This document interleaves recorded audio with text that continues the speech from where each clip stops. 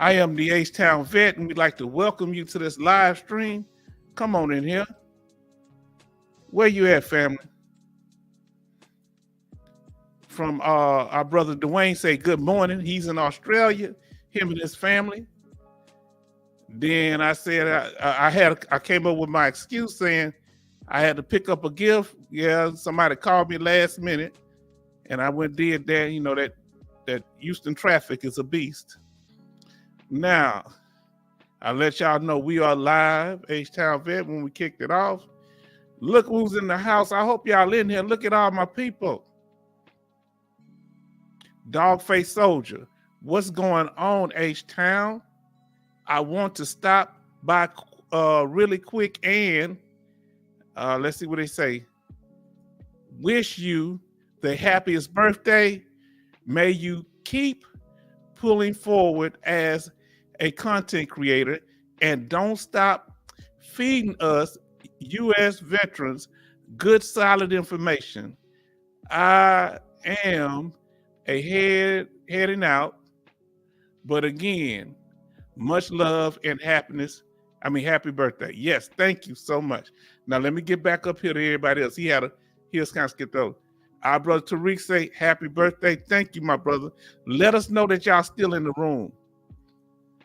Now, look at our sister Sherry. Thank you, Sister Sherry. Thank you so much. She says, happy, wonderful birthday, H-Town Vet. Thank you. I received that. Now, love say happy birthday, H-Town Vet. Then Dwayne says happy birthday.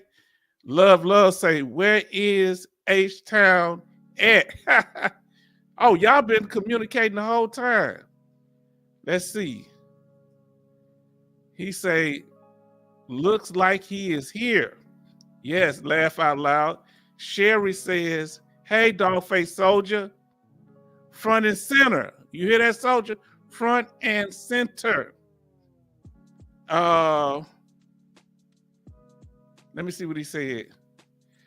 What she said. She said, where have you been? Miss you. Yeah, he must be busy doing some family stuff because his birthday weekend. His birthday is around the time of mine. And then Sherry say, hi, Dwayne. Love. Said hi to love too. Sherry also say hi to Rick. And love say hello, Sherry. Then Tariq, all this love fest up in here, says what? Hey, there's Sherry. Sherry's in the house. I hope y'all stay in here because it keeps fluctuating with my count. Let me know y'all in here. Dwayne says, morning, Sherry. Sherry M. Okay. And I want to say hello to the family. Let me know if y'all can hear me. Let me know if the music's too loud. Oh, they coming in the room now. I'm going to leave that music like that. And we're going to see what's going on. Come on into the room. Now, tonight, what are we doing tonight, y'all? Come on, this is the H-Town Vet. I'm going to come up on the full screen. We're going to come up on the full screen. He said, all good. That's what I'd like to hear. Thank you for letting me know. Roger that, Soldier. Oh, I think you were a sailor. To all our sailors tonight, all of our airmen, all of our Marines, all of those are coastmen and coastwomen, Coast Guard, women and men, to the soldiers. Eating cake. No, I didn't eat no cake. Guess what? I got not cake. I got cheesecake. Okay, I got cheesecake. My daughter them at school, but they tricked me. Let me tell you what they did. You know what they did? They've been in school for a week, so I wasn't worried about getting any gifts. My niece and my daughter left the gifts in their room and told me to go on a treasure hunt. I didn't know what was going to be in the rooms, so I was scared to go in there. It might have been a mail order bride, huh? Woo! Love cheesecake. This is the best cheesecake I ate outside of New York. It's because sometimes when they freeze them, it's not as fluffy. This is fluffy. I went to what they call Taste Kitchen, and it's like a elegant soul food place. Now, let me tell y'all something. What made my heart good while I was there, I learned something because I'm from Houston. So, one thing, Houstonians eat out more than anybody because cooking was a big part of our family and things. So, food is a big part of our culture. You come to Texas, especially Houston, you're gonna get larger portions of food. Say, I love cheese. I didn't learn what cheesecake was till I was a teenager.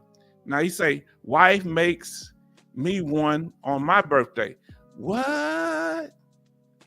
How much does it cost to send one from Australia to Texas? Asking for a friend. Come on in here, family. This H-Town birthday today. Huh? I'm going to tell y'all what I was doing, why I had to be a little late. I know my brother was getting on me a little bit. If y'all still in the room, let me know. You still here, Mr. International? Let us know. Tariq, I know you still in Sherry's Dogface. Did you leave? Let us know. Come on into the room. We glad to have you here. Now, I'm happy to hear from my family. I got y'all up on the screen. What are we here doing? What is this all about? Oh, man. Hold on, y'all. I'm trying to pull this up. I want to pull this up, so keep on talking. Y'all got any comments, any questions, anything that y'all like to say?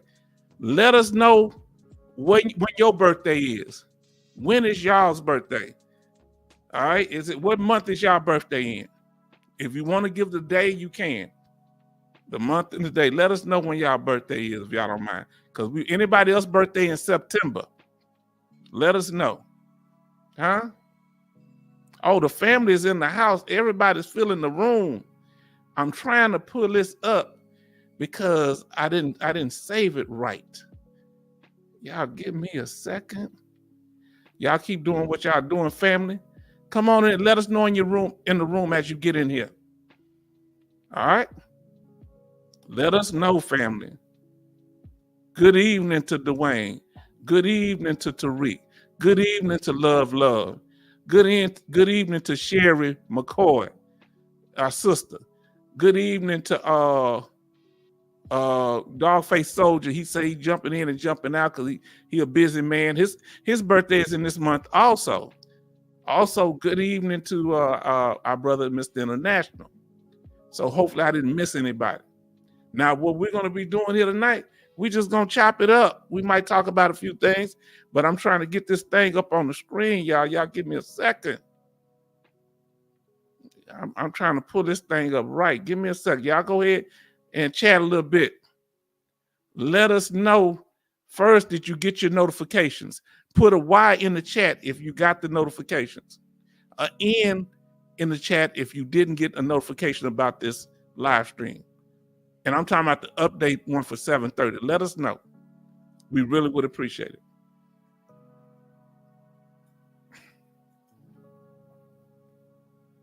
Let me see. While I'm pulling this up here.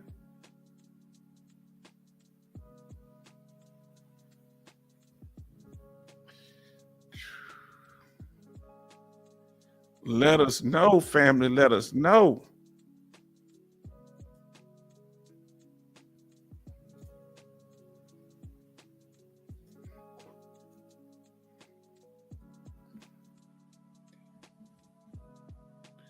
Let us know.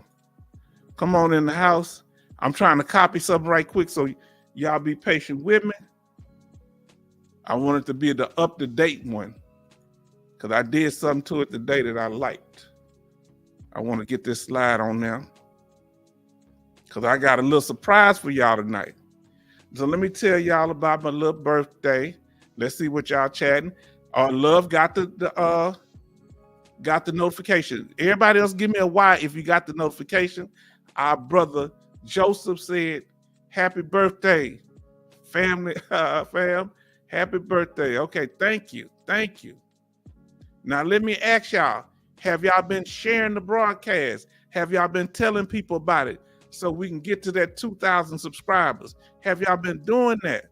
We're at 1,000. I want to say 1,660 something. Isn't that what it is? 1,665 or something. I forget how. No, 1,465. I'm sorry, somewhere around there. Let us know. Let us know, family. And let me save this here because I'm downloading something. Y'all be patient with me here. But as you come into the room, we want to know that you're here, family. We want to know that y'all live. Let us know what's going on with you. Huh? What it do? Let us know what it do. Because I want to get this.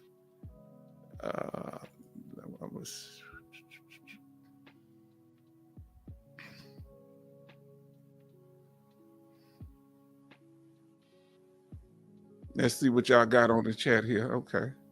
Okay, here we got Major Boomer in the house. Major Boomer says what? He says, give me a second, Major Boomer. I'm downloading something, so I got to pull this up. Give me a second now. Let me make sure I put it in the right desktop.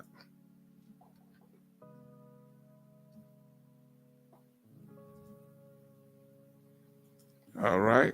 Now, let me go back to y'all. Hopefully that pulled up good. Because I want to, he says, hello, everyone. This is Major Boomer now. He said, hello, everybody. I hope you all are doing well today. Happy birthday, H-Town. Thank you. Thank you. Now, let's see what else my brother's saying.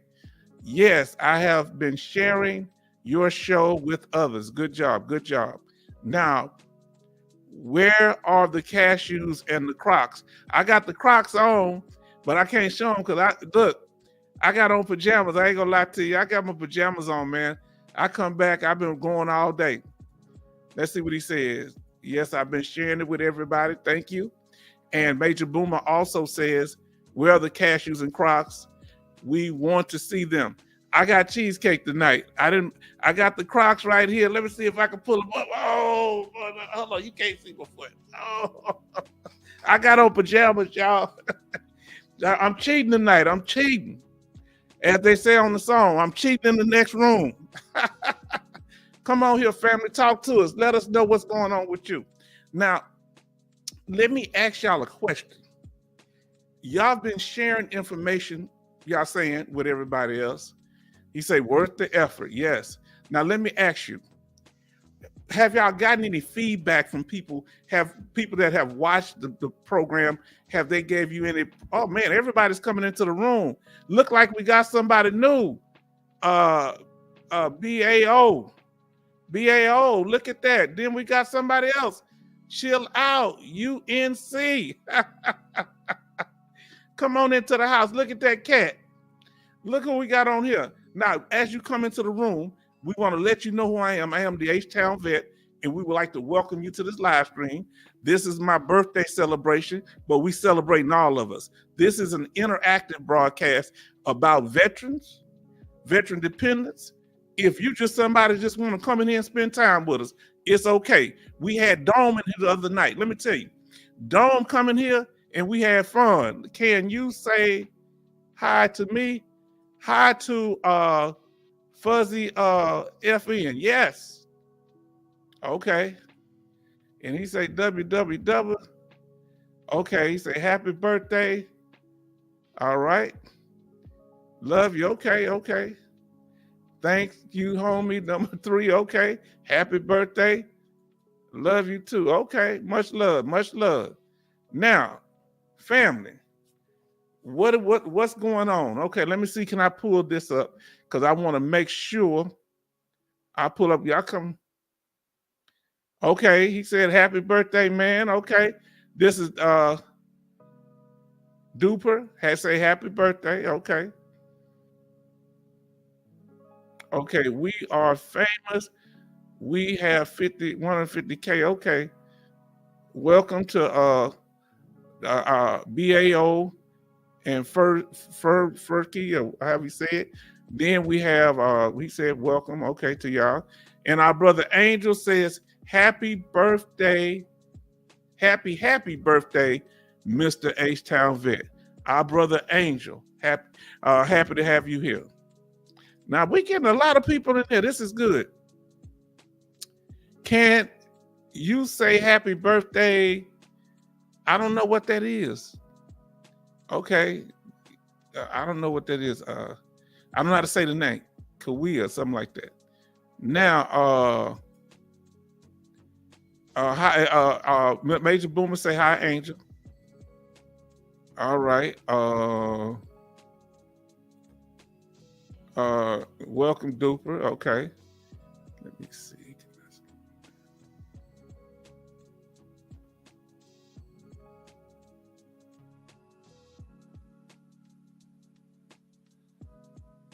What is this Alice here? Okay.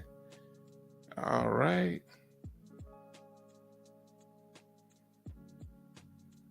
It's all good. Look, Alaska Nice saying happy birthday too.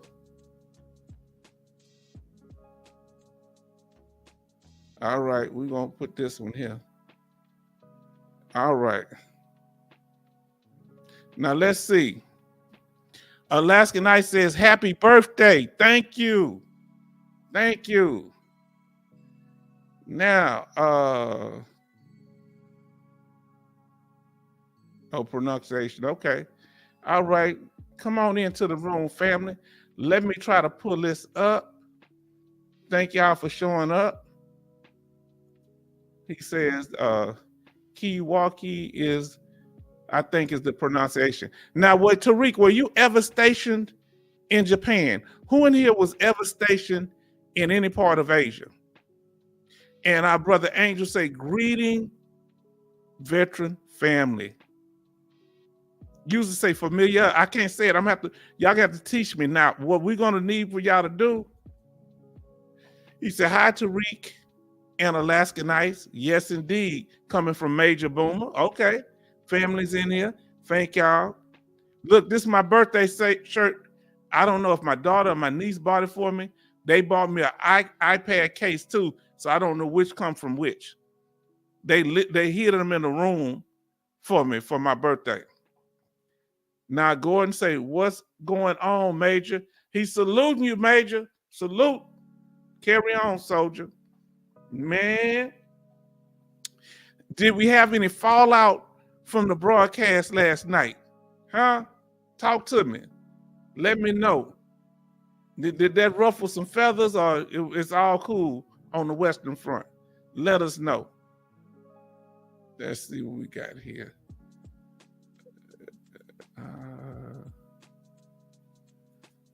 I'm going to pull this up too. All right.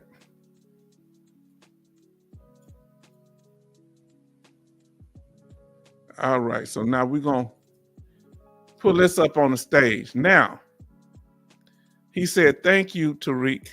Now, this is what I want to ask you. Family, we got you up here. Bernie in the house. Where you at, Bernie? Bernie, where you at, Bernie? Huh? Bernie in the house saying happy birthday, H-Town. Thank you. Thank you so much. I'm excited. Then Alaska Night says, Major Boomer, hello. Yes, indeed, family. Y'all up in here. And we thank you. Now, this is what we're going to be doing tonight, family. We're going to be celebrating H-Town Vet birthday, my birthday. Let me get the full screen up in here. Now, let's see. Now, we got another birthday shout out coming from Kevin Johnson. Happy birthday, H-Town. Now, as you come into the room, if you have not, please like, share, and subscribe. Please do that. Share this live stream with others, because we want greetings to all coming from Alaska Nights. And when you hear, you make the difference. Hold on. All my peoples up in the house. Listen here.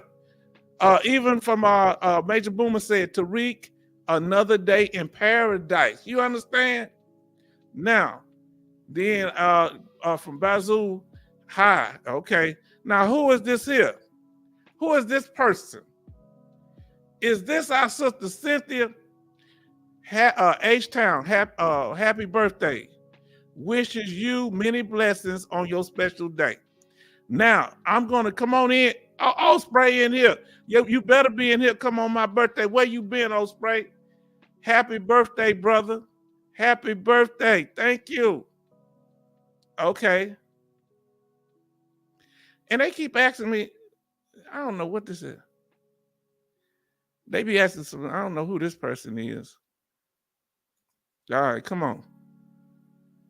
Because we doing this happy birthday thing. You got some people asking weird questions. Now, so thank you for joining us. Thank you for being here. Now, what we want,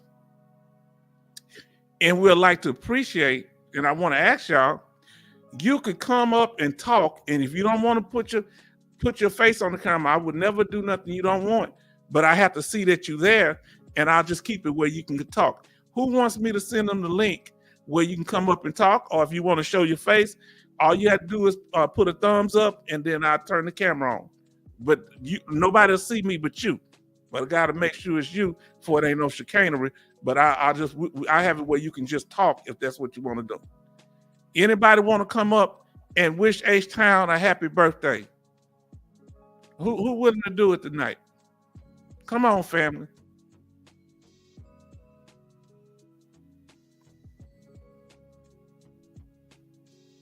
Everybody that got quiet.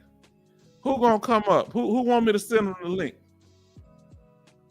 And like I say, I would never pull you up as far as on the camera unless you want to be on camera. It'll be just you talking unless you want to do the camera.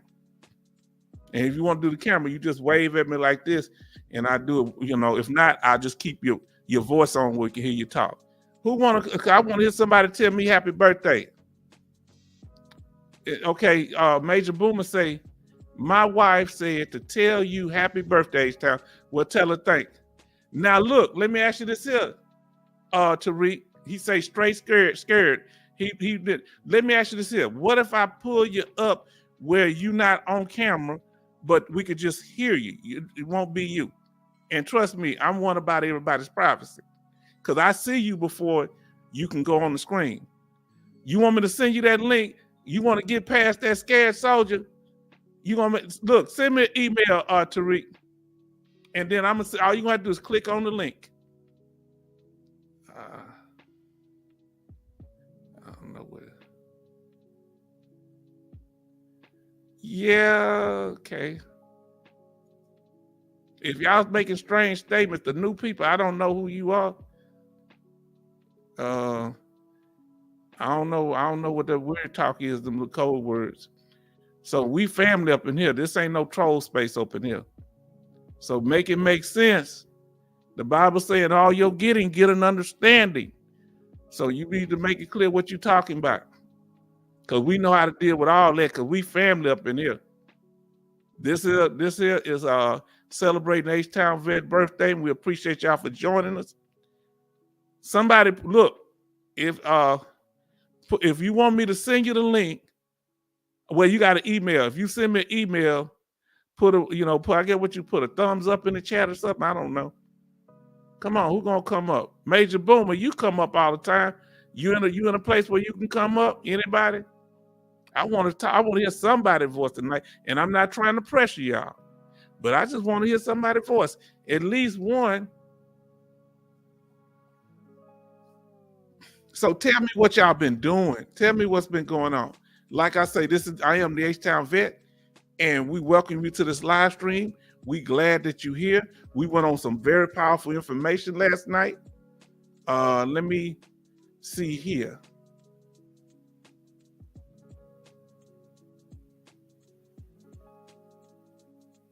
Yeah, I don't know. Happy birthday. I don't know who you are. Who are you, Slum X? Thank you. Happy birthday. I don't know you. But thank you for the birthday, what you call them. I guess we got a lot of people in here. Uh, thank you for the happy birthday. Slump SG. Okay. Now, let's see here. Any questions, family? We just on here talking. Here go H-Town. We gonna start off with the after party, but I want to see. Okay. Major Boomer said he'll come on the screen. Now, if y'all come up here, y'all don't have to necessarily go on the screen. You know what I'm saying? It's up to y'all. I wouldn't pull you up unless you want to be up. I'll just have you where you can talk. Trust me. I see you before you get it, and I'll just add your mic to the stage. And if I can't do that, well, I'll just put you back down. But okay, he say, give me a few minutes. Major Boomer say, give me a few minutes, and I will come on the screen with you. Okay. Now, family, tell me what's going on in veteran news out here. All right, tell me what's going on in the veteran news. Last night, the topic that we talked about, all right, and I'm kind of, oh God, hold on. Y'all give me a second. I ain't worth the quarter with this stuff. Now, last night, what we talked about is veteran entitlement or veteran greed. And so, it was something we was covering because a lot of these veteran people claiming to help veterans get their benefits, either help them or represent them. What role do the veteran play in that? Now, remember, here at the H-Town Vet, your opinion counts. Now, okay, remember we have our live streams on Sundays and Thursdays. You know what to call. Yes. So y'all welcome to join us. Now, we had a preemptive live stream last night. Here's our new information. If y'all like to donate or contact us, we have PayPal now. And there it is, htownvetnorthside@gmail.com. Our regular email address, you have to go on PayPal and use that. We have our Cash App, H-Town Vet Northside. We have our YouTube channel. Because when you put it in, you can just find H-Town, but y'all need to share it, handle H-Town Vet Northside. And that way, because when you pull up H-Town, it'll pull up a whole bunch of veterinarians sometimes. Then our email if you need to contact us. This is htownvetnorthside@gmail.com. And we thank y'all for y'all continued support. So tell me what's been going on with your VA case. Somebody let me know what's been going on. Alaskan Ice, have you heard back from the VA anything about your case right now? Tariq, have you submitted the claim that you were supposed to do? Where you at, Major Boomer, dealing with your claim? Osprey, let me know. I don't remember if you're in the military or not. And Sister Cynthia, did you check into that American Airlines, or have you checked into any other benefits that we cover on the channel that you might be able to, you and your husband and your family can benefit from? Bernie, what's been going on with you?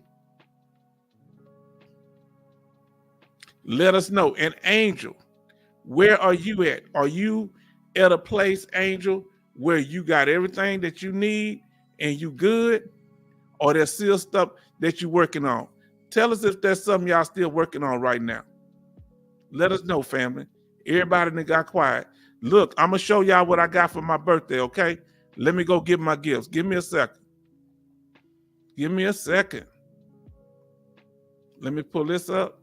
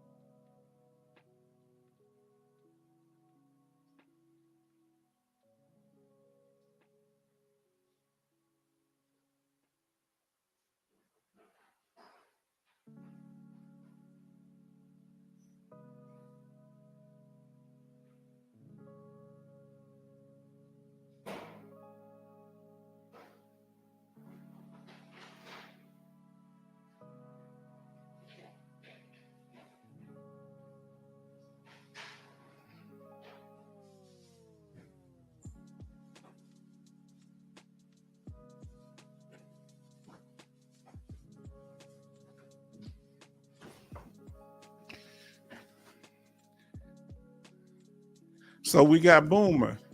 He said, you can send me the link already. Okay, let me get to this here. Osprey says, I'm retired Air Force and 100% permanent and total.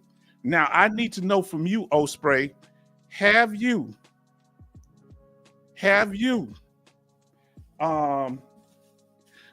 watched our video on all the benefits from 0 to 100%? And are you getting your full military retirement and the full VA benefits without an offset? Let us know in the chat. Let us know. All right? Because are you working on your Social Security? What are you doing with that? Because we want to make sure you don't miss none of your benefits. Do all your family members have their proper IDs?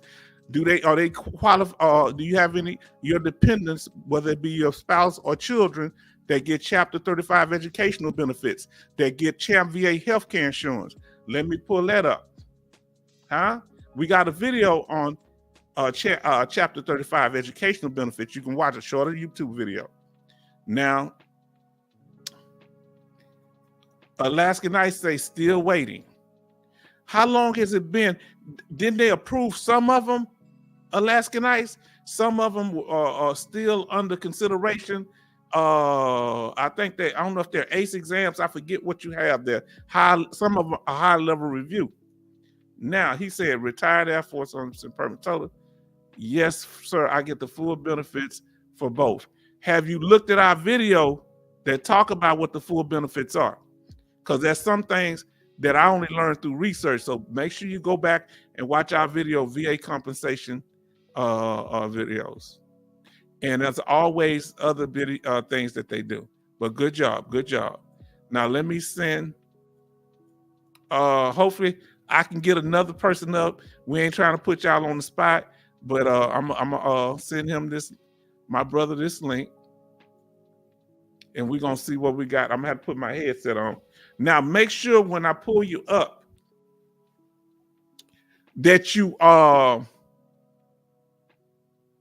when H-Town pull you up, make sure that you turn off the volume, turn off the sound for what you're listening to. You only listen through the device, what we're watching here, because you don't want to say it talking twice. It'll be an echo. Now, so let me pull this up. Let me see. She said, happy. Find this email. Now, while I'm doing this here, I'm getting ready to pull him up. Let me show y'all. I got to go full screen what I got for my birthday. Come on now. First, I got this Reebok shirt. They bought this Reebok shirt for me. Then they got me some sweatpants. I don't know. They Reebok too. So I'm Reebok down. I'm Reebok down, baby. You understand? Y'all see me right there? Now, they got me some shorts. So if I want to go outside and the women be checking my little legs out, oh boy. Oh boy. There you go on that. Now let's see what else they got for me. They got me a case. I already had an iPad, but they got me a case for the iPad. All right. I got a case for my iPad for my birthday. Now let's see what else H-Town Vet got for his birthday. I only got one more thing. Y'all ready? Sister Sherry mentioned it. Bam! Hot tamales, baby. Hot tamales. You understand? Listen here, let me tell you something. Yes, indeed. Let me see what Osprey said. My son gets Chapter 35. I still work on so no Social Security yet. Okay, no problem. Now, it's something else. And I'm glad that y'all interacted, because I want y'all to talk tonight. This is all about y'all. Because once y'all get started, I ain't gonna be able to stop y'all. Be saying, let me talk. Now look, make sure this too. And I might need to pull another one up. I might need to pull another video up.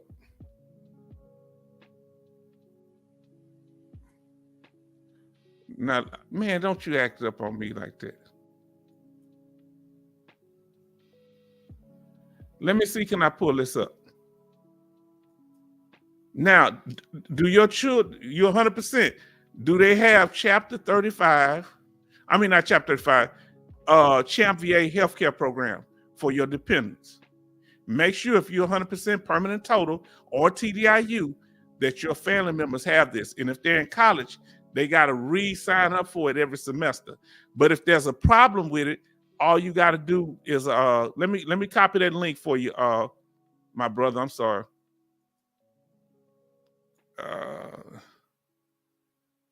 Okay, let me get that. And let me see where my brother is. Let's see.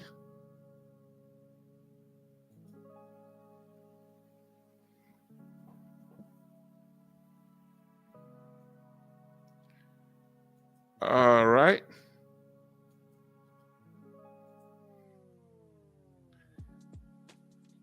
Brother, we sent that to you.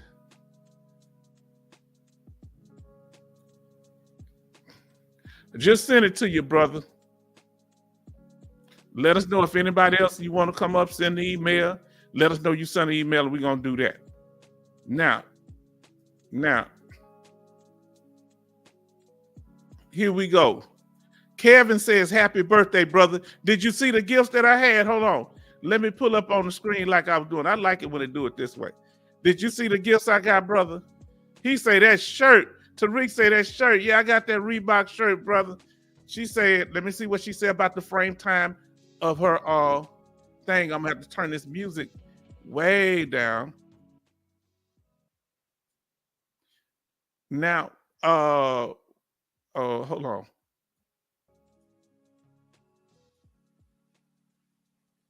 And I might have to stop that altogether. So now, Alaska Nights, hold on.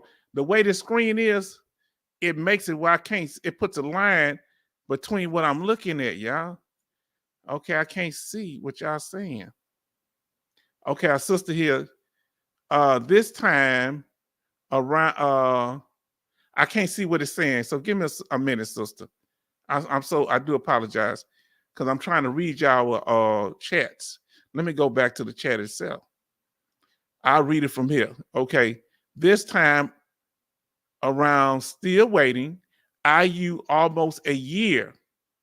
Oh, I was told that they need more information today. Okay, did they say what information they needed? Now let's see. Brother, oh, look at it. He said, Kevin said, I'm styling and profiling. You know what I'm saying? A brother trying to make it do what it do. You understand? I'm out here. Hey, I'm trying to make sure all the lonely women see me dressing nice. That's all. Now, Thomas say, go ahead with your bad self. Birthday, H-Town. Happy birthday, H-Town. Thank you so much. Brother Boomer said, okay. Yeah, I sent you that email. Yes, my daughters received chapter 35. Now, Thomas, I want to ask both of you, Osprey and Thomas, does your state offer you benefits for state benefits that they can use at school too? You need to check for that. Now, you know I saw this one. I ain't forgot you. Mr. International, happy birthday. Salute. Now, I was here late. Let me tell you why I was here a little late. I had to push it forward. They called me about the hot tamales, brother. And I just showed off all my gifts. My iPad case, because they got sick of me. I threw away the old one and they didn't want me breaking my iPad. So they gave me a case. This is an old iPad. I don't buy no new stuff if I don't need it. I ain't up in, and this is my little shorts. I told you I'll be going outside. My little shorts. Come on in here, y'all. Family, come on in here. Let's see, say, I'm driving now, but when I get settled, I'm coming back. That's good, brother. We gonna be here as long as we here. You understand what I'm saying? Now let's see what John says, happy birthday, H-Town. He said, yeah, I got my little shorts and I'm gonna be out there, you know, showing off my little legs and everything. My little chia pet legs, huh? Okay, we got Boomer. Now, what I'm gonna do, to show y'all that I don't necessarily have to pull you up. I just need to see that you're there. Like, I know he's there now. That's all that matters. That way it ain't no chicanery. Now I want you to say something, Boom. Let's see. Boomer, talk, please. Can you hear me? So it won't let you talk. Hold on. Give me a second, because I'm trying to get if some people want to talk without coming up on camera. Give me a second. Give me a second. I know you like coming up on camera, so I'm gonna pull you up first. Is that you there? Come on up. Can you hear me? I can hear you. Can you hear me? Yes, I hear you. All right. So how you doing? I'm doing good. How you doing? So tell us what's going on. Let me pull my brother up. Talk to me. Hello, family. It's good to see everybody tonight. Good to talk to everybody. It's good to see you, brother. Tell us something good. Well, I'm gonna tell you something good. I got my bucket here ready to celebrate the party. Problem is, I ain't got no popcorn. Who ate the popcorn up? My wife ain't cooked me any tonight, so I'm Lord. Free. But I was gonna go to the movie theater and get some, but my bucket expired back in 17. Wow. Look, you're gonna go get caught up there. You know, some of the people that take their big gold cup and they go get free drinks and stuff. He do it with the popcorn. Now let's see what Osprey saying here. I'm in Cali and my son receives free tuition. Now, Mr. International laughed, and our sister Alaska Knight said a form stating that I am not working. Yes, with that form stating that you're not working, a lot of times they see, that's why I tell y'all, if you want to go for the 100%, you got to make sure you're not working. Not or have people got it and been working, yes, but that's usually people just getting out of the military, because one of the main questions they're going to ask, are you working right now? That's going to be on, especially for unemployability. Now, brother, tell us with you, what where has Frog Princess been? She been busy at school. We haven't seen her in a while. She okay? She is okay. She has been hitting the books hard, and I sent her a text earlier to remind her that it's your birthday, and she said she's going to try to come on later tonight. Yeah, if she can't make it, we understand. My daughter, she has to. Now I'm gonna tell y'all something. My daughter, she working hard like Frog Princess. She had to take her first accounting test. She got to take 4 tests for the job, meaning the accounting state board test, not for school. That's hard right there. Yeah, she took the first one today, and she already got hired, even though she don't finish school till next year. She gonna have a bachelor's and a master's degree at age by 21. That's fantastic. And they hired her, so they want her the day after she took the test. They want her to be what you call it, like a recruiter or a person that goes around and show new people what to do. Right. They got her doing that, and she haven't even started working there yet. But that's she got a job. Yeah. Now look, here's something Thomas said about that post 9/11. You know, I wish Major Boomer they had something like that. For us, all they had was the regular GI Bill, but we had to pay $100 into it. Remember that? Well, mine was under the VEEP program. You had to put for every $1, they'd give you $2, and with a maximum cap. So they did one, they give you 2. With us, they gave us for every 10, they would give us a 90 or 100 or something like that. But my little old bunny didn't go that far for those 3 years of active duty back in the early 80s. So, but I put in everything I could. So, okay, I'm gonna have to stop you for a minute. You know why I gotta stop you? Because Frog Princess said, "Happy birthday! Thank you, Frog Princess. We spoke you into existence. We wish you the best. You want to say anything to your daughter right now? I know you talk to her all the time. She probably tired of hearing you talk, but you got anything to say to her?" I'm very proud of you. We love you, and keep up the good work, and just stay strong and stay committed. That's right. And it's good that she got her parents' support. Thank you, Frog Princess. And I hope you're doing well. Hope you're feeling well. Okay. Now, don't eat up all the cashew peanuts while y'all driving on the road. Oh boy. Now let's see what Thomas say. Look, Mr. International post. He said it. Let me get back to you, Thomas, in a second, Thomas. Mr. He laughing about all this. You supposed to be driving. You don't get no wreck while you doing it. She said, look at this respectful young lady. Yes, sir. No problem. He laughing. You supposed to be driving. Don't get no wreck laughing at us. Now, our brother, look who's here. Oh, I forgot to give it. Brother, Mr. International, he gave a donation. I want to make sure I'm right. $50. And our brother John J gave a donation of $25. I didn't get to pull it up today. I'm sorry. I didn't put it on the screen, but it will be on the next live that we have. So I do apologize. But thank y'all for the donations. And look, I'm gonna tell you something about Mr. International. He waited. He said, "Oh, it's 12 o'clock," and I'm like, "What did he?" Because last time he was waiting for it to turn to my birthday. I say, man, now let's go up here and see what Thomas is talking. Hold on, Junior is in the house. Junior said, "Happy birthday, H-Town." Y'all don't know how I feel. Like I said, I got my birthday shorts. I've been walking around the house in them right here. Y'all can't see nothing over there. It is. So, they Reebok too. That back in the day, we call that Reebok down. We got polo down. That means everything. And I'm gonna show this case 100 times. For those who come in the room, I got my case for my iPad because they thought I was gonna break the iPad because I got tired of the old case and got rid of it. And they bought me some sweatpants. Man, you making out great with all that. And they bought me this Reebok shirt. You understand what I'm saying? Now, thank y'all for all y'all being here. Now, see what Thomas says. Thomas says, post 9/11 veterans for state benefits. I do not, unfortunately, Desert Storm, my children can only use Chapter 35. I'm Desert Storm too. And we felt like that was kind of unfair that, we appreciate what they do at post 9/11, but we didn't have an educational program like that for us. So he's saying they only, like my daughter can use Chapter 35 or the state benefits, but they give a lot for those after 9/11, Seemed like they should have had something for us too, Now, Junior said, "Happy birthday, H-Town," but we appreciate the benefits y'all get now. We don't want you to lose none of yours.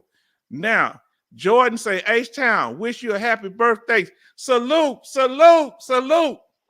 Now, Thomas said, "H-Town vet, you need to buy you some new kicks now and the Reeboks outfits you got." Okay, I mean, man, what happened to my brother? He got kicked off? My brother left the screen. I don't know what happened. Now, let me know. Look what he said. Okay, let's see. Coming back up. Okay. Had a pause going on there. Okay. Oh, you can pop back up. That's good. Okay, good. He said, look what Fall Princess say. "I got to get you some birthday cashews." I'm telling you, I love them. The ones, I don't know if y'all saw the kind I had. I like the ones in the convenience stores are pretty good. Those ones in the convenience store are pretty good. I like those. Thank you so much, Frog Princess. Now, hey, I'm supposed to sing you happy birthday tonight too. Oh, okay. You ready for it? He about to tell me happy birthday. Hold on, I gotta go. I want to go get something. Hold on. What did I want to get? My mind is bad. We're gonna get ready for you to say happy birthday, but I want to get something to show y'all. I don't know what I want to show y'all, so I guess he's gonna sing me happy birthday. I'm nervous. I'm trying to stall. I'm embarrassed. You'll be falling on the floor when this is over with. Oh, y'all hear this here? I ain't never had no man sing me happy birthday, but go ahead. Y'all sing with them. Go ahead. They gonna be picking them and now go. Happy birthday to you. Happy birthday to you. Happy birthday, dear H-Town. Happy birthday to you and many more. Thank you. Look, look what he said. Bernie say, "Major." That's right. Now let's ask you, Major. Major, we really want to know. Have you done? Did you go try to get any of your documents yet? Yes, I'm still working on that process.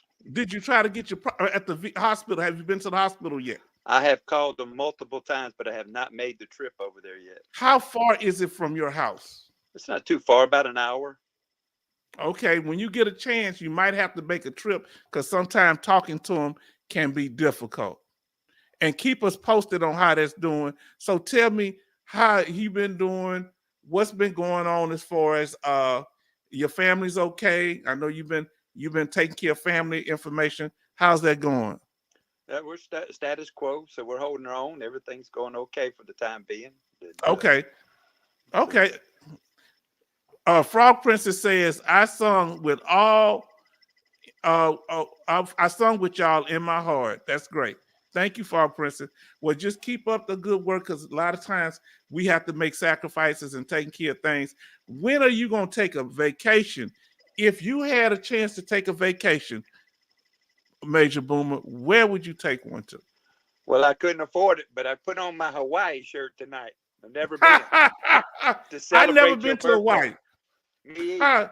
Look, I put on the dressy shirt for you tonight. thank you, thank you. Y'all tell me, I look like a brand new shirt. Tell me somewhere that I know y'all traveled, many of y'all. What's a place that you've been that you've never been that you would like to go? Let me see what I want to put down. Well, anywhere, it could be somewhere you've been. Because I really, the place I want to go to, I've been already. But go ahead, put the place in there. What's the place for you? You can I'd say like to yours. I'd like to go back and visit Germany one more time. I would let her go there. But the most of all, where I would like to go, let me type this in. I want to go back to Spain. Spain. Where do y'all want to travel? Do you want to? Okay. I said Spain. You said you want to go back to Germany. Boomer want to go to Germany. Where do y'all want to go? If you had a free ticket, round trip, everything covered, where y'all want to go? Okay. Osprey say Dubai. I heard that's a nice place. And John Thompson said Alaska. You know, I've never been to Alaska. Now, Alaska Nice, tell us where you want to go because her name is Alaska Nice. I'm curious if she want to go to Alaska. Hold on. Bernie said, what? Italy? I've never been to Italy. Now y'all going to make me change. Frog Princess, you better be listening, Dad. Japan. I love Tennessee too. I never been in Tennessee and stopped. Yes, but you can get to Tennessee faster. How far is Tennessee from y'all, you think?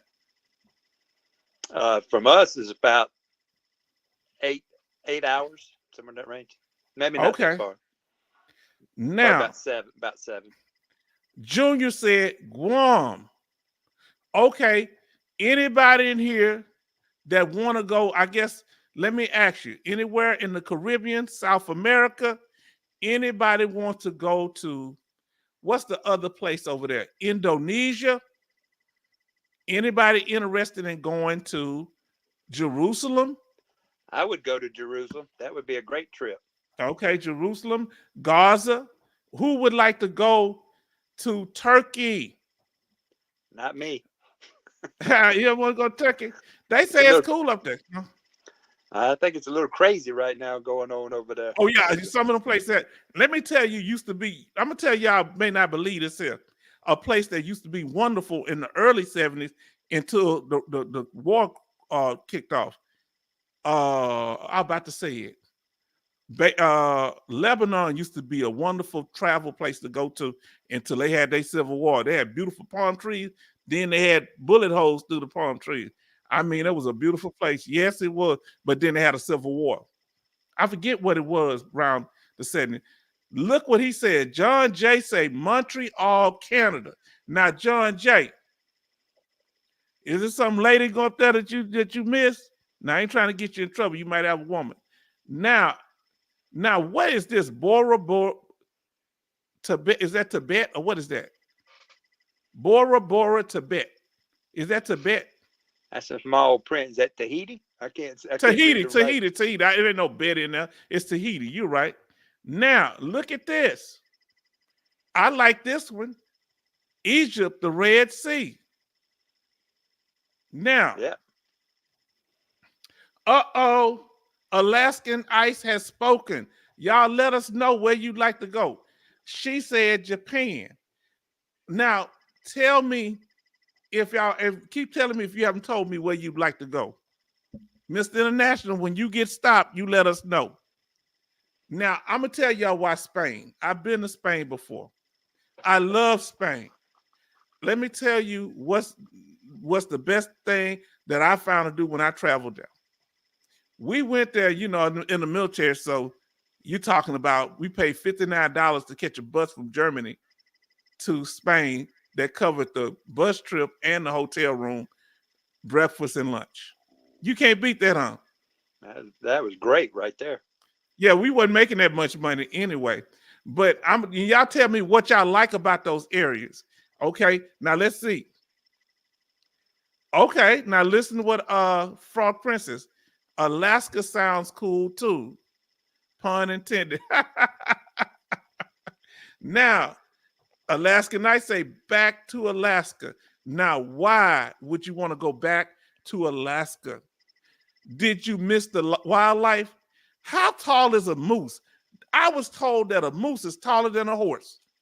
Who in here has ever seen a moose? Put a Y in the chat. Now, Junior. I said, not me. I haven't seen one in person. Somebody say they saw one on the freeway, and they say that thing, they don't move. They ain't scared. They taller than a horse from what I hear. I'd love to see one in person. Now, let's see what. Now, he said, Junior said, I heard that Spain was beautiful. Let me tell you. I was in a little coastal town called Lloret de Mar. Okay? I must have been there because you can't make that up, right? Lloret de Mar was good because it has a beautiful, I don't know how to explain it. It's like some mountains or hills, big hills, stony hills, and in the middle you can walk between on the beach. The water, let me tell y'all something. The water is clear blue and it's about 25 feet deep. You walk, and as soon as you get in there, you got a little bit more, it drops down. So it ain't much. It's not no little short decline. It like does this, then it dip. And I went in September. Don't get in that water in September. It was cold as heck. I jumped in and jumped out. Somebody took a picture of me. One day I'm going to show it to y'all. Now, John said, Alaska Nights, I was trying to tell them about Alaska. Now, y'all got to tell me what about Alaska that y'all like. Because now somebody was telling me, oh, you can't drive from the United States to Alaska, but you can. One of my friends, his son was stationed in the Air Force up there. My friend from Virginia, they drove through, but it's a long hike. If you went, would you rather go by boat, airplane, or would you like to drive through Canada to get there? Would you take a road trip? Let us know. Now, Thomas said, I was stationed in Hawaii, lots of beautiful beaches, and some are nice. Some people are nice. I mean, I'm not some, I'm lying. He said lots of beautiful beaches and people are nice. Now, I've never been to Hawaii. You talking about going. If you went, would you take the helicopter ride to go around and see the mountains and stuff? Would you do that, Boomer? I certainly would. I would love to be in a helicopter, and that would be a lifetime event to look down and see all of that. Okay. Go ahead. That'd be a great adventure. What place, I'm going to let you catch up. What place have you been to that you want to go back to? Really haven't traveled a whole lot to any specific places. But, where were you stationed at in the military? I was stationed at Fort McClellan, Alabama, then Fort Stewart, Georgia, and then Hunter Army Airfield, Savannah, Georgia. So you were in the area. That's good. Okay. And then went to Lackland Air Force Base for training, and then to Germany from there. And then what part of Germany? The southern part, Siegelsbach. It was a little town. It was out in the middle of nowhere. But you landed in Frankfurt, right? Yes. Mm-hmm. Okay. Okay. I'm listening. And then loaded up and drove through the evening all kinds of places, and ended up in a place called Misal. I heard of It's Misal. it's a depot. It's a weapons depot storage place. I And think, yeah. and I got there. I was going, man, this place looks bad here. And they said, well, this is a pretty good place here. They said they got a bowling alley. They got like 2 lanes or something like that. I can't remember. And I was going, man, these poor guys have got it bad. So we got a hamburger, and then we got back on the road again, and we were dropping people off at different sites or locations. Okay. And I fell asleep, and I got to a place, and they had this heavy guard force there at the gate, and opened it up, and we pulled into this place, and it was a little old dirt area, and there was gas pumps there. Okay. This will show you how naive I was. And I was going, man, this is a great place. I mean, the military's got its own gas stations, all through Europe. Yeah. And the driver got out, and he opened up the side door, and he threw my duffel bag on the ground. I said, what are you doing? He said, this is where you're stationed at. And I said, wow. Whoa, what are you talking about? He said, that place down there with the little metal roof on it, that's your company headquarters. I said, that little building? He said, yeah. And you look over there, that's where the barracks are. And right there, and that's about it. Okay. He said, walk down there to the company clerk and report in. I'll have somebody on duty. And he pulled on out and headed out. Man, that's how they do you, don't they? I had this sinking feeling. I said, man, how did I end up here? Everybody that joined the military at some point said, how did I end up here? Unless they were a military brat. Now, let's see what Junior said. Hold on. H-Town Vet and Major, have you guys been to Cancun? I've been to Cancun. No. I love Cancun. When we went there, we were supposed to go to 2 places. We went to this lagoon, and they have fishes swimming around you, and it's about so hard you can do snorkeling. But because they were having, at the time I went around 2001, 2002, they were having some like civil war, so we couldn't go to the other place that we were going to go to. So who in here been to Cancun? Go ahead, brother. What I was going to tell you, I asked the driver before he pulled out. I said, well, where's the bowling alley? He said, you ain't got no bowling alley here. And I said, well, take me back to Misal. He said, nope. I said, this is where you're at. That's just how they do it. Yep. How long were you over there? 14 months. So okay, 14 months. So let me ask you this: what major city were you close to? Heilbronn was the largest city. Heilbronn. I never heard of Heilbronn. I was in Bamberg, the city of 6 hills, which is 45 minutes from Nuremberg, about an hour. Yeah, I was outside of Nuremberg. It wasn't a whole lot of big places around. I guess Heidelberg would have been the closest. I know Heidelberg. Maybe that was probably about 2 hours, maybe. I can't remember. Okay. But how far you think you were from Frankfurt? That give me some reference. I don't know, but I'll have to look it up for the next show. Look it up for the next show and let us know. Now let me see what Alaska Knight's saying. She say Alaska is cool. Gets dark at midnight. The sushi, I guess the sushi. Who's eating sushi in here? That means that raw fish. Who's ever been to Benihana's and ate that raw fish or some of that sushi or whatever? Well, I can tell you, your buddy Frog Princess, she loves it. Oh, Frog Princess, we used to be cool. This over with. I still want my cashews, but it's over with. Let me tell you something. It's just me and Major Boomer now. Sushi. Oh boy, she loves it. Have you eaten it before? I have to get the store brand, and I have to get my courage up. I'll eat 2 or 3 that comes out of the public store, and it has to be just right. Is it cooked at all? What get out of Publix is, but when you go to an actual place, I don't think I can handle it. Okay, let me see. Actual restaurant. I'm gonna get to y'all. Let me see what Frog Princess is saying. She said, "I love sushi, but I normally eat the cooked kind." Okay, but from what your dad's saying, She say normally when you go to them restaurants, you be probably eating at raw ones. Let us know. Now here we go. How do you like your steaks? Medium rare, or well done? I like mine medium well. Okay. Some people like them rare. Now let's see. I can't have them still squilling on the plate. That's rough. You know, we Southern people, so it's hard for us to eat something that's not cooked. It's got to be on the fire. Now, Jordan said, it seems like that everybody's liking Cancun. Cancun is beautiful, Junior. This is what Jordan said. Cancun is beautiful, Junior. Love the clear blue beaches there. Oh, it's nothing like it. It's wonderful. Now, Thomas says, I got to catch up on these chats, and we're going to get right back to you, Major.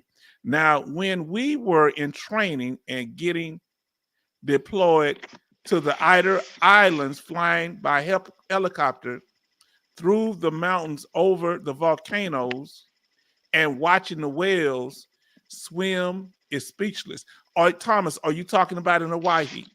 Let us know. Now, Mr. International Laugh.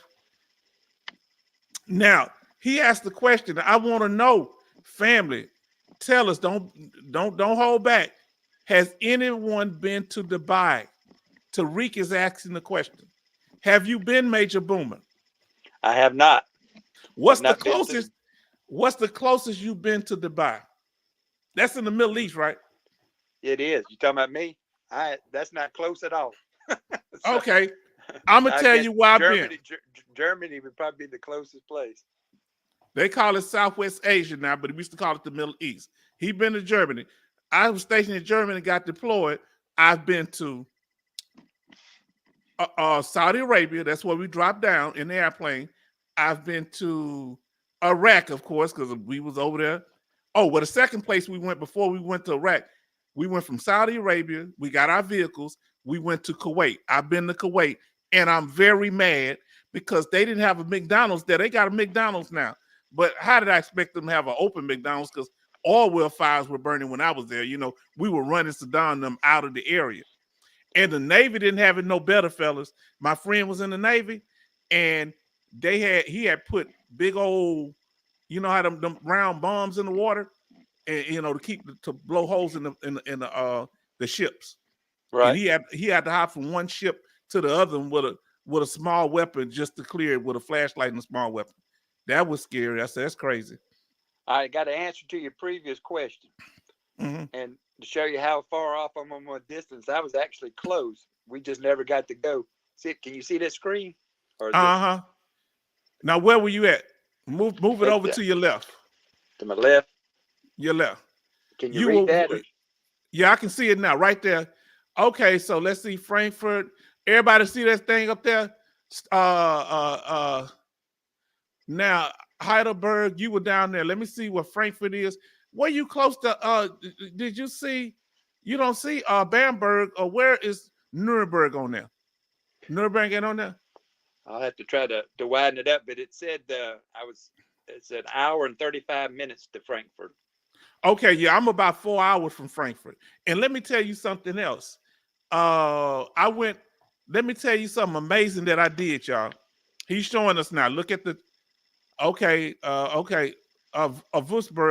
I've been to Würzburg. Heidelberg, I think I have. Okay, you was in the middle, down there in the middle of nowhere. Who's been the answer? Go ahead. Well, Siegelsbach was a very small town. There's just this very small community, and we were outside of that. And that's our depot was there. It's no longer there. They tore it down actually this year. Oh, and it closed down in the early 90s. Okay. And I left there in 92, Germany in 92. Now, hold on, give me a second. Let me catch up with a few of these here. Jordan says, when I was stationed at Fort Stewart, I once went to Hilton Head. You know where that's at, brother? Have anyone been there? Has anybody been to Hilton Head? What is that? That ain't a head of one of the Hilton family members. I hope not. Hilton Head Island, South Carolina. I've never been there, but it's a nice place on TV. So what is it like a mountain? Is that the beautiful place you can look off into all these beautiful hills and mountains, or what? I don't I don't think so, but I've never been there. But it's you know, it's a tourist destination for sure. Okay, now let's see right here. Who's ever been to Hilton Head? Let us know at near Fort Stewart. He said it's in South Carolina. Now let's see what he said. Alaska Knight says a man tried to get on a train to walk around with the group. He stated that he had his bear spray. I repeated, you have your bear spray? I don't know how good that stuff works. Now, here's the thing. What I've learned, I'm just speaking from experts. Bear spray can work in some cases. But if a bear's in the tent with you and if they really starving, they say, because there was a couple that used it and they was in a tent. Mm-mm. And let me tell you something, even a firearm, if you don't hit them in the right place, they coming at you. Now, let's see what Frog Princess said here. Look at all these responses. I got to catch up a minute. Now, let me ask you, let's see here. Don't normally go for the raw type unless my sis. So her sister, I think her sister, older sister, do she be peer pressuring? Does anybody in your family eat sushi raw? Come on and confess. I don't know if my other girls, I think they eat it too, but I don't know if they eat it raw or not. Okay, so he said Jordan like his steaks medium well. Who like their steaks? I eat mine well done, but my daughter kind of got me on because one time I kind of cooked it medium well, well almost to well done, and she liked it, you know. And I said, okay, okay. She said my daughter likes this Alaska Nights. My daughter likes cooked sushi. I like raw. We found somebody that eats it raw. We need y'all to confess here. Who in here like raw sushi? And what else would you eat raw? Is there anything else, Major Boomer, that you would eat raw? Oh, let me think on that. Okay, think on why you're doing that. Let me read the rest of you. Think about that a second. Whatever does have blood in it, laugh out loud. Doesn't have blood in it. He say, as long as ain't no blood in it. That's what Frog Princess say. Okay. Now I'm like Tariq, well done. I don't want my chicken jumping on the plate. I don't want my steak. Now, has anybody been to France and ate one of them horse steaks? You got to make sure you eating the right kind of steak there. Alaska Nights laughing. Yes, Hawaii. I'm trying to catch up. Oh Lord, they just give me a couple seconds here. I heard Dubai is expensive. Is it really that expensive? Anybody, we need to do a group trip to Dubai. Now, I've been to Dubai and didn't feel safe because I was an American. They can tell when you're an American. Let me tell y'all something. Major Boomer was in Germany. Whether you black or white, they know when we Americans don't. What is it about us that when we travel abroad, they know that we're Americans? Not just before we even talk. What is it about our mannerisms, you think? What do you think it is, Major Boomer? Well, you know, I just think it's, you know, the way we present ourselves and you know, the way our culture, you know, everything else that comes off about us. You know, like me, when I got off the plane in Frankfurt and went into the airport, I was shocked for me because the police there, the Polizei, the guy that greeted me had a full beard on, the white hat, and he had a Uzi and a pistol on the side. And I was like, man, I'm no longer in America, that's for sure. No, let me tell y'all something about Germany. When they tell you you're going to take a breathalyzer test, you ain't got no choice. They're going to shove it down your throat. They showed us a video of how they shove them down. I say, they ain't got no problem out of me. And license to drive over there costs about $300 to $400, at least back then. And in some places, there's no speed limit on what they call the Autobahn, which is their freeway.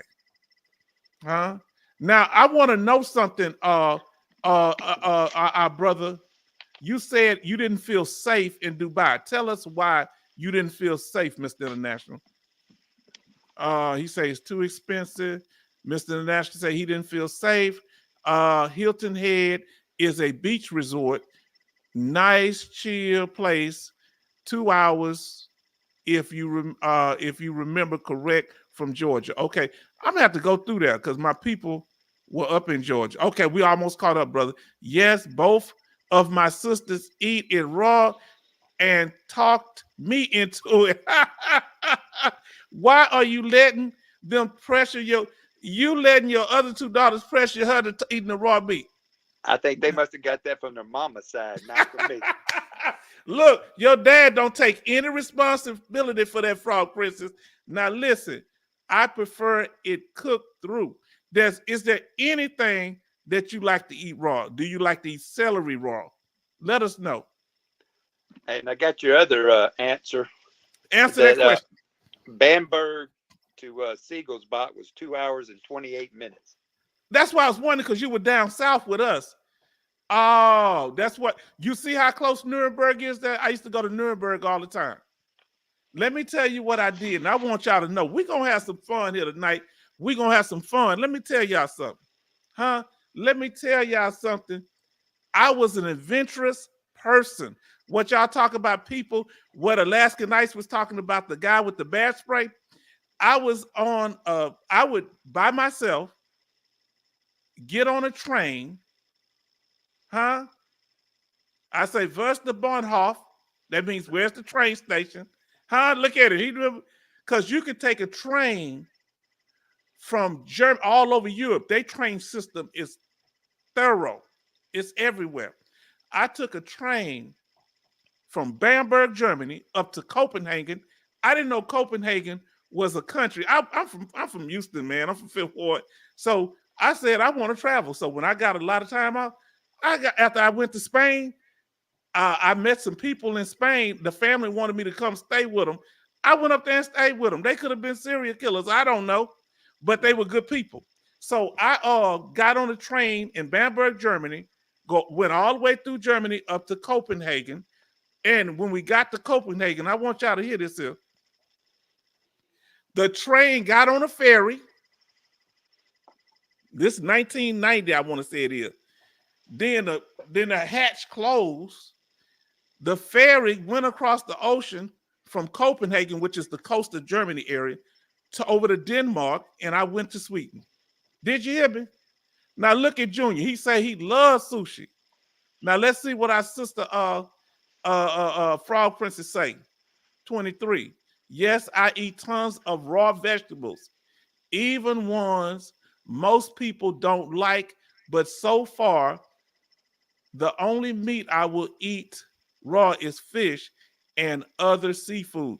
Now, what other seafood would you eat raw? Who eat raw oysters in here? Please let us know. Huh? Who eat raw oysters? Now, we grew up on them, but I never would. My daddy had them left and right. He had. I worked on an oyster boat when I was a boy with him. And, interesting. I was the Cullen boy. That was the title of my job. And you have an old wooden boat with a hole in it, where you're kind of down in it. And as Daddy had the rakes, you'd have to rake the bottom, and he would pull up the oysters, and they had mud and everything on them, and then throw them on the deck. And I had an old piece of rebar, and I'd have to trim all the excess shells off of them. Okay. And then keep the good oyster and put it in old Barber's milk crate down there. And so you had to trim off the extras so, it wouldn't mess up your count and all that kind of stuff. You can get more oysters on it. But that was a tough job. My daddy was a little old wiry guy, but he was strong as an ox because he did that all day long and pull them up. And he grew up on the bayou. I'm sorry. No, I'm saying it with you. Y'all have more people. I feel like this. You from Mississippi or Alabama? Alabama. But you on the Mississippi Delta area, right? Is it close by? Yeah. Oh, you in Mobile or where you at? I'm on the outside of Mobile, just in between Mississippi, right there. I'm on in the county of Mobile. Okay, so y'all eat Y'all eat off the rivers in that area, right? What's the They major river? there, but we have Mobile Bay is separates Mobile and Baldwin counties, and Okay. the river empties into there and comes out to the mouth of the bay and out to the Gulf. Okay. That's there, but Now, okay. but he was raised in a little community, and it's really nothing. It's called Heron Bay, Alabama. It's Heron Bay. Hero, Heron Bay. Okay. Place, and it's just seafood workers mainly that are there, people that oystered and shrimp and did odd jobs to get by. Sir, did your dad have his own boat or he rented one? Yeah, he had his own boat. It's just a wooden boat, skiff you build, and have an old outboard. Gotcha. Everrood and all that kind of stuff on it. So in the wintertime we would oyster, and then summertime you do some shrimping. But he was a fireman, so he worked 24 hours on and 48 off, and on his off days that's what he did to provide for a living, and several other jobs, odd end jobs to make ends meet. Okay, how many siblings you had? 3. Had a brother and two girls, 2 daughters. Excuse me, 2 sisters. I'm sorry. Okay, 2 sisters. Now hold on, everybody talking now. So here we go. Hold on, let me see what Bernie said. Anyone eat chicken feet? I must confess, I tried to nibble on it. I can't do it. My cousin had that chicken foot, and I think about him raking.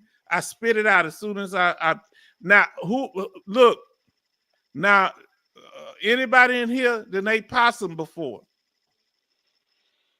Caught a possum, didn't eat them.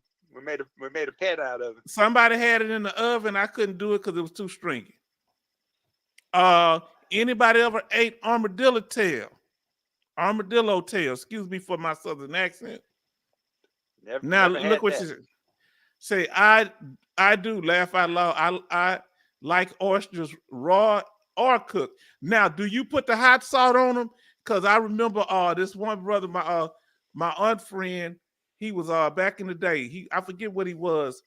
He might have been African, I think he was, but he would take Caribbean. He would take that hot salt, put it on the oyster, and slid it down. My grandmother loved her oysters fried. I taste them. I didn't like the way they taste. Now let's see. Okay, what you about to say? That's what my father did. He carried a bottle on the boat. He carried no paper bag. He had saltine crackers, that, and he had his beer. That's what he drank all day long when he's working on the boat. Now, what was his favorite beer? It's the Pabst Blue Ribbon. Pabst Blue Ribbon. Boy, if that's not a Southern man drink, I don't know what is. Now, and, that's what he would live on, working, 8, 10, 12, 13 hours on that boat all day long. He was a hard-working man. That's good. Now, hold on. Let me see what Alaskanite said. Tell me what that is. I like waspa, but if you get too much on the roof of your mouth, it will light up your mouth. Wow, what in the world is that? Please tell me what waspa is. Look, whatever y'all talking about, Tariq throwing up. Tariq throwing up. Now, Alaskanite says, Frog Prince, Alaskanite, so true. Your daughter been eating all this food. I tell you, man, it's hard. It's hard to stomach. I don't know how she does it. Now, here we go. She likes the Oriental type foods and Japanese food. Oh, that's my refrigerator. I'm making sure ain't nobody up in the house with me. I'm gonna have to deal with them, huh? Look. Well, you can take that crock off and hit them in the head. Yeah. Oh no, I got my get right with me. You understand what I'm saying? I ain't saying it won't get I got my get right with me. Huh? Keep that close to me. And you know what? I'm one of the, I never really dealt with any type of weapons before I went in the military. Now here we go. Junior said, H-Town, have you ever had mo chatisi? The dish was originally used as a grinding tool to grind maize, chili, and other ingredients to make the delicious sauce with steak, chicken, shrimp, or queso. Now I may have and don't remember, but I'm gonna tell you what I had. Now, if you in the room, Alaskan Ice, you better be honest with me. Tariq, you better be honest. Mr. International, and I guess I'm gonna have to say, since Frog Prince is eating all this stuff, have you ever had kimchi? I have. Hold your thought. Have anybody ever eaten kimchi? Just, I don't know. Tell them what it is, brother. Well, my sergeant at Hunter Army Airfield, he was married to a South Korean lady, and he invited the squad over one night to eat food. And we were at the house, and we went out to the backyard and dug up a pot. And she had all that cabbage in that pot fermenting, and had it in there for, I guess, several days. And pulled that lid off, and I was going, "Oh my goodness!" I don't know if I'm gonna be able to handle this. But she also had dried octopus and dried fish, and that's what we had. The kimchi was good. I was really surprised, but I had a hard time with the dried fish and the dried octopus. Well, let me explain. When you talk about raw, let me explain. Kimchi is raw cabbage. And I ate it. And let me tell you something. They say, hey, don't eat but so much. But I said, I grew up eating Mexican food. I can eat it. Boy, that tore my stomach up because I wasn't used to it. It's Korean dish, I'm assuming. And boy, it tore me up. Let's see what. Frog Princess, she messing with. She say, Frog Princess, she telling on you. My dad jokes about eating frog legs, but I'm not sure if he actually has. Actually, I have. Major, hold on. We got a family dispute going on up in here. We need to get some straightening up in here. Hold on. Have you just been saying and telling your family you've ate frog legs? There's no proof that you ate the frog legs. Where the bones at? Where the feet at? Ain't nobody seen anything, Major Boomer. Well, the good thing, it was before her time, before she was born. but I did Where eat were you at? fried frog here in Mobile. And it was pretty good. Was it at a restaurant or somebody cooked it? It was at a restaurant. It was a catfish type restaurant, and they had frog legs and fried catfish and hush puppies. Okay. Has anybody eaten kimchi? And it's usually in a jar, right? Did you when you ate it was in a jar? Well, you see, they had it actually buried in the ground. They had to go dig it up. What was it in? It's like a big clay pot. I'm sitting there holding my hands. It was pretty big deal, and dug it up, and we all got to share in that experience. We're all kind of looking around, going, "What have we gotten ourselves into?"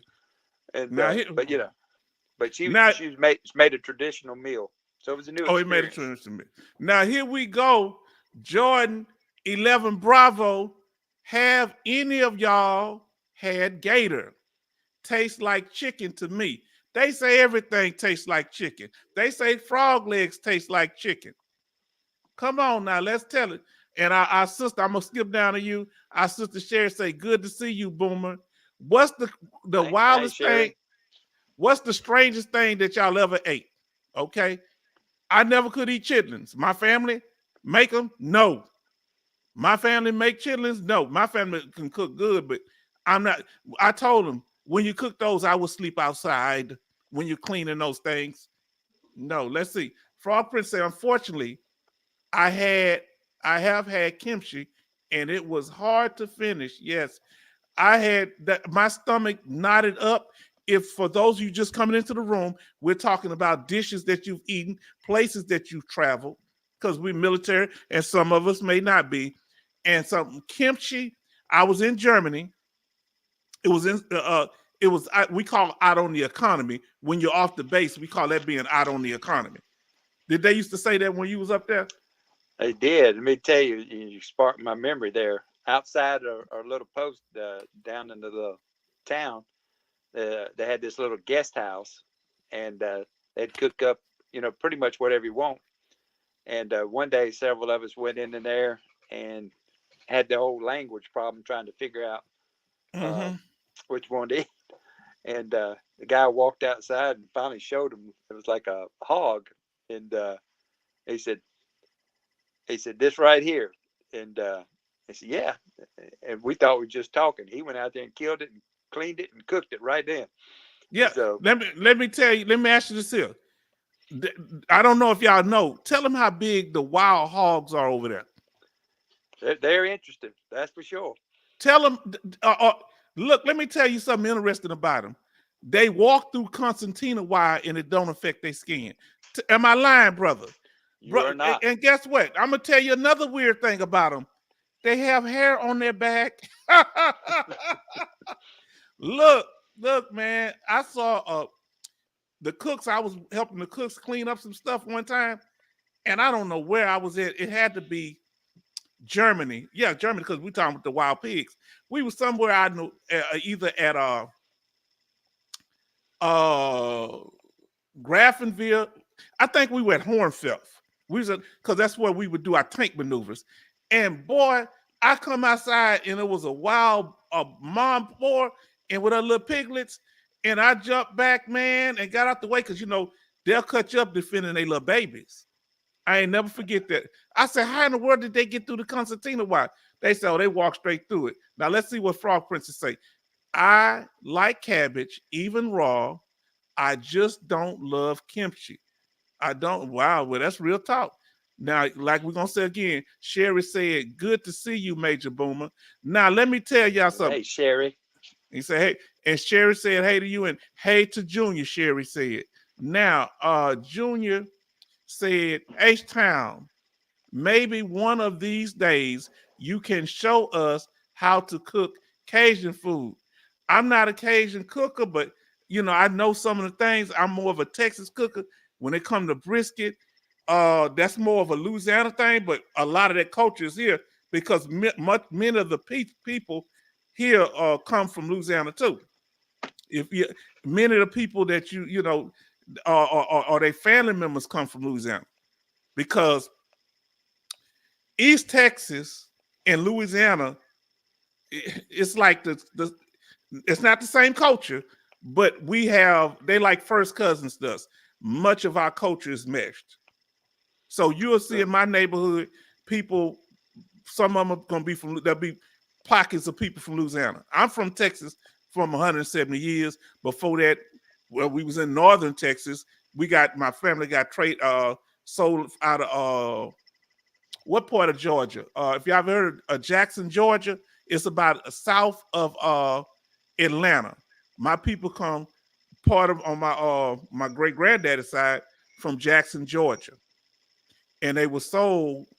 I know the two brothers and sisters were sold down to Grapevine, Texas. Grapevine, Texas. We have family reunions up there. Now, I'm saying going back to you're talking about the cuisine of Louisiana, of course, common along the Gulf Coast, probably everywhere. But you can't go wrong with the old shrimp po' boy sandwich. The shrimp po' boy is the best, ain't they? I love shrimp. Now, look, I'm gonna tell you something else. Fried crabs.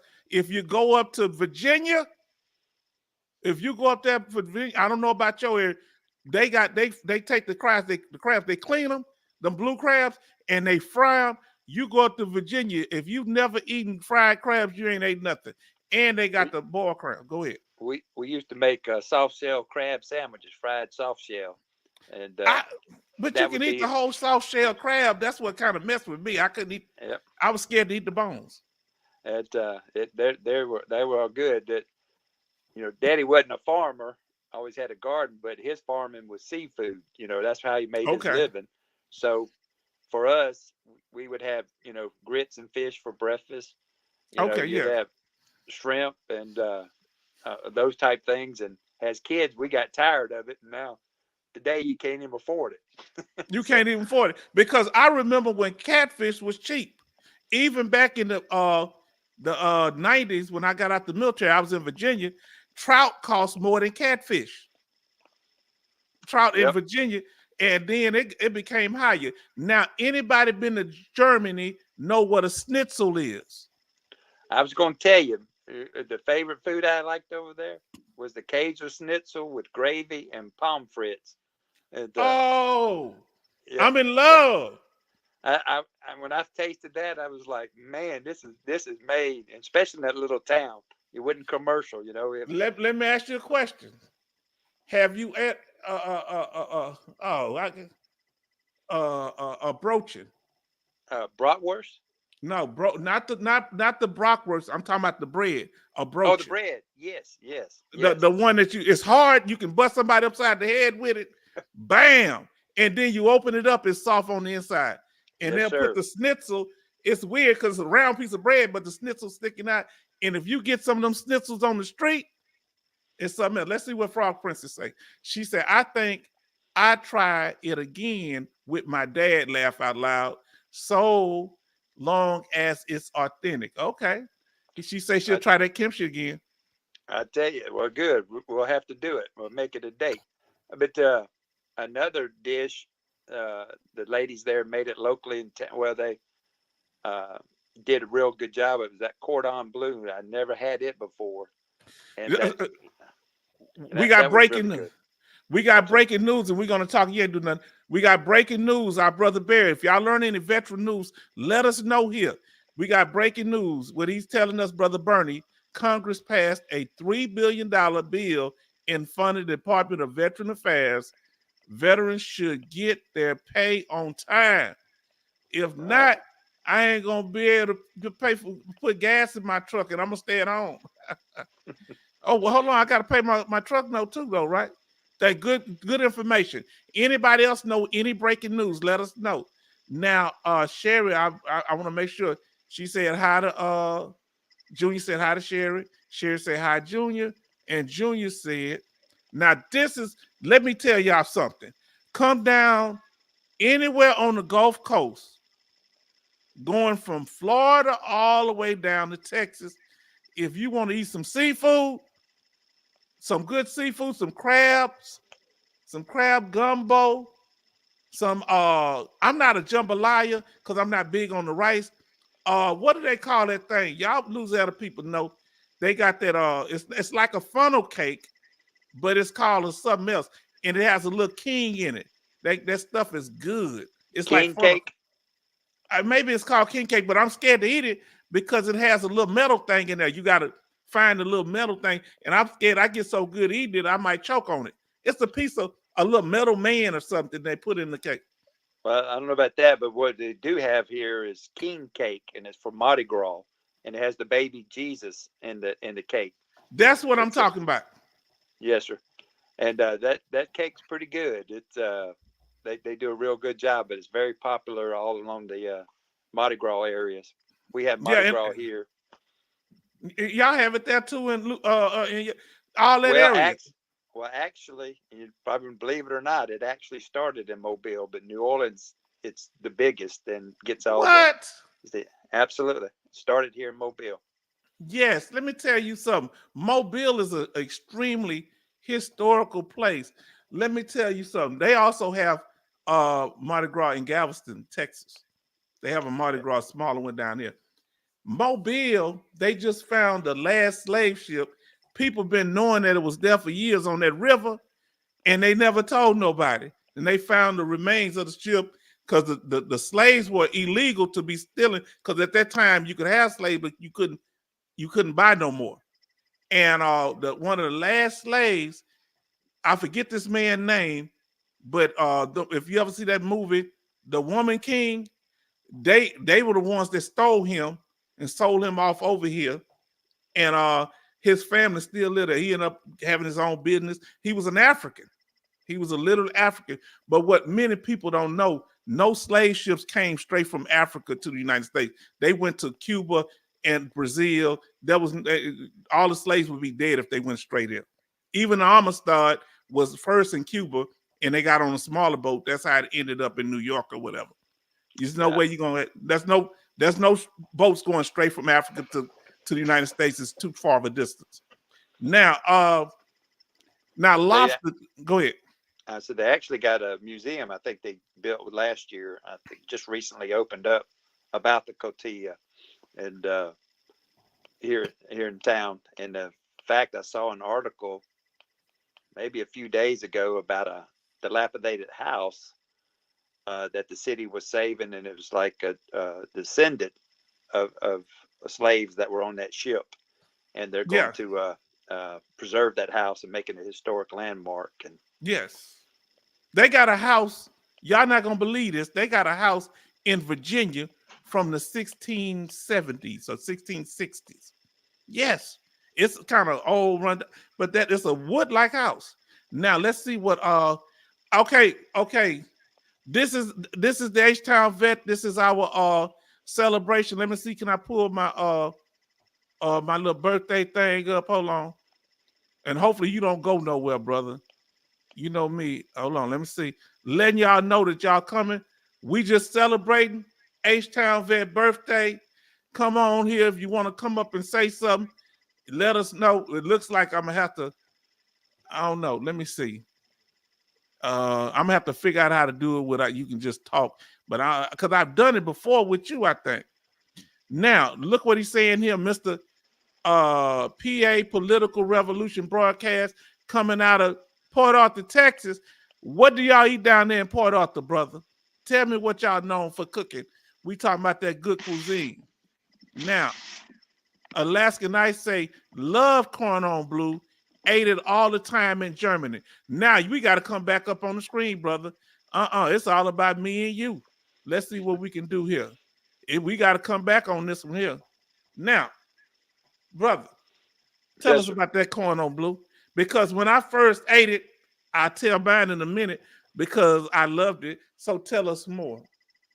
Well, that ham and that cheese mixed in and was doing it. Man, it was just delicious. When you Hold cut on. into that, Now, hold on. It's ham cheese, but what do they do to the outside of it, brother, that makes it so good? well, if I remember right, it had that. To me, it had that crust on it that was Yes. so delicious, so tasty. And when you cut that Oh, knife into it and open it up, you're going, man, look at here. I was kind of nervous at first, but once I tasted, I was like, man, this is it right here. This is uh-huh. some good stuff. And then put a set of I was like French fries, pommes frites on the side, Uh-huh. and the only thing I never really got used to is your cola was always warm. It didn't have no ice in the drinks. No ice, no ice. The cola's always warm. Now that's weird. That was different, ain't it? Let me tell you. And I tripped out when I was in Germany, and I went in a restaurant and saw a big old Saint Bernard sitting in there. They didn't have a restriction with animals. Now people take their animals in the stores now. Now look at Mo B say he's in the house, H Town. This is my birthday celebration. Y'all come on in the house. Hold on, let's see what we got going on here. We gonna pull us up here. Me and our brother, we're celebrating H Town birthday. Come on in here, show some love. Let us know you in the house. Represent. Come on now, huh? He said happy birthday, H Town. That's what he said. Tariq said that king cake. King, let me ask you something. Tariq, are you Frenchman? Look, he put new art. Are you a Frenchman? Huh? Let us know. He say, sir, yes, okay. Now let me get back up here. And he said, yeah, history lesson. Let's see what Tariq said. When you start talking about this, he says, it's the baby. And if you get it, you have to buy the next one. That's how I go. So it's the baby, and I guess the baby Jesus, like what you saying. So it's the baby Jesus, and if you get it, but I'm scared to eat it because I was nibbling on part of mine. But they say you get it, you got it. Because I in Texas, we just bite cake, and man. Now, what is your area known the most for, Major Boomer? What is your area? What food that stands out? We known for like dry rub barbecue. We known for briskets here.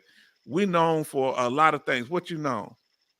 Well, I think it's the seafood. That's our big attraction. At especially some of these what I call off the road dive places that have been in places, in business for years and years, and just really tasty seafood. And they Yes. prepare it like you're talking about the gumbo and jambalaya, all those type things are a big draw. But You got it all down here in the South. Yeah. You Now, have, go ahead. you have the barbecue as well, and all those type of things. So it's very good. Well, I'm about to get messy. My brother Tarek from New Orleans. I mean from Louisiana. He put. 'Cause I see his Louisiana symbol. Let me say this here.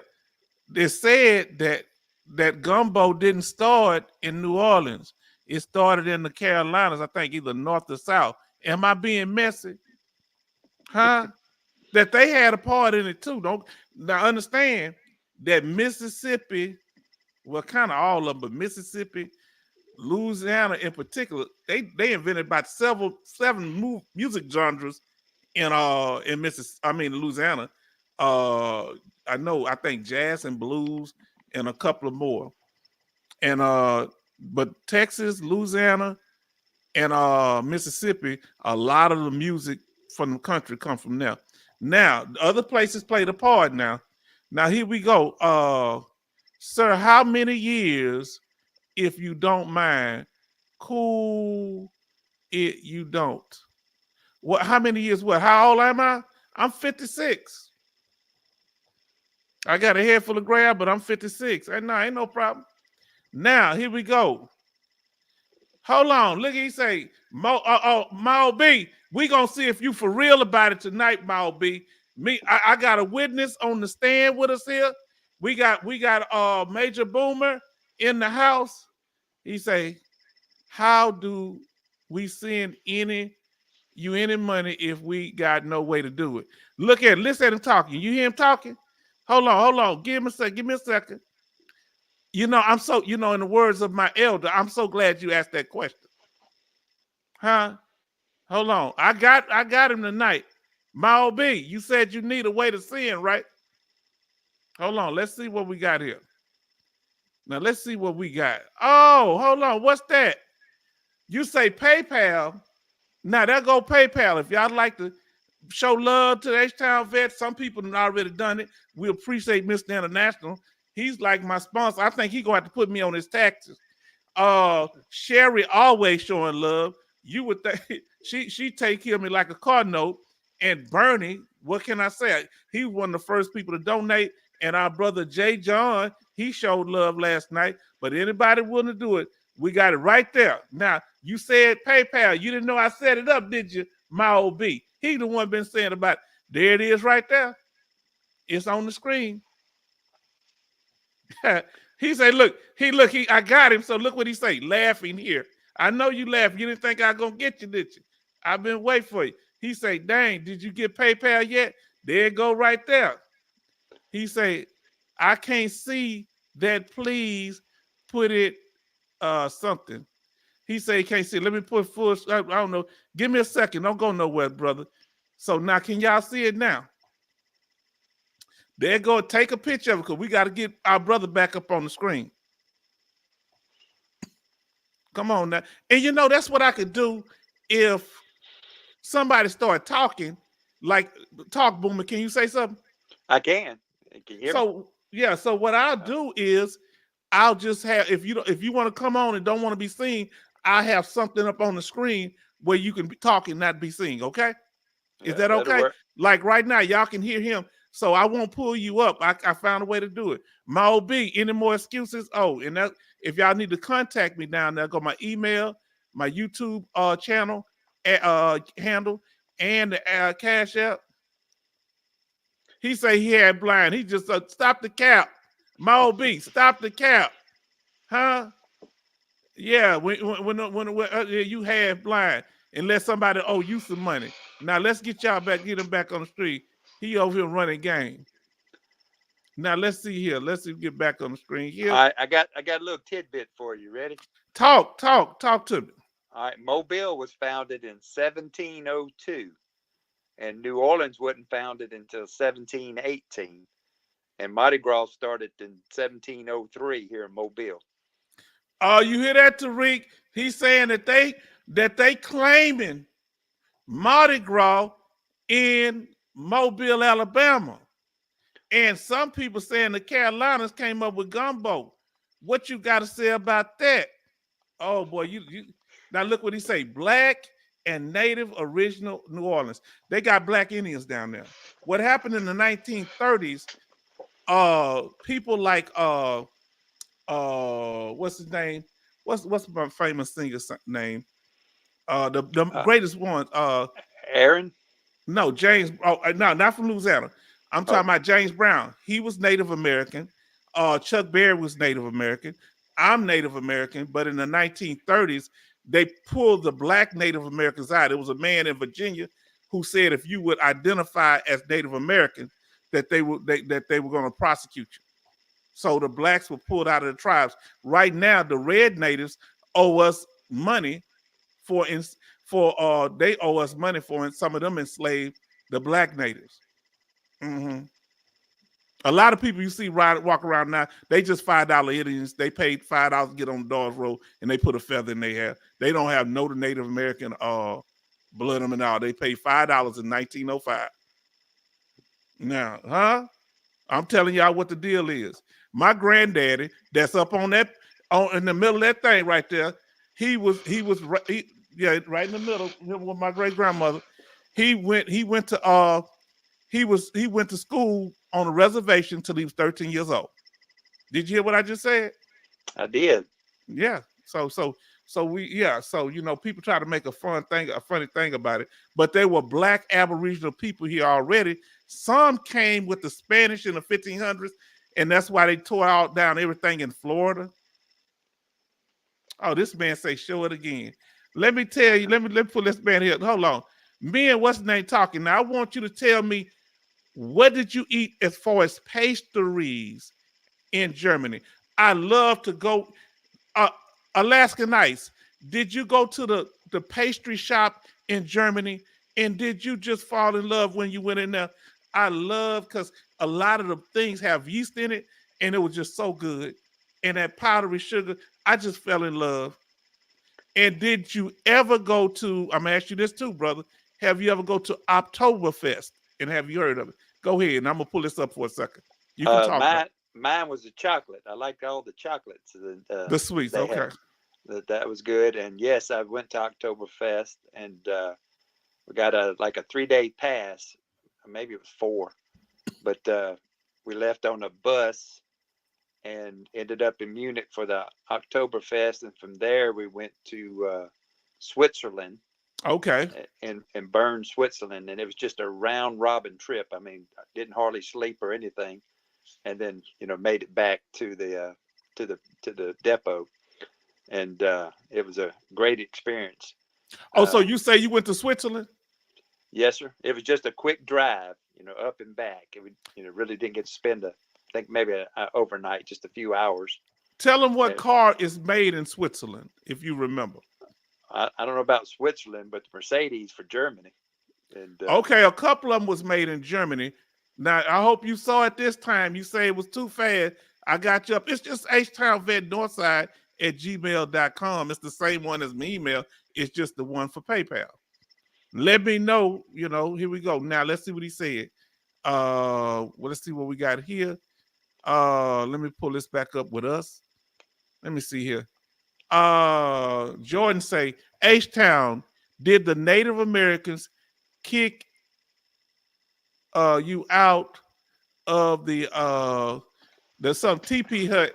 Now look, so basically what happened was this. Their fear was that those Native Americans that had Black features, they were worried because they couldn't distinguish them from the regular Black people, so they were worried about them having weapons, because Native Americans can have weapons. So the Black natives had weapons, so they were fearful, and it was confusing. They couldn't tell the red natives from the Black natives because both of them could carry weapons. So they thought they was regular Black people, or it might be some of the slaves. That was one of the things. Now, oh brother, let us know any final statements, anything somebody want to say. Because we've been on here 2 hours, but if y'all want to keep chatting, let me know. Now, let me ask you this here, brother. You were saying something. Finish up what you were saying. I thought I did, but I don't know. I think I was talking about the car. Oh, man, what was it? Oh, I was asking you the car. What car, brother, is made in Switzerland. I didn't know I until don't, one of them. I don't know the answer to that question. And you're gonna think you say yes, because one of my sergeants, I think he was Filipino. He brought one back. He bought it from the factory. The Volvo. Okay. The I wouldn't. Volvo is made. I Yes. thought it Go was. ahead. I thought the Germans made Volvo. I didn't know that. Now, and on top of that, y'all, the the he's saying the Mercedes was made in Germany. Tell them, did they use them as taxis when you were over there? Did they use the Mercedes as they were using them as taxis when we were over in Germany? Luxury vehicles. Yes, sir. Okay, he say, all right, you got me. Look, he say, you got me. Hey, he looked it up. Tariq looked it up. He said, you got me.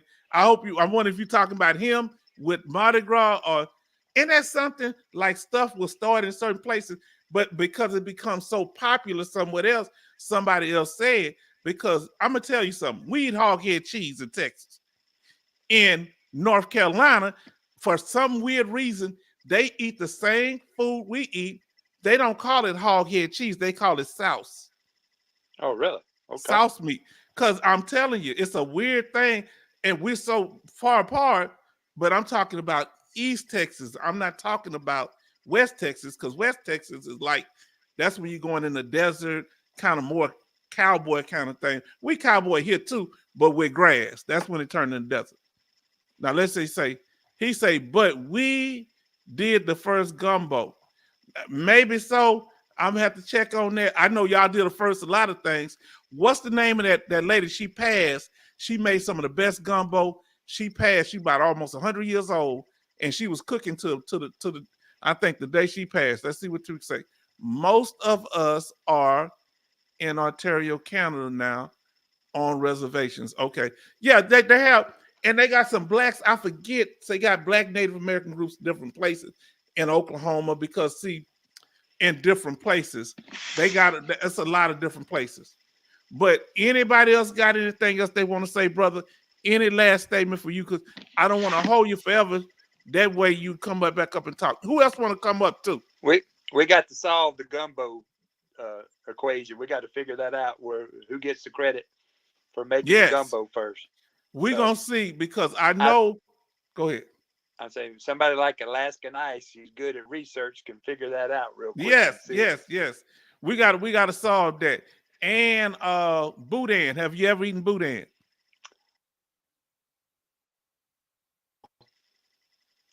It done phased out again. Am I back on the air? Yeah, you back on the air. Yeah, I got poor signal going on around here. It happened. I was having trouble with that one time. I remember I watched one of my videos. I was doing this. Now, have you ever eaten boudin? Who in here know what boudin is? And go ahead. I said we need to hear from Tariq on that, from Louisiana. Yeah. Tell them about them boudin king down there. Huh? Tell them about boudin king. They had boudin is like rice and meat in it. I ate boudin because like I said, a lot of people from Louisiana come down here and they bring the culture down here. We've been eating it. Now he said, let's see. Okay. What'd he say? Okay. So H-Town, yeah.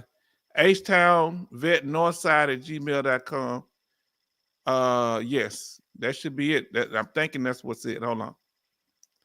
Oh, that thing started moving again. I can't stand this. I can't stand technology. So it's H-Town vet northside at gmail.com. Yeah. If they might have been to close my account by the time you get there, my OB. Oh, I'm gonna mess with them. Now look, now here we go. Donuts. Who make the best donuts? Okay, have you guys had beignets before? I've had beignets. I think I've had beignets. Have you eaten beignets also? I have. I went to New Orleans and had the real deal beignets right there. They're very tasty, but they have that white sugary powder on it, and it gets all over you. But that's the big draw, and you get a big old glass of milk or carton of milk and drink with them. But their New Orleans is definitely known for the beignets. But Okay. another one, the red beans and rice and cornbread is hard to beat, and and jambalaya. But the red beans and rice are good as well. Okay, now, okay, let's see here. Let me finish this because Alaskan Ice answered my question, but I forget what I asked. So she answered. But let me see. The best are at Cafe du Dumont. Monde. Okay. I Yeah. gotta be honest with you. I gotta be honest with you. Even though we cook, I think Texas, we cook some of the best soul food, Texas, the Carolinas. But when it comes to the gumbo, man, if you haven't eaten seafood in Louisiana and Mississippi, I haven't stopped in. I can't say Mobile because I haven't stopped through there, but I heard this got good food there. Now a lot of good food there too. Now, Alaskan Ice, and all y'all have kind of similar. The border don't stop people from cooking food over. She says, "Yes, I have." What did I ask Alaskan Ice? Alaskan, what I asked her, had she ever did something? She say, fire 100. Alaskan Ice, Tariq say, fire 100%. Now, Junior says, have you guys ever had, how you say that? Tres leches dessert? Is that a Spanish dish? Lech? Let us know what that is, Junior. I I don't know never what that heard of it. is. Man, y'all are something else. Have you ever heard of it? He said, I've never heard of it, but I have it. Okay. Now let's see, say Mardi Gras. Now I've never been to a Mardi Gras. Who in here has been to Mardi Gras before? Anybody know what Mardi Gras is in celebration of? It has to do, it's a religious thing. Did y'all know that? They do what is it what is a Mardi Gras about? It's goes with the Catholic faith. Catholic faith, I think it's something to do with the Passover or so many days of celebration before. Yeah, yes, it does. Yes, it does. Now, they have the Tariq, they have the black Indians down there. They be dressing and you ever seen their costumes down there in New Orleans? And that's why they call it Baton Rouge down because of the red dirt clay down there. I watched a documentary on that, and they go through great effort to putting those costumes together. It's a real big deal, and they work for months and months and months, and they change them out every year. I think that's her name. That lady can cook. Marie, is her restaurant still open? She passed, but sometime I hope them kids kept that thing going. Now I want to watch that documentary, brother. I would love to watch that documentary because I just done seen them, but I've never I seen them like an image of them, but I've never seen a video on them. Okay, she said boudin. Now let me ask you, Alaskan Ice, you've eaten boudin. Okay, have you had jambalaya before? That's that red rice with shrimp in it. Have you eaten gumbo? What's another Cajun dish down here?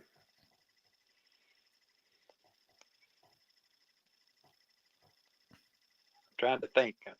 Think about it. I'm answering Tariq. Think about it. Tariq said she was also a voodoo doctor. Yeah. Well, a lot of people don't know that our black religion is mixed with this, with our culture. We practice a lot of stuff like superstitious thing. That's all part. Matter of fact, the first doctors were the black women who were healing people, all the herbs and different stuff. They the ones that would heal the masters and everybody. A lot of the stuff that our grandparents, my great aunt Callie. Let me tell you what my great aunt. I cut my arm on the fence playing, running for a football. She took a leaf. I don't know what this leaf was that was growing on the grass. She said, "Get that leaf." I thought it was a weed. She bunched it up and she took that leaf and put it on my arm.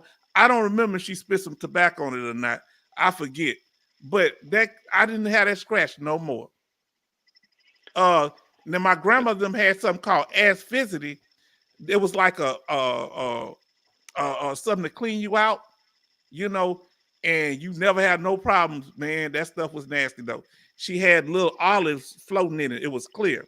Go ahead. What you saying, bro? Well, I was going to tell you what we used around here was growing up as a boy. When you get, I remember I got a real bad long cut on my leg at my aunt's house, and she went over there to the kerosene lamp and poured it in a I deal. heard And about that. so we used to soak all our wounds in kerosene, and Yeah. and that, they swore by it, and they also would do mineral spirits, and Yes. at, I remember as that. for bad cuts and things like that, or if you stepped on say a nail, or that kind of stuff, you'd have to soak your foot in kerosene or either the mineral spirits. I remember the mineral spirits. Now, because a lot of them couldn't afford to go to doctors, so they Right. had home remedies back in the day, especially if you were in rural areas, they couldn't get to one fast enough. Now, let's see what he said. Here we go. Tariq says boudin is good, but the best is simply called hot sausage. Okay, now here's the thing. The issue with seafood, black people like some of like mild, some like spicy, but a lot, unless you Cajun, like some of the white Cajun, a lot of people outside of it, I don't know if a lot of white people eat spicy food like that. Because you tell me, because I don't know, because like we'll be like spicy or mild, but we go to certain places, the food will be good, but they don't have spicy or mild. Is that a thing, or am I missing something? We're spicy folks around Okay, here. y'all spicy. I carry have a can of that Tony's seasoning that you buy at the store. so, oh Lord. So I sprinkle that pretty good. A lot of times. In fact, I've had to cut back on it. The cardiologist said you got to stop all that, man. So, Tariq, answer my question. You think you think Major Boomer is a Frenchman, but he passed, and I ain't trying to start no mess. Is he a Frenchman? Huh? Now look what he's. Go ahead. What you say? I'm gonna let you stand for yourself. we never traced our side of the family, but it wouldn't surprise me if Because your daughter said you say she mixed you by you being Spanish. It could be. It very very well could be on my father's side for sure. Okay. No doubt about that. Now, this is one I saw a guy when I was working with him, and his wife worked him too, and she said he had sickle cell. This was a plain white guy, but I say apparently he got some black blood somewhere because about 30% of black people carry the sickle cell trait. My grandmother had it, and one of my aunts, but they didn't have sickle cell. But that's a common trait among black people descending from like black people. But he had sickle cell. Now let's see what he's talking about here. He said jambalaya is good, but have you had curry goat or rum cake? I'm gonna tell you something. My grandmother would make a fruit cake full of alcohol. Y'all want me to confess? I got to catch up on these here, but y'all want me to confess? When I was a little boy, my grandmother liked that CNC liquor. I don't know if y'all ever heard that man be walking on it, Tennessee Walker or whatever it is. They had a big squirt thing at the top, and my grandmother then was throwing a party. And when you were a kid, you had to stay in the back and go to bed while they out there just having fun, just doing a little something. When I saw the squirt thing, I thought that meant snow cone. And I ran in there and poured some in there and sipped it. I take it back in the room and sip it. The second time I did it, I fell out on the floor. They said, "Oh Lord, who done gave this boy some night? He must have been going to get it himself." I was one of them kind of kids. I wasn't no bad kid, but I was sneaky. No, never rum cake. Now, when it comes to boy, y'all talking now. When it comes to goat, my family used to cook goat now. Now, my great granddad up there, he did that. Some of the first celebrations was with 19th of June. That's why our family come through 19th of June. We used to do that all the time, every 19th of June. Now, look what he said. Go ahead. I said, tell me this: how do you get the strong taste out of goat? They would first they warm them, but I don't remember how my uncle them would just. I can't tell you they got the taste out of it because they literally we would bring 3 goats right there alive. This is wild, man. I'm telling y'all this, and just literally cut them up, Right. skin them right Yeah. there alive, hang them up, and a Right. goat gonna holler until you cut his head all the way off. He's still blah blah. Now sheep ain't gonna make no noise. I'm sorry, I'm giving myself away. I'm not a country boy, but I'm a southern man. Okay. Right. Now, so I don't know. My uncle would barbecue them, and I'm gonna tell you what they would put on. Sometimes he'll pour a little beer on them, Okay. like on ribs too and stuff. That take that acid. Some it does. My uncle used to do that a little bit. Now let's see what he says. It comes in a tub or sometimes in a round plastic container. Okay. Now let's see what he say. He said, okay. He said, let me see what I said. I went too far up. Okay. Okay. So H-Town, that is right. Okay. Okay. Is that right? Yeah, man. I told you, boy. What they say? Yes, I've had made some. Okay. Now let me ask y'all something. Alaskan ice, I'm not being messy, but the rumor is it that you can't boil water without burning it. What's your favorite dish? Now I'm not one, spread rumors. I'm not gonna say where it comes from. What's the best dish that you can cook, Alaskan ice? And I'm gonna ask you, Boomer, what's the best dish that you can cook? Fried bologna Fried bologna. All this man could cook is fried bologna. and If he didn't spam. have his spam, I can cook brisket, I can cook fish, I can fry fish, I can there's a few things I can do. I can cook burgers, sloppy joes, but I'm from a family that cooks, so I don't know too much. Well, my And I'm wife's a messing good. with you, Alaskan. My wife's a good cook, and she does everything very good. So she Okay. keeps me going. But she makes a good gumbo for sure. She's got her grandmother's recipe, and That's good. Make sure that pass it down. Hold, let me answer a few of these. I'm gonna get back to it. yes, It's sir. it gets all over your clothes. No choice but to go home and change. Man, the crawfish ball. Who had crawfish in here? My daughter and niece love them. The look, the work ain't worth the food. No, it Eh, was what is that? Etouffee. Okay, it was etouffee. Okay, I love Junior said I love spicy food. If it's not spicy, it's not good. Oh boy. Now what's the hottest jalapeno you like? Do you like to eat the hottest hot salt, hottest jalapeno? I remember what's that actor from Louisiana? He's from Louisiana too. Very talented actor. What's his name? They kind of blacklisted him now, but he's so good. I can't think his name. He was on the show where he eat hot stuff and he could eat it, but the guy tricked him. He said, "Oh, you bastard!" He had him eat something real hot. He didn't sweat in there. When them hot jalapenos, he said, oh, "You think you slick, don't you?" What's that brother's name? He's a white guy. I can't think of that brother's name. Y'all not know ringing. it. He what movie played in? He played in the Transformer movies. Him and with Okay. that pretty girl. What's his name? Shia LaBeouf. Yeah, I know you're Shia talking about. LaBeouf is one of the best actors on this earth. I love that young man.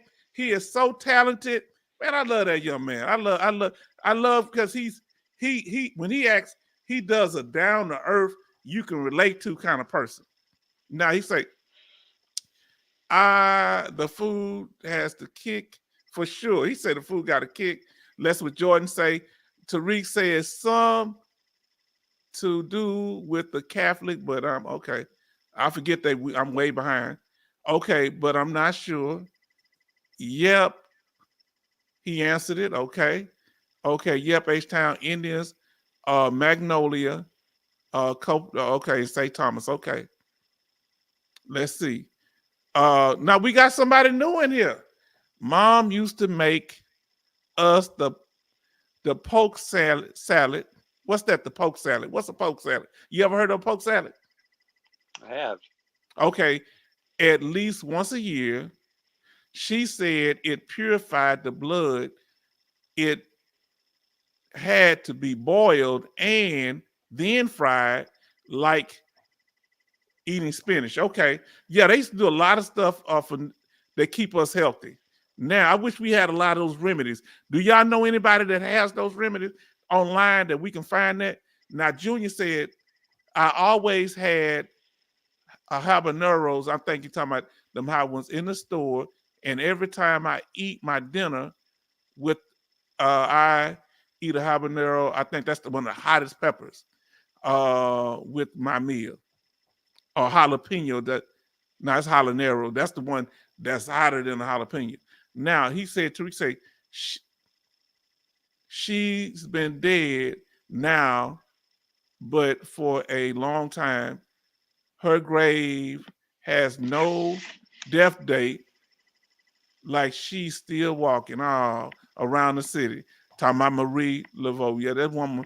I saw, go look at the video. She was a wonderful woman, hardworking. In her 90s, she was cooking.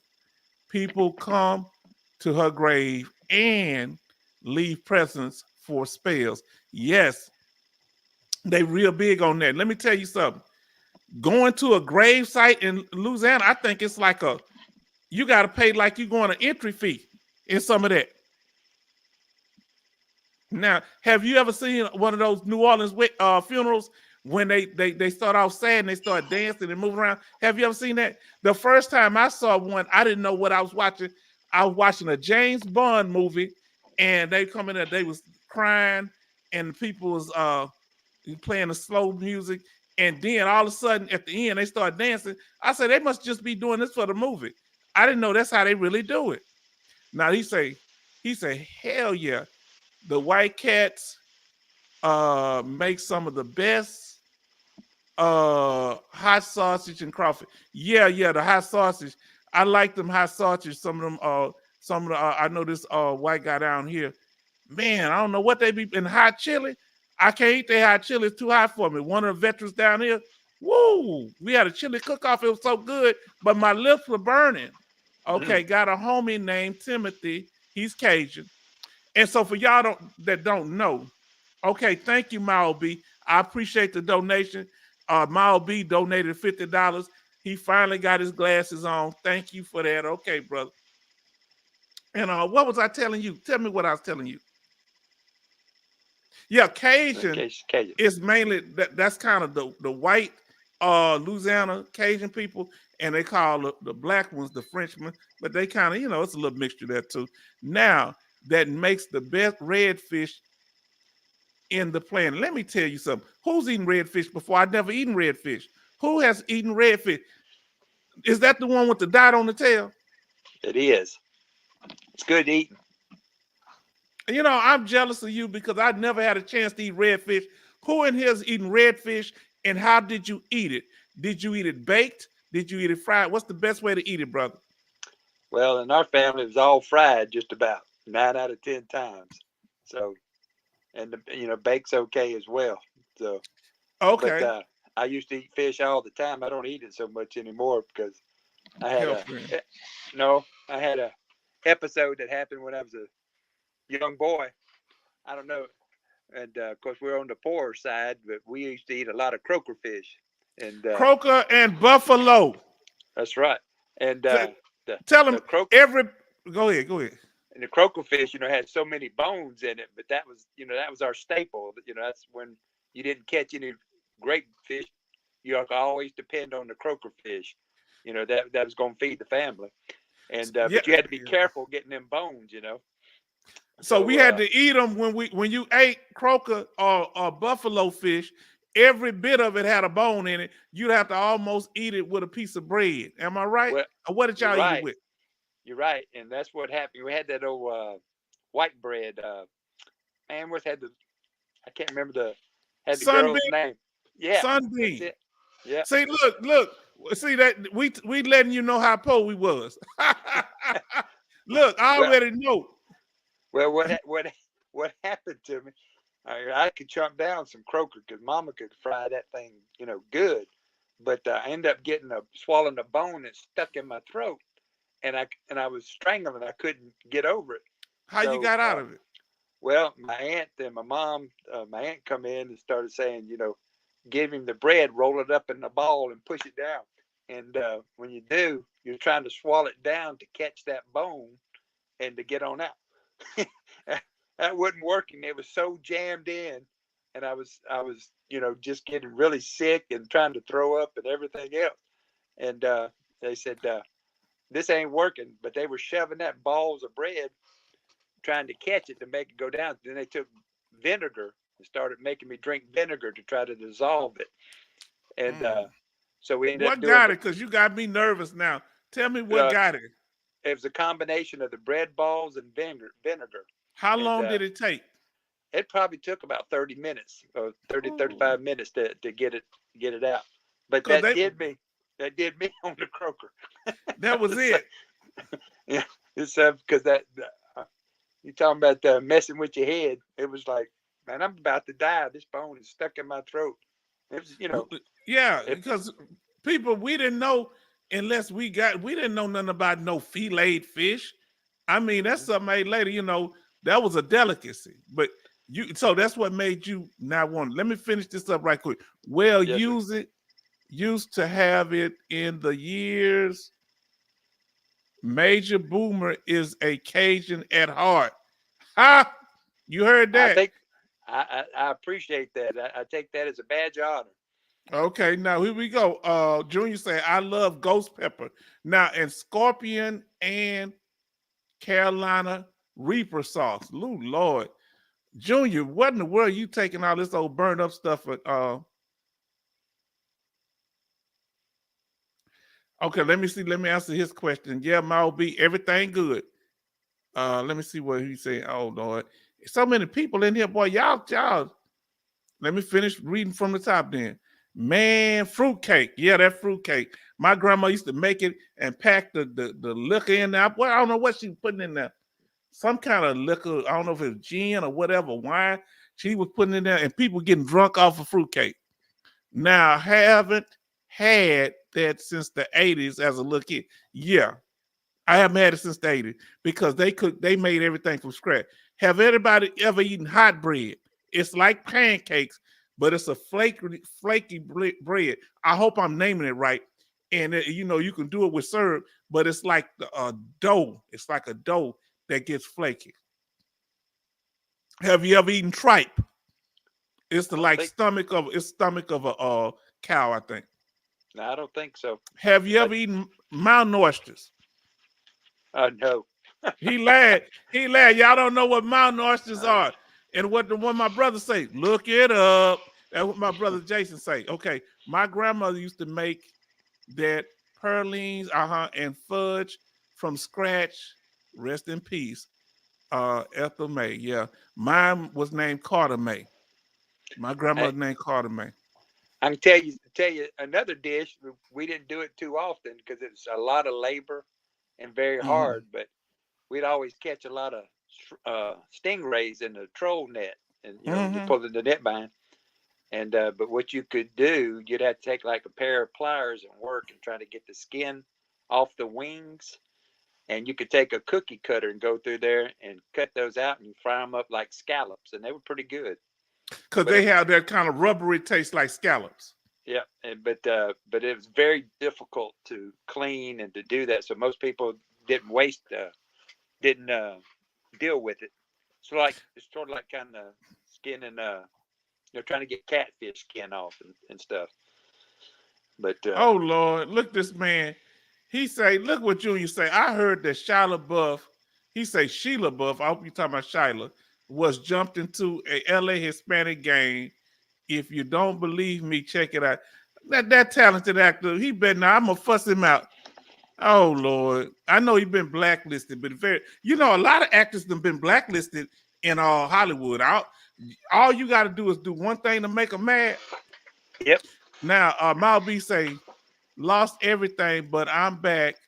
Did you get the PP PayPal gift? Yes, I got it, and thank you for the.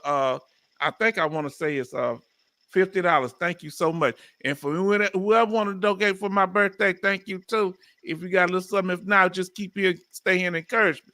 Now, John Jackson say, happy birthday, H-Town. Happy birthday. Yeah, no problem. Then Mal B say, happy birthday, my veteran friend. Thank you. We appreciate you. I'm trying to catch up. Now, hot sauce on everything. Listen, what's your favorite hot sauce? Have you ever eaten Texas hot sauce? My favorite is Tabasco. I love Tabasco sauce. Oh, I can't get enough of it. Now, here we go. A second line, it's like a celebration that you're going to have.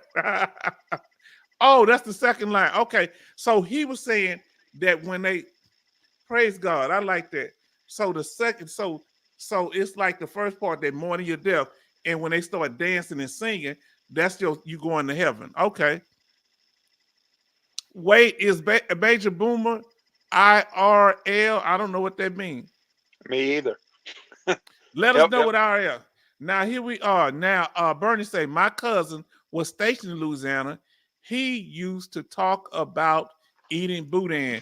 You need to eat boudin because we eat it in Texas. We love it in Texas.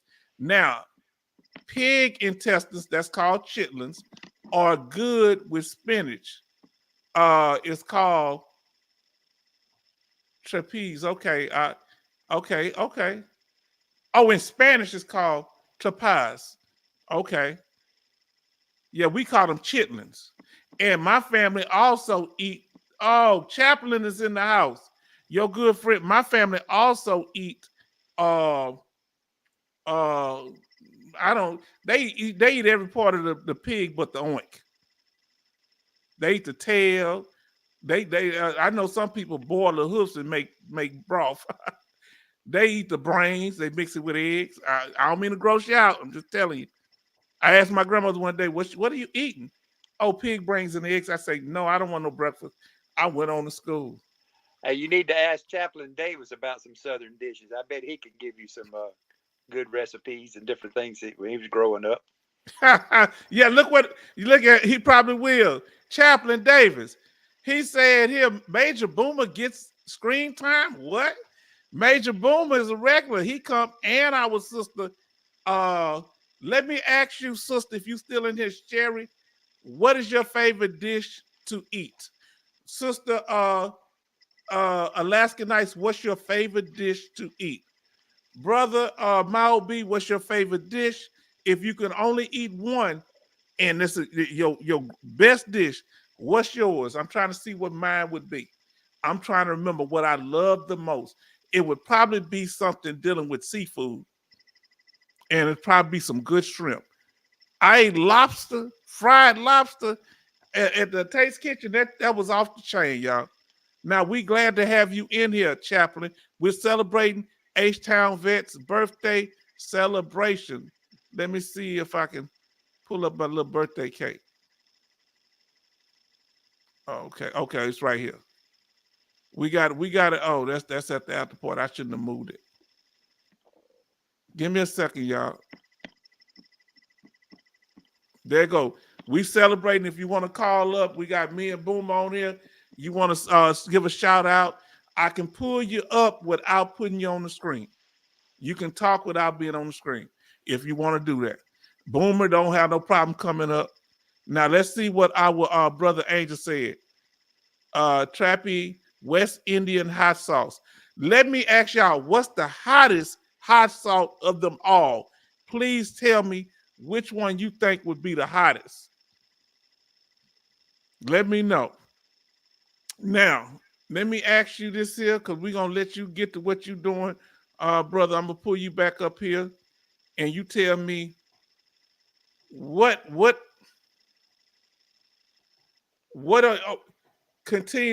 you starting to get out of the channel that's helping you? Let us know if the channel is starting to, you start, as you learning more things, what are the benefits that you feel that you're getting out the channel, my brother? I asked y'all this from time to time. Well, the biggest thing is the community involvement. It's like-minded folks as far as and from different backgrounds and different locations. in the States, and plus, like Dwayne down in Australia, and but all having that shared military experience and or family experience. And it's a place where you can just come and talk and, learn about important things, about the Veterans Affairs and claims process and all those types of things. And what you provide is knowledge, and it certainly helps out. Does me as well, and makes me think and to try to get online and kind of Google some of that stuff and try to figure that stuff out. Uh, so it's good, but I really enjoyed the community aspect, and you're a great host. You're a down to earth guy. You're able to cut up and talk, and it's just your the way you were raised, and you are who Yeah. you are. So it makes it a fun environment as well, and and we talk about serious topics and those type things as well. So, it's like tonight, celebrating your birthday, but it's just been good to just, have an open mic night. And you don't get to do that with other sites Okay. Okay. of doing it. But, it's a, Now, how important is the having an open mic? Because when I asked them the other night, and most of our stuff we're gonna do open mics, I might give a little information because I asked them, "Do y'all want to just where y'all just have the live chat?" And they were yes, yes, yes, yes, yes, because it's amazing. So you saying that it's a need for channels, and I hope if other channels are listening to be able to interact with veterans, but this is a key thing because communication is a dialogue. I think I'm caught up on the chat. Ain't nobody talking right now. They was talking like crazy before. Now, going forward, do you see? So did you invite? Let me ask you this here. Did you invite Chaplain? Is he a friend of yours? he is. I've known him for a long time. He's a great guy. So Chaplain to come in, Chaplain Davis, then come in. Was he a chaplain in the military? I don't mean to be too nosy. No, he was artillery guy. He was Oh, okay. he was an artillery man, and but he's a chaplain now. He's a Okay. volunteer chaplain, and he can tell you more about it. But Yeah. good Christian man. Now let me ask you, what made you start reaching out and want to bring other people to the channel? Because this is what I'm hearing from a lot of people. And thank you again, my OB, for the $50 donation. I want to make sure I'm right. Yeah, $50 donation. Go ahead. It again, I know it sounds like a broken record, but it's just a good community. It's a down to earth channel where you can have the communication. It's not just one sided channel, Okay. and that's very important to be able to have conversations and to do things and to learn information. And you got so many different people got different experiences, and right off the bat, just your normal sayings and things you do. Like I think I told you before, I don't turn nothing down but my collar, and that's always tickled me, and that's like that's very human. Well, my family, you couldn't be around my family for long. We say some, that's just how my family is. They just real, just down to earth. Well, that's the way I was brought up to be, and we'd say slang and do all those type of things as Yeah. well, and all those things, and people kind of look at me like, man, you're crazy, and I'm like, Okay. Just normal talk to me. Now look, he answered that. He said when I asked what is that RL, wait on Boomer RL. Look, he said your friend Chaplain Davis said in real life. Oh, yeah, so he know all the young people terms. Now look at he does. He really does. We've been waiting for somebody to comment. Now they got about 10, 15 comments when I start talking about what's their favorite dish. Y'all better tell me what y'all favorite dish is. My favorite dish, I'm gonna tell y'all. I love shrimp, but give me some stuffed crabs. You understand? I'm trying to think if I love anything more than stuffed crabs. Huh? That is good. I'm talking about blue crab now. I'm talking about stuffed crabs, fried crabs. Now, here we go. He say, all right, fellas, calling the night, gonna gonna say prayers, but the little guy is asleep. Until next time, fellas. Everybody salute Tariq. Good night. Okay. Good night. Uh-oh, here we go. The squirrel and gravy. What do you use, Chaplain Davis, to get that squirrel tender? Because that's wild meat. Like y'all said about that wild taste in them goats. Now, here we go. Mao B says, Major Boomer, if you is that, let me say, if that is you, thanks for you for all you help to date. Okay, that's him. Look what Chaplain said: red beans and rice. And what kind of sausage is that? I've heard of that sausage. What kind of sausage? The best sausage around. I'll let Chaplain tell you about it. I never actually seen it. I want to know where that sausage is. Hold on, he got me scared, y'all. Go ahead. It's manufactured in Evergreen, Alabama, about roughly 99 miles north from where I'm going to have to take a picture of that name. Y'all, I'm going to have to take a picture of that name. I ain't never heard of that. Conecuh is the county, and that's where it's manufactured. And it's right off of Interstate 65. And you can go in there. 65, yeah. Yeah, Evergreen is right there at the 99-mile marker on I-65. You talking about near Mobile? Well, it's north. It's 99 miles north of Mobile. Okay. And but you can start when they're cooking it. You can smell it about 2 miles down the road. So y'all better listen. Look that up. Now here we go. Yeah. Swamp soup. I don't even want to know what no swamp soup is, Chaplain. You got me scared. Mao B said, we're grateful for Major Boomer. Yes, indeed. Alaskan Ice. Yeah, go ahead. Alaskan Ice says, I'm sorry, I didn't mean to cut you off. No, Catfish. Thank you. You what? Tell him everybody show love to Major Boomer for being on the screen, taking up, listening to me run my mouth. Alaskan Ice say catfish and shrimp. I love shrimp. I love catfish. I'm gonna tell y'all what I love: the whole catfish on the bone. It tastes better on the bone. And I'm gonna tell you what I'm addicted to: wings. One of my favorite dishes. I like smoking wings, but I'm gonna tell y'all what I'm addicted to: Jamaican, Caribbean jerk wings. Oh man, hey, I got a habit. Mao B says, so grateful for Alaskan Ice too. Isn't she wonderful? Now, Junior said, not anybody disagree.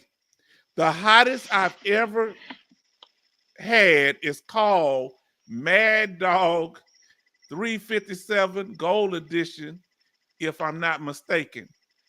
It has Carolina Reaper in it. You sure you ain't talking about no Mad Dog 2020? Huh? That's that cheap liquor, cheap wine. Now you say, man, okay, now. Alaskan Ice say, Mao B, thanks. She's so polite. Y'all are so kind. Now let's see what Mao B said. You guys are genius. Now, let me tell you something. Look what Angel said. Major Boomer, you are a natural, bro. Great job. H-Town, don't forget us when you make it big. Listen, when I make it big, we make it big. Let me tell you something. I don't know how to be fake. Let me explain something to you. One thing that my daughter learned about me that really surprises her, you won't know when I'm broke or when I got money. Because when I'm broke, that's when I spend money. And when I got money, I don't spend none at all. When it's a natural disaster, I may get this whole house redone. But that's how you have to be. You got to be responsible. Because guess what I'm not going to do? I'm not going to have no $100,000 vehicle sit out in front of my house and my roof ain't done. My roof is done. My air conditioner is done. And you know, the whole house flooded. I ain't going to lie to y'all. This whole house has been repainted when I had Hurricane Harvey. And I got carpet, the tile. That's why I learned wood floors. If you're in a place that flood, I don't care what type of wood floors you got. They coming up. And Now, I would tell Angel thank you for his kind words. I appreciate that. yes, thank you, Angel. Thank you. Uh, Kind word. All right, I'm gonna show you this. Let's see, we got to go that way. That's the Look Conecuh at it, sausage. y'all. Connect the sausage. Now, is it right off of 65? You can't miss it. Right next to it, you can smell it. Like I said, a mile or two away. Well, we're With gonna it. look. Y'all see it's on there. Now, let's see. Thank you, brother. Thank you. Now, here we go. Mao B said, break it down and offer VA specs is awesome. Okay. Now let's see. Thank you, brother. Man, they are, and look, we gonna get to you. Chapter said some good stuff. Now he says, don't let Boomer fool you. He volunteers as a chaplain in his local sheriff department. Oh, he ain't telling us. He out there doing that good Christian stuff too. If I keep talking to y'all, I'm gonna get saved again. I ain't gonna be backsliding no more. I'm gonna have to rededicate my life to Christ. Oh Lord, I'm around so many good people. But I was raised, huh? We can help you out with that. I know that's right, huh? Here we go. My favorite dish, Junior say, is a tomahawk steak. Never heard of it. With lobster and a side of tortilla, guacamole, and hot salsa and queso Fresno. Hold on. Where are you getting this? I got to take a picture of that. Tell me where do I go get that? This man is too specific, isn't he? He is. I got, man, y'all better freeze that on y'all screen. Man, I gotta take a picture of that. And look at that. Now here we go. Chaplain says the how you say the first name of that place? How you say the name of the sausage? Well, the town is Evergreen, Alabama, but the sausage is Conecuh, and that's named for the county. Evergreen is in the county of Conecuh. Okay, Conecuh County. And quick freeze. And the way I do it is I go a Conecuh is CONECUH, Conecuh. Conecuh. I can say it now when you say it. Now, Chaplain said they will ship it. I'm gonna look into it. They got gift shop. They got a gift shop. You can go in there and they'll let you sample some, or used to. And they used to let you do it at Bluebell ice cream down here in Brenham, Texas. You would definitely like it. I'm gonna come through there when I go through 65 because I'm going back up there to visit my friend in Virginia. But what I need to do, I'm gonna stop in Mobile because everybody I meet in both. I know everybody I meet from Mobile, cool people. Okay, now my OB says I am all for Sky Pilots, aka Major Boomer. Okay, now let's see what say. Okay, everybody say goodbye to Alaska Nights. She say, have to call it a night, good people. Take care. You take care, sister. You take care. Now, everybody say good night to Alaska Nights and our other one that left a little earlier. Now, let's see what we got here. My OB already said, bye, Alaska Nights. Please come back soon.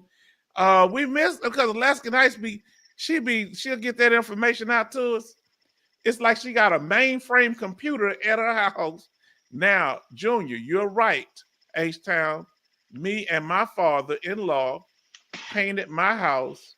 Your home is your castle. Yes. See, because he's talking about, let me tell you something. What I look like, I want my vehicle, I'm a truck guy and SUV guy. Right now, I'm just driving when I'm driving. This is my truck. And I drove my old Ford pickup truck until I, just needed to get another vehicle. But we have to have priorities in life because Major Boomer is making sacrifices. His daughter's going to school. He got a child. One of your daughters had a baby soon. How long ago? How many? About 6 weeks ago. Congratulations on that. And we appreciate it. Now, Major Boomer, I done had you on here a long time. You let me know what you want to say. Now it's time. You want to ask anybody in the audience any question, me any question, or you just want to say something? Let her go. I don't know what to say, but I've definitely enjoyed conversing and being out here. It's been a real fun time, and just talking. It's like I said, like I told you before, it's like being over a campfire. Just talking about whatever comes up and different topics and all of that. So it's a good place to meet folks and to talk and to share common experiences through the military. Yes. Just like talking about Bamberg and these other places, not realizing, hey, we were pretty close, in the scheme of things, but 2 hours. So but where I was at, we were restricted as dog handlers because you had to have 24-hour protection for the depot. Okay. And so there's only we were the smallest unit that was there. So you always had to have people on standby for when fog or inclement weather came in, plus the folks that are out actually guarding the depot. And so it was very difficult to leave and just go off for a long time or do things, because you always had to have a contingency force back for when the alarms went off and those type of things. Oh, so yeah, because if I'm not mistaken, because they took us down to guard some of them one time, and was it a lot of rabbits around there where you was at, like in I think I may have been down there before. Was it like they had some towers and some kind of, and it's in the middle of the wooded area, and they got these bunkers. I've been there before. Oh man, it's out in the middle of nowhere, just like what you're saying. So I've been there before. They were called NATO sites, and ours was NATO 109, Site 109. I may have been to yours. And they had them throughout Europe, but they were not off the grid, but they were not, in large areas or big towns or anything like that. I pulled guard duty over there. Somebody asking a question. Mal B says, Major Boomer, what era? Some of us are older. I guess he want to know what era, I guess, the military you was in, what time frame. I was there from 1980, not there, but my original service was 1982 to 1985. And you say he curious. He said you didn't have to say, but he curious, Yeah. Yeah. Active duty Army from 1982 to 95. And you say I got out. You say 95? 85, excuse me. I'm sorry. Yeah, okay, yeah. Okay, because go ahead. I thought I was stepping in high cotton, because when I was leaving out my third year, I made more money than I ever made in my life. And it was $8,000, for a year's worth of work. And I was going, man, this is pretty sweet right here. The Army takes care of you and pays you. Yes, and feeds you for free. Look, my first check was $300 and something. I thought I was the baddest man on base. Back in 1988, they gave me $300 and something. And I went by the MEP station that I when I went to get my food today, downtown Houston. I don't know what made me, when I was young, to walk behind the MEP station. I've never walked behind that's the MEP station. If you ever see the movie Muhammad Ali with Ali, that's where they filmed it at, because that's where he was living in Houston at the time. And I don't know what made me walk behind it, and a recruiter just walked out the door and asked me what was I doing. Wow. And I got kind of choked up when I was thinking about it, because if I find him, I'm gonna drag him. I said, what would my life have been if I didn't join the military? Because I looked at it negative, because I ended up going to war and getting PTSD. But I'm gonna tell you something. If I wouldn't have met you people, my wonderful friends here and fellow veterans, people I identify with, because I say, man, what if I didn't? Well, I turned out okay. I got my problems, you know what I'm saying? Dealing with the PTSD and the depression, but we here, you know what I'm saying?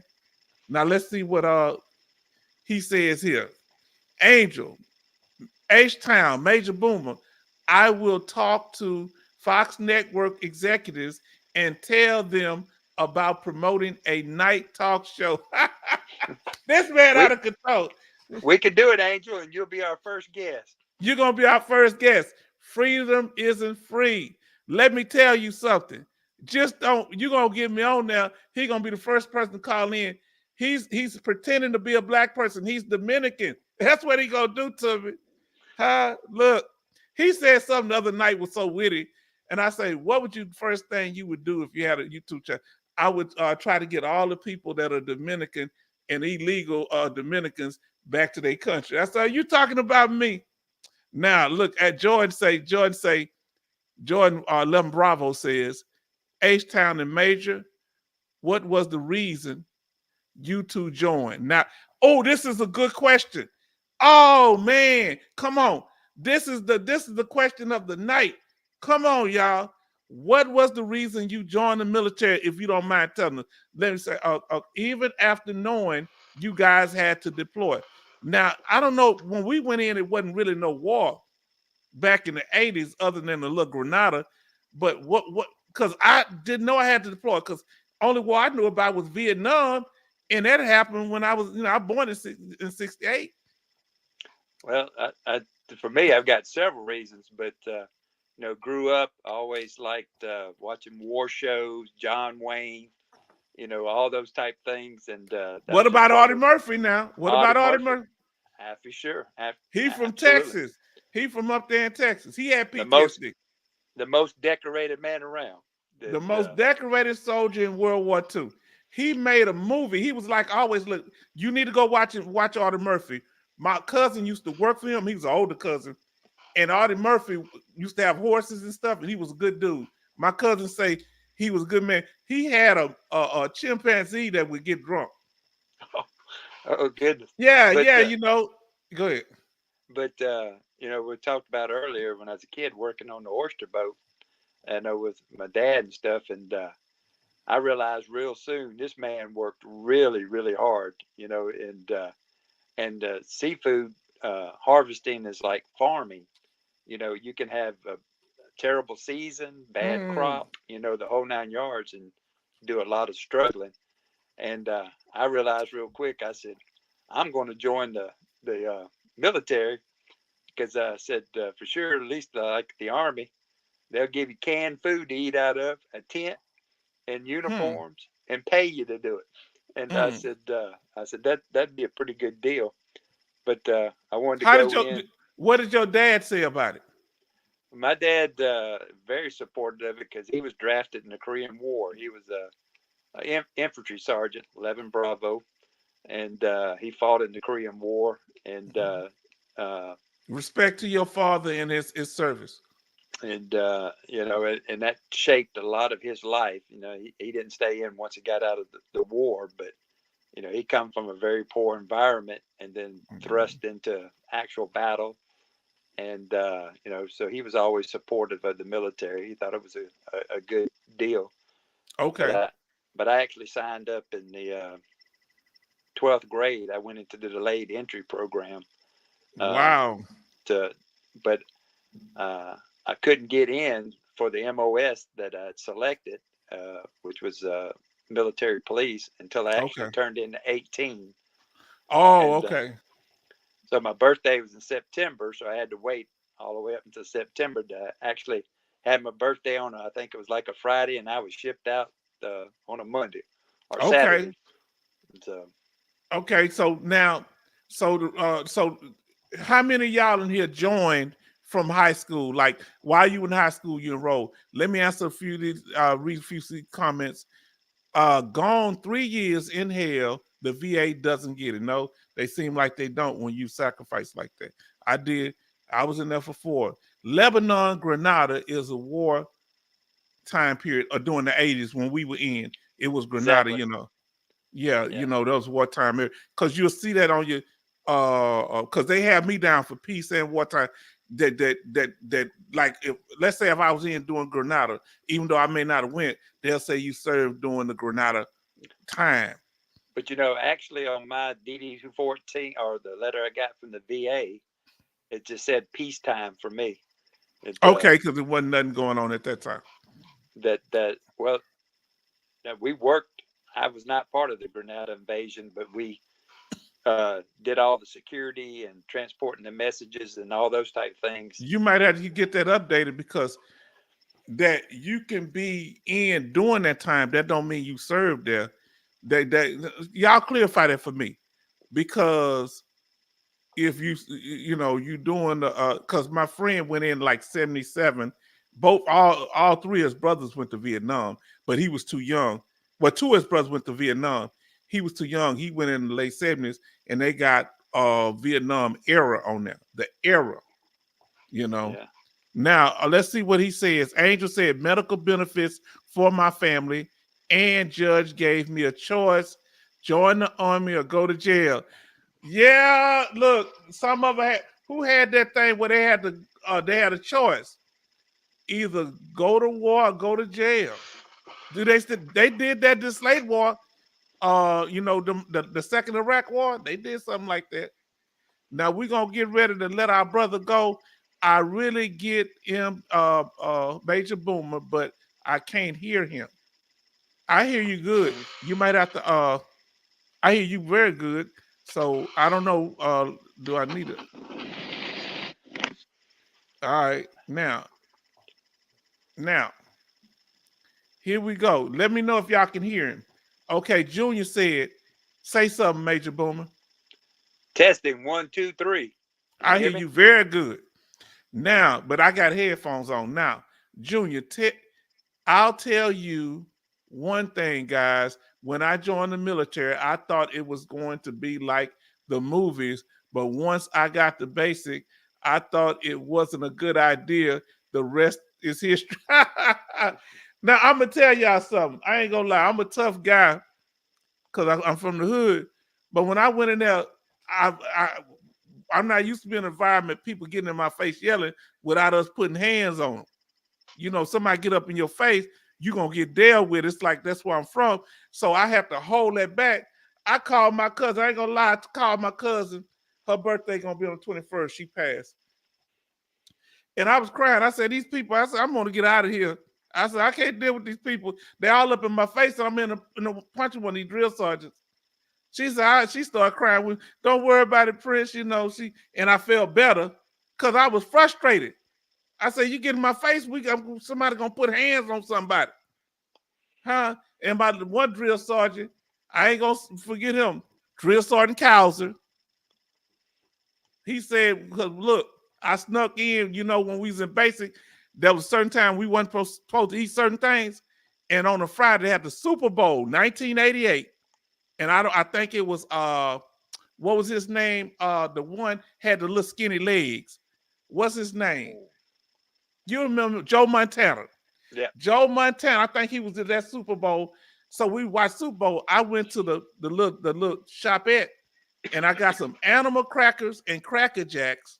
And because I knew there wasn't but one drill sergeant on duty, I walked to the front desk, and the guy, the CQ guy, the one that the soldier, what you got? I check all back. He checked. He said, you can't take that in there. I said, you ain't getting mine. I bought this.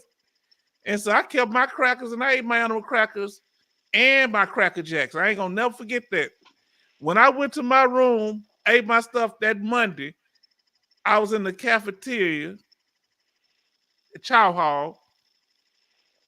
That drill sergeant walked in there. He said, Thomas P., he said, give your soul to God because your aunt belonged to me. Yeah. I say, man. He said, I'm gonna smoke you like a cheap cigar. And he smoked me like a cheap cigar. I had to walk tile. For those of you that don't know what walking tile is, I had to do a push-up and say, I'm not gonna bring animal crackers and Cracker Jacks in the building no more. Then do another push-up. There's 100 and some tiles now. I had to keep restarting because y'all ain't gonna believe this. The guy next to me, he was saying what he did wrong. He told the drill sergeant, I'm gonna take a bath in the morning, drill sergeant. So every time he did a push-up, I'm gonna take a bath in the morning, drill sergeant. He kept so I kept laughing and starting over. I said, drill sergeant, I'll do all the push-up work, but if you keep me next to him, I ain't gonna be able to do this here. I'm gonna be here all day. Cause I take a bath in the morning, drill sergeant. I take a bath in the morning. I said, oh no. Now let's see what he say. What he's saying here. And AD doing the GRLE period. They don't want to accept the war period. Yeah, I don't know why they like that. God bless all vets, and a special blessing to H-Town vet. Happy birthday. Thank you. If you're leaving, brother, much love. Shout out to everybody. Give shout out to him. Okay, let's see what Chaplain Davis said. I went into the National Guard. I signed up. Tell me why y'all signed up. Tell me why y'all joined the military.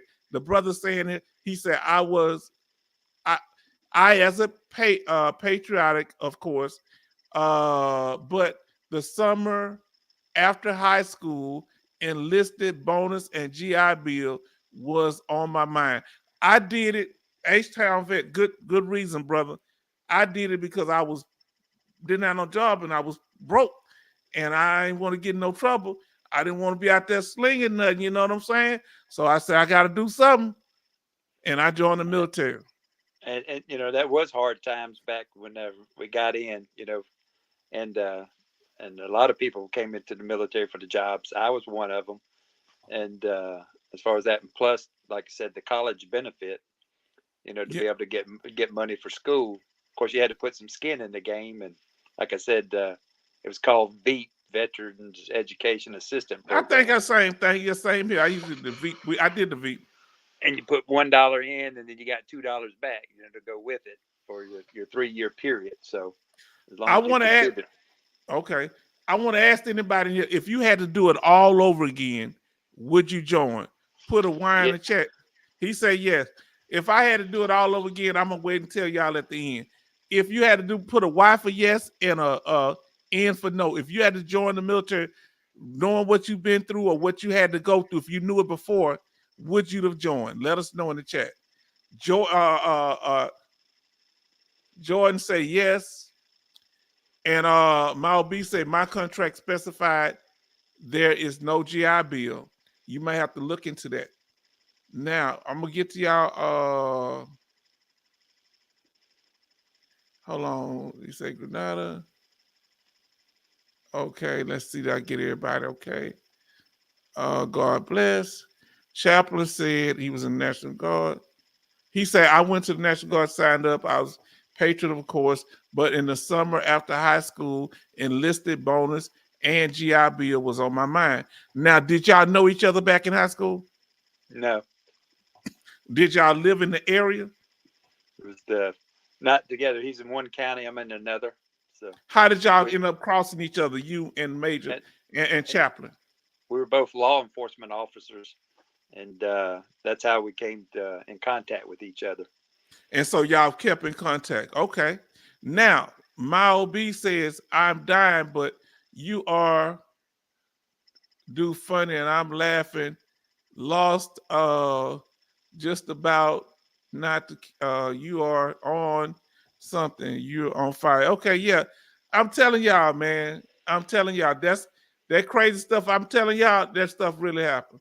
I forget what little crazy story I just told you. What crazy story I just told y'all? Y'all know because of my PTSD, my memory ain't what the quarter. Short-term memory. I can remember long-term stuff somewhat. Short-term, I forgot what I told you. That's why I see you talking about the recruiter. Oh Lord, don't talk about that. He jumped out. If I see him, if I see him, I'm gonna run down on him. He was a nice guy, but man, that's what I'm saying. He told me that I was gonna meet new people, and I'm gonna go to different countries.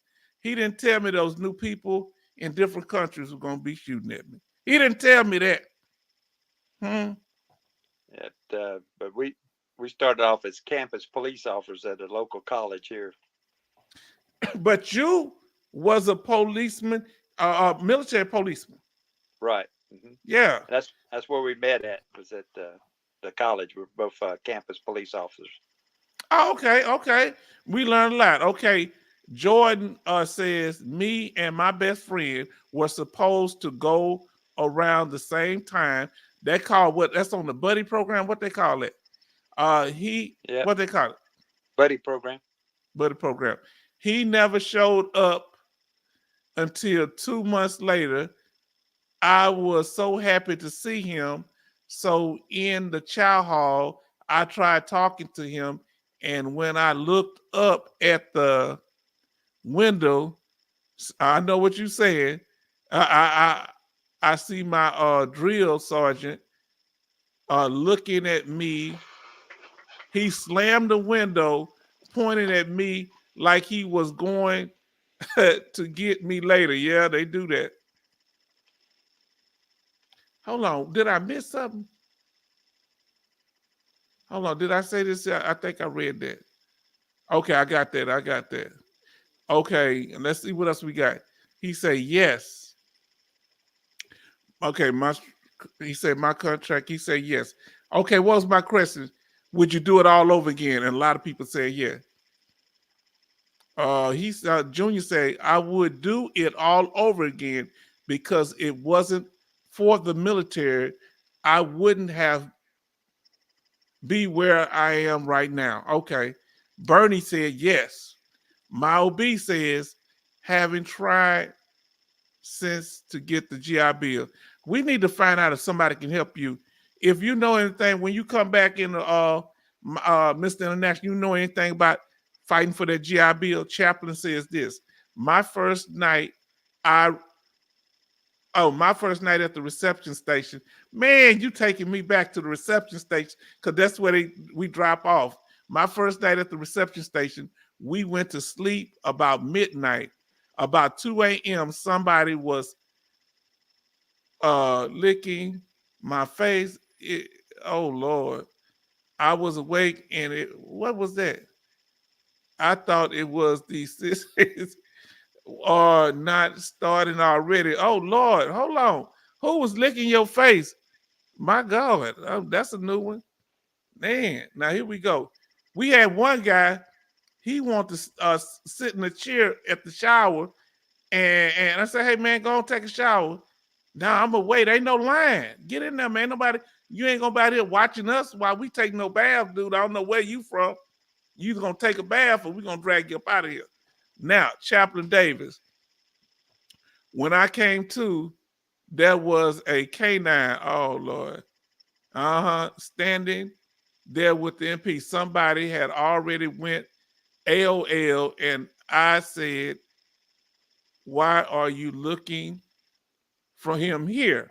That's what don't make no sense. If he go AOL, is he going to be in the barracks? No. Now, let's see, Mile B. I have filed boxes full of requests for a GI Bill. Now I'm too blind. Oh, my brother, we got to see somebody can help you with that. I'm going to see what we can find. If anybody got any information can help Mile B with that, let us know. And you need to go to see if they got a blind clinic because they have blind clinics for people that have vision problems and are partially or completely blind. The VA have actual special medical places for that. Okay? And you need to find out about that. Now, because I remember you talk. Well, brother, you've been good. We appreciate you. Any final words from my brother? Question come up, and you probably might know, or I haven't looked it up, but as far as getting eyeglasses through the VA, is that based on percentage service connection, or how does that work? I don't. The way it works is this here. You can go over there and talk to them. If you're service connected for your eyes, you can get it. But other than that, you might have to pay a certain amount. Okay, because I think you said you're 0%. Once you get to 50%, you don't have to pay for anything. You might have to pay what you call a copay. Find out what it is. Okay, when you're going to, you need to go to. What we got to get you to do. Your next thing that we want you to do is go to the VA hospital. You need to make that a goal. Look who's in the house sneaking back up in here. Dog-faced soldier, H-Town. I have a little break. Let me call and just not showing my beautiful face if that's okay really quick. Now you say you want to call like what? You want look, you ain't got to show your face, but you can I can see you the link. Have you emailed me? Send me your email me again. And I won't pull the face up. I have just something on the screen. He say need eye surgery, but thanks to VA dismissing me. You need to go to a patient advocate at the VA, and you need to raise heck about your eye surgery. Fight for it, even if you're not the service connect. They'll give some stuff, and just tell them just bill it. And when you get your 50%, they'll get all their money back. When you get a rating 10% or more, they'll start asking for getting their money back. But I had a bill with the VA. I couldn't afford none of that medicine. I didn't have no medical. I was in school to be a teacher. Now let me see if which column talking about coming up. Now you would say, did you ask your question? I did. Mm-hmm. Did we answer? What's the question? What's the question? About getting eyeglasses through the VA. Yeah, so that's what. Go up there. You need to go up there. Don't talk to nobody on the phone. Go up there and ask them and talk. When one person don't tell you, talk to somebody else. Find a clinic. See if they have clinics in your area. They might have clinics in your area. All right. Yeah, we have a local clinic. So. Well, go up there. Now he say, I sent you an email, bro. Okay, so what we gonna do? We gonna let's see what we got here with our brother. He's doing this here. Let me see. All right, he sent me an email. I think I got him too. I may have to send him an email. See. Okay, let's see what happens. Okay, here we go. I got a note. Make sure you have your name in there. Let me see. What time is it? That's him. That's him then. Okay, now I'm going to send you a copy of the link. Well, brother, if that's the last thing you have to say, let me know. And I'm gonna let you drop down because you've been very patient with us. And we appreciate everybody. Give a shout out to our brother Boomer. We enjoyed it. It's good having a conversation. Maybe we can do it again sometime soon. And once again, I hope you have a great birthday today. It's Thank you. Thank you so much. And I appreciate you. And you have a nice night, brother. All right, you too. Peace. See you later. Ready. Now, okay, let's see what we got here. I'm about to send it to you now, brother. Oh man, it didn't. Hold on. Give me a second. I'm about to send it to you now. Let me see. Can I? All right. Okay. We trying to get Dogface Soldier on, but he just gonna talk. He not gonna show visual. So let me send him the link. I just sent you the link, Dogface Soldier. Now here we go. Let me pull up this here on the screen so that y'all, when Dogface Soldier come up. Hold on, let me see. So he got the link.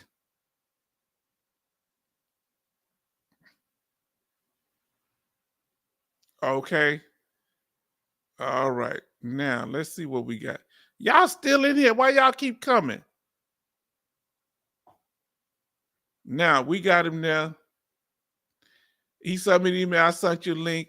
He should be coming up. I'm not gonna pull you up on the screen, brother. I'm gonna just have your mic on. Now let's see what Mal B say. Thank you for coming. Much obligation. Okay, here we go, Dogface. Now, Dogface, I'm gonna have your mic on. Talk to us, Dogface. Let me add you to stage. Happy birthday to you. Happy birthday to you. Happy birthday to H-Town. Big Pimpin'. Happy birthday to you. Oh, thank you, brother. Thank you. What's going on? What's going on, H-Town, man? It's finally a pleasure it's finally time to speak to you, man. It's been a while. It's been really crazy with my schedule. But I wanted to stop by real quick. I know today's your special day. I don't know if this is the first birthday you had on live or I only started doing live about 2, maybe 3 months ago. All right. Yeah. So this is the first time. So I just want to stop by and congratulate you, man, in your progress in your live stream. I know sometimes we joke around and stuff like that, but the most important thing is to give the message out. I think that's what matters the most for the people, because Yes. veterans out there really need it. Most of the veterans out there are in dire need to find out information, and when they go out there looking for other YouTube channels, it's hard for them to communicate with them. And you're very interactive. Your live stream, and you like to communicate with your subscribers, so that's really good. And that's a Okay. plus, and you have a bright future ahead of you. Well, y'all keep saying that, it makes me feel so good. Yeah. And Sister McCoy said, "So good to see you. So good to see you on camera." And I think you talked to brother. They talking about the appointment. Let me go down here, and I'm gonna go to the bottom. Bernie say, "Dogface made it." Okay, and it say, "That's great, Dogface." And we have our sister Alyssa Johnson coming in here. We thank you. Looking like a model up in here. Okay, we thank you for being here. And thank y'all for the happy birthdays and everything. And it's a good job shared from him. Let me go. Because now that he on there, he say, "Man, this guy is sharp." Let me tell you something. Let me say something to you. Let me ask you something, Dogface. Because Yeah. I'm gonna tell y'all, when you and who is it, Alaskan, but when y'all be going back at each other, man. You know what? Yeah, it's all for real, man. It's like we play around and stuff like that, but I love I love pulling people's leg, man. But when it's all said and done, brother, for myself, speaking on my behalf, I definitely wanted to look out for resources, and not a lot of people knew about that much information. Just like you have all the information, and you have people. So when I found your channel, I was blown away that you did interact with people, and just like what you're doing right now, you're doing lives and everything like that. I don't even think nobody does that these days, So for you to do that was a game changer. And yeah, I may play around here and there, but at the same time, man, when it's all said and done, in all serious, you're good people, and yeah, good information that you pull out, man. And I think you just want to keep going and doing what you got to do, man. And I give you full respect. Okay, hold on. I know you have to go, but hold on 1 second. We want to welcome Alyssa. Sister Sherry say welcome.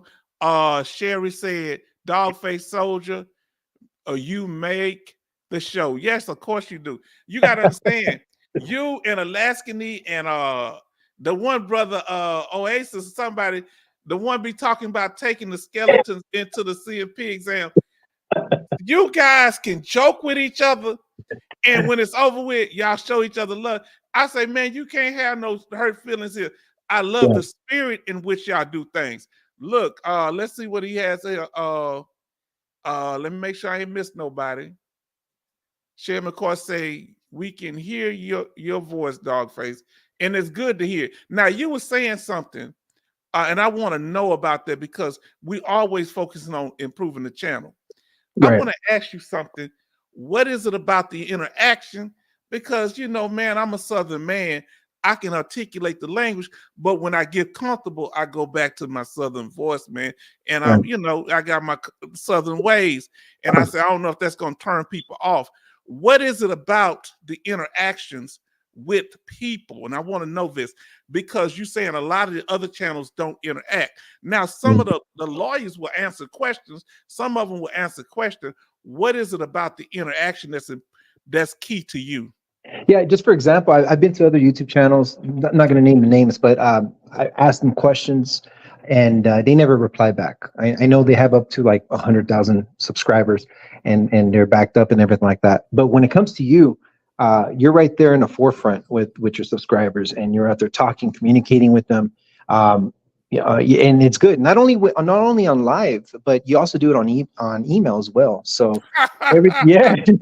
So everything in combined, man, it's just it's a successful channel as I see it in my eyes, and I know a lot of your subscribers see it as well. So that's something that has changed the game when it comes to communication with VA, with the veterans and VA questions and all that type of stuff. So that's a good thing right there, and that's why you have a lot of subscribers, that are up and coming. A lot of people are coming to your channel because of that, and I'm sure that those people were were searching for other channels, and they couldn't get the answers that they needed, and here we are.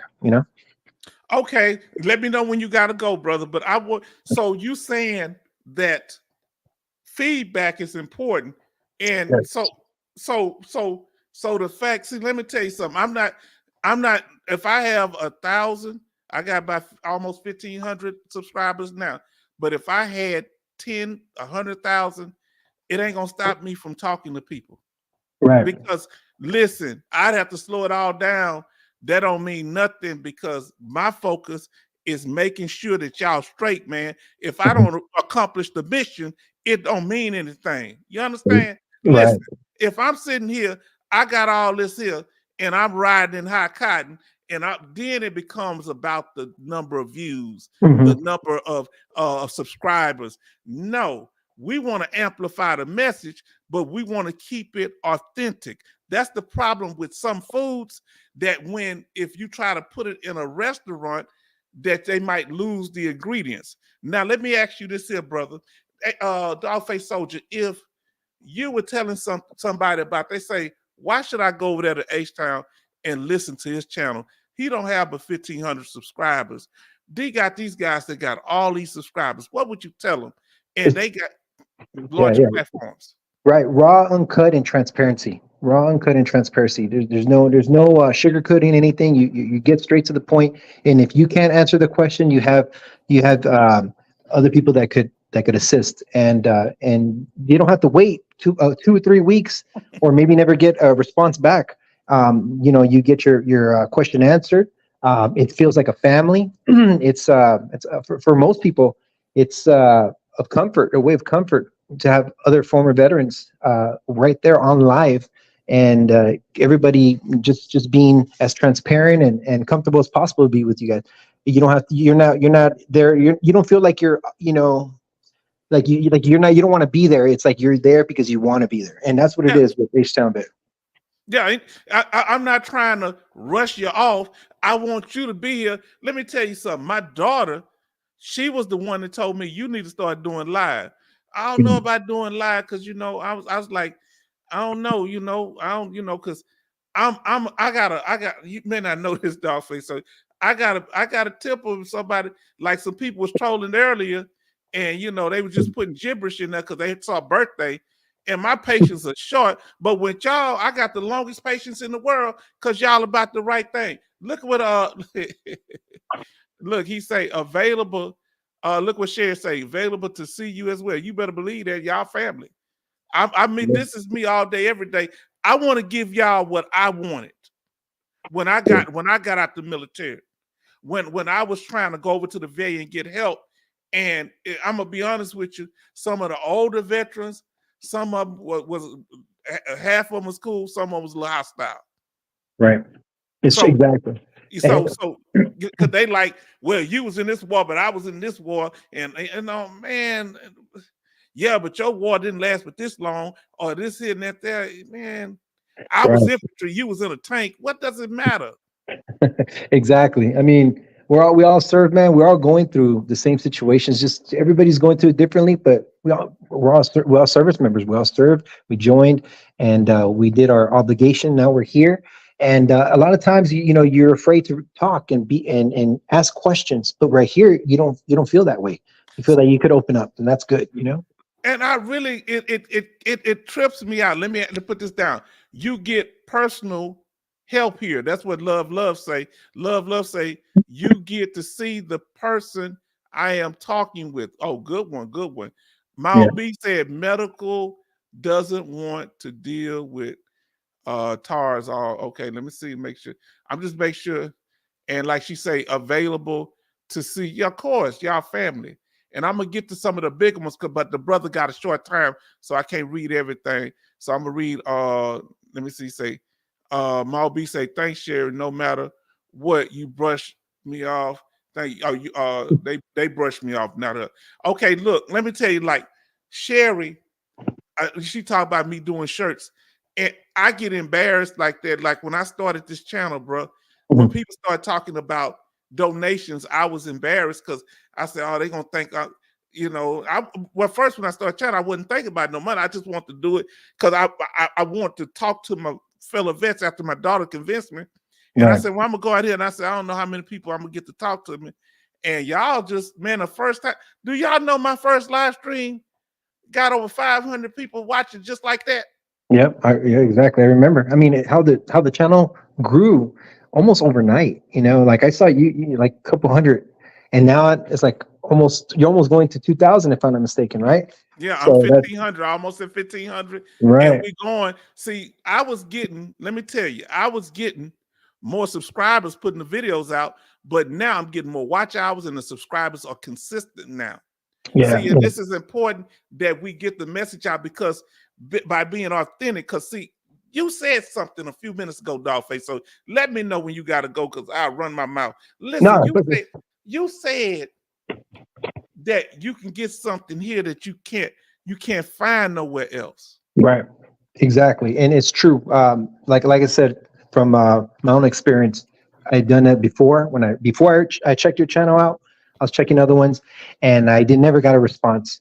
And I was checking through my emails. If I got a response, nothing. But when I came across your channel, everything was a lot different. I even unsubscribed on the other ones just to get on yours because what more can you ask for? You know, it's live, raw, uncut, and transparency is the key. And you have everything. You have all the qualities for it. So it's all good right there, man. That's why I'm here. That's what a lot of veterans are there too, because they have questions that are unanswered, and you're there, you know. And they I think they also don't want to talk to other people that they can't really rely on, you know.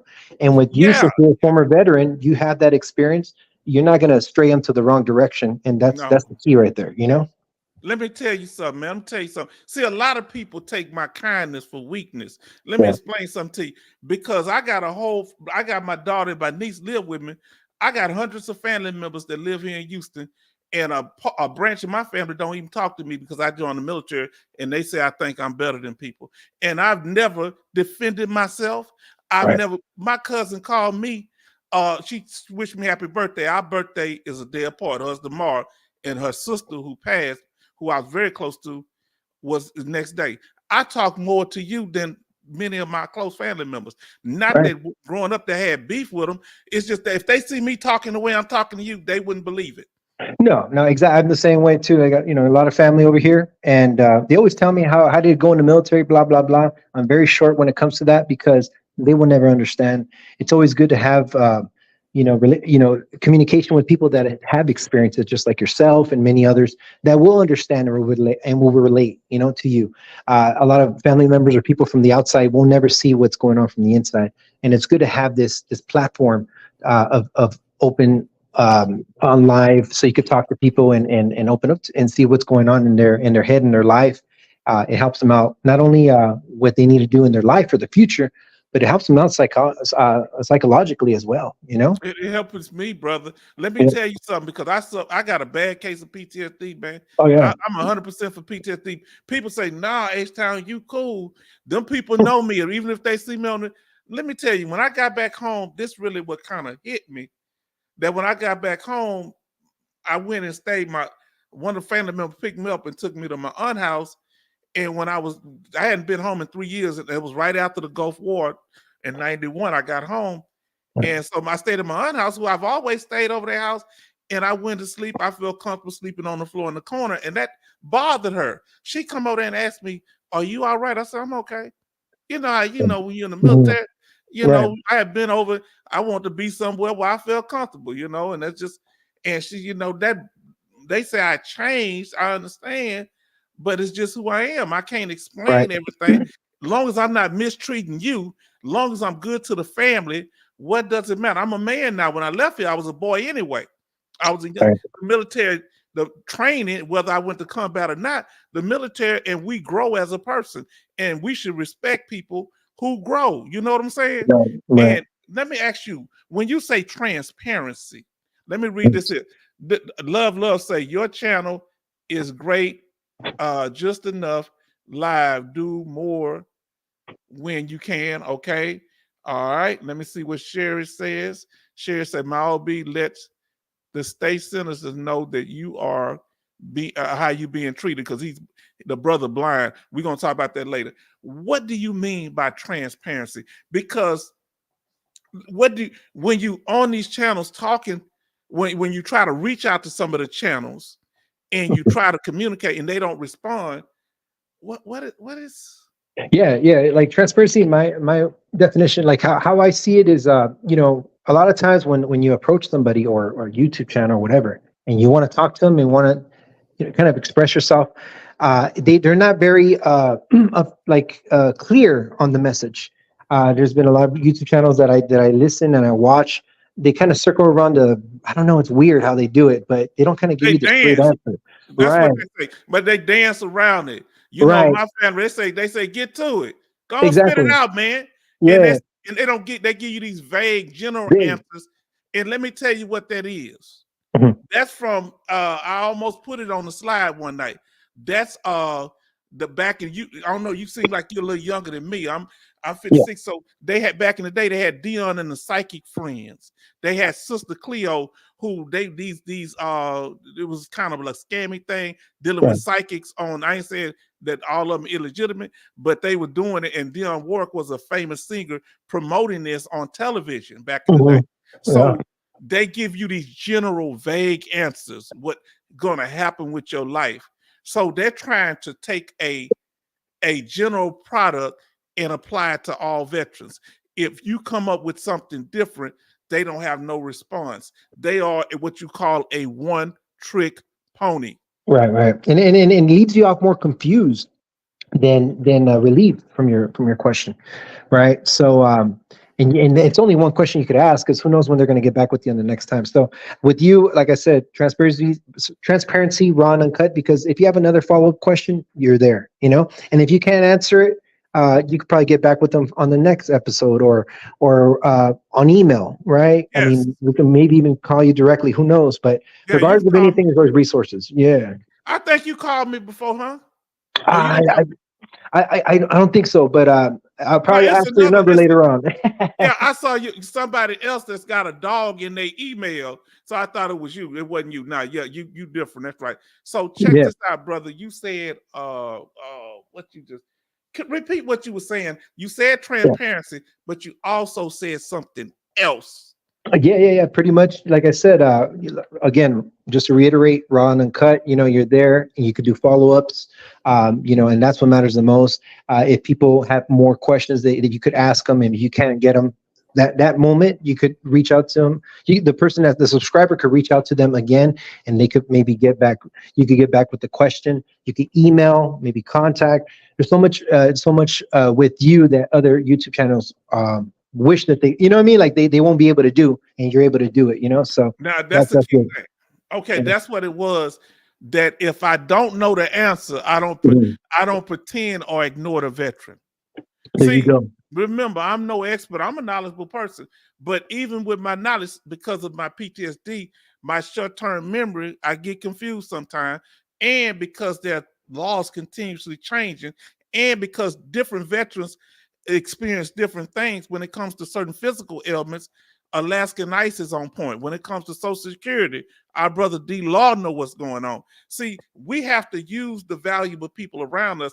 The problem is we were in the military, but this, I ain't gonna say that's the problem. We were in the military together, and we had to work as a unit.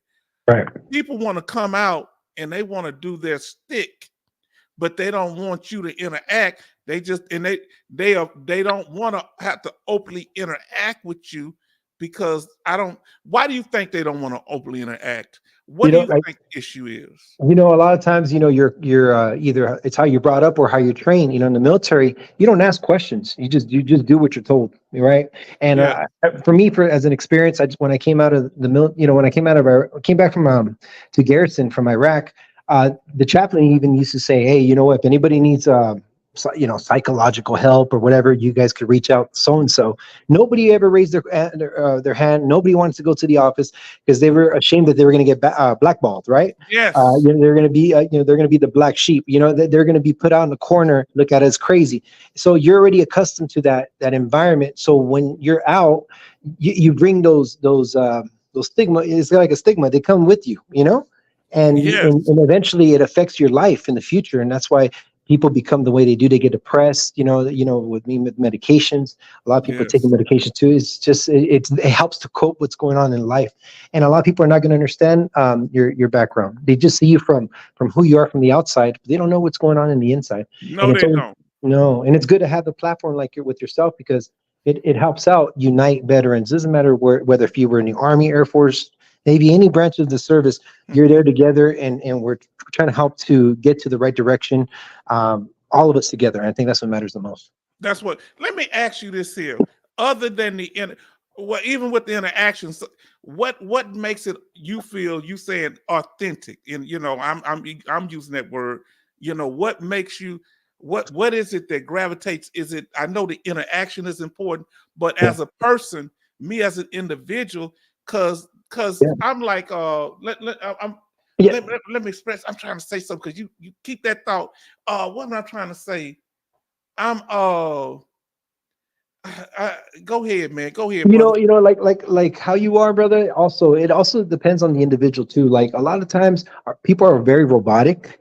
They give you the information. They don't have any sense of humor, and you don't lack that. You have that. You have those qualities. A lot of people don't, and it's because of your upbringing and who you are as an individual. I think that's Yes. what helps out a lot. And by you doing that, you're gonna be shining amongst others, amongst your peers because of your personality, because of how you treat the veteran. You treat them with respect. You treat them that they have a platform. They have a voice to speak, or they have, they could text you or email you. They're not going to be shunned away if it's too difficult to answer, or they're No. going to be ignored. Everything is right there. So I think that's what sets you apart from other people. That's what I've noticed from my experience, and I'm sure a lot of people could relate to that. Let me tell you, I come from a family that loved me. When I was a child, I was loved. I was taken care of. I didn't know that we were poor because they kept us straight and everything good. And let me tell you something. You talking, man, it just chopped through my heart, man. I'm trying to hold it together here, man, because you real about what you're saying. Y'all don't know that people that have a sense of humor are Yeah. some of the most I don't know how to say it. They emotional struggling people. Yep. Richard Pryor, everybody, if you see anybody, they copy off about 2 or 3 people. Richard Pryor, Red Fox, who was that? Who's that guy? I'm gonna tell you who was very funny. I can't say that white guy name. I can't say that white guy name, but he would make insults of everybody, but he did it so good. It was funny. I can't Wrinkle. No, no, don't wrinkle. let me Yeah, tell you, yeah. we love him. One time he got on the stage with Muhammad Ali. It was a roast thing, and Yeah. Ali came up there and he was talking kind of in a black voice with Ali, and Ali say, "Man, why you talking like that?" He got kind of scared because Ali was right up there with him, but he cracked a joke, man, on the spot that Yep. just made you laugh. I'm gonna tell you another, Sam Kinison. That man, I know he used some vulgarity, but that man was on point. He was a veteran Yeah. was going to be a minister, and he went to Vietnam, and it kind of messed him up. Right, exactly. And that's the concept that I always use. I remember somebody told me once when I was in the Army and deployed. We had a lot of I don't know if I could say this on YouTube, but pricks like Yeah, hard asses in the go service. ahead. Yeah, and there's some of the NCOs, because at the time when I was deployed, I was a PFC, but some of the sergeants were really good, and the ones that were really good, like you mentioned, are the ones that with a good personality, sense of humor, that works alongside the soldiers, not just dictate what the soldiers need to do. And one of them, you told me, and it always stuck to me: I'd rather be loved than hated in the service or in life. I'd rather somebody love me and who I am than just to respect me and my rank only. And I Yes. think I always looked at it like that. So when I became an NCO the years later on in the future, I utilized that concept in my life. I applied it, and I'm sure a lot of people could speak, for their experiences in that way. You don't want to be hated in life, and you don't want to be a person that they're gonna, the renowned. You want people to respect you, and I think that's what matters in life. And just like you are, man, people are respecting you because of who you are. And not what because that comes along with it too, brother. What they're going to respect you too, but who you are as a Yeah. person, they're going to respect you more. Oh, look, this is very different for me, man, because I'm gonna tell you something. Mr. Nash told me one day. I'm sorry, brother, Mr. Nash. He told me one day, and y'all don't understand. that as an adult, a lot of people ain't never just told me, man, I got your back. I only heard that maybe 2 or 3 times, and I've always sacrificed to help people. But he told, I say, man, one of my fear was that the VA might come, you know, because I would ask people, are they fearful about their benefits getting taken away? And I said, you know, Mr. International, one of my biggest fears is over the years has been me helping people and them trying to take my benefits. Yeah, you know what he told me? He said, man, listen, you don't need to worry about that. I got your back. Nice. And that was it. And you know, that means a lot. And let me tell you, oh Lord, they said some more. We got to say it. The other one was, of course, what you said, Sister Robin Williams. He got his start through Richard Pryor too. People don't know that he was on this the Richard Pryor show, and they canceled that, and it was popular, but they just couldn't handle Richard Pryor. Richard Pryor was out of control. He was on top. You know, he was doing cutting edge stuff. Now, in another one, y'all better go back and watch Rodney Dangerfield if you want your side to hurt. Now look what he say. Love say, like Rodney Dangerfield, he died from mental illness. And this man was so funny. He was so sharp. He gave so many people a chance. Many Black and Hispanic, Asian, he didn't care. He gave them a shot, especially Black people. He opened the door. And I'm gonna tell y'all another man who was very gifted and got his start through Black people when he was in college. Yeah, you know the one that what was that actor name on In Living Color? What's the white man name? Jim Carrey. Jim Carrey played him. What was that guy name? He played him in a movie. Man. You know, Andy something. I gotta remember. Yeah, it's been a while. That guy was so, people don't realize he would do things in an odd way. He would always be on the David Letterman show, and you need to go see that movie because he was with that wrestler. They were friends, and he used to wrestle women. And this comedian, he used to wrestle women. They said, "Man, you wrong for." He'd wrestle them for real and knock them down and all that stuff. It was crazy. But he was real good, and he had an illness that he passed for, and they was sick. Nobody believed him because he was so, you know, such a joker all the time. Right. But here's the thing. I think going forward, brother. Now he say whatever you say. Okay, worth it. Okay, let me see. I'm just getting that message out. Okay, now here's the thing. I feel it. Let me tell you because I'm a person. I'm the kind of person I can feel a person's energy. Okay, and that's one of my. That's a blessing, and that's also a burden for me sometimes. Like I feel your positive energy, man. I'm lit up right now, man, because everything, just your tone and your voice, I understand what you're saying, and this is what I've been listening to here. Here's the issue. People that want to do this, they may want to do it, but they don't have you got to have the what my grandmother would call it. You got to be down to earth. You got to be right. The charisma. You got to have the charisma. See, people don't realize that I can code switch. Black people, we learn how to code switch all the time. And some of the funniest people are Black and Hispanic people. Let me tell you something, man. You go look. I saw Mencina. People they kind of blackballed him. I saw him go in front of a group that booed him. He went outside and he insulted them, kind of made them mad. They were booing him before he left. He had them laughing. Now that's a gift, man. So what we're trying to bring over here, where do you see it? Do you see people trying to take this? Because I saw once I started doing this, one of them that kind of I see he be watching me because he kind of when I come up with certain topics, it'll recommend their videos to me. Right. When I talk about clickbait, it'll recommend me somebody talking about clickbait.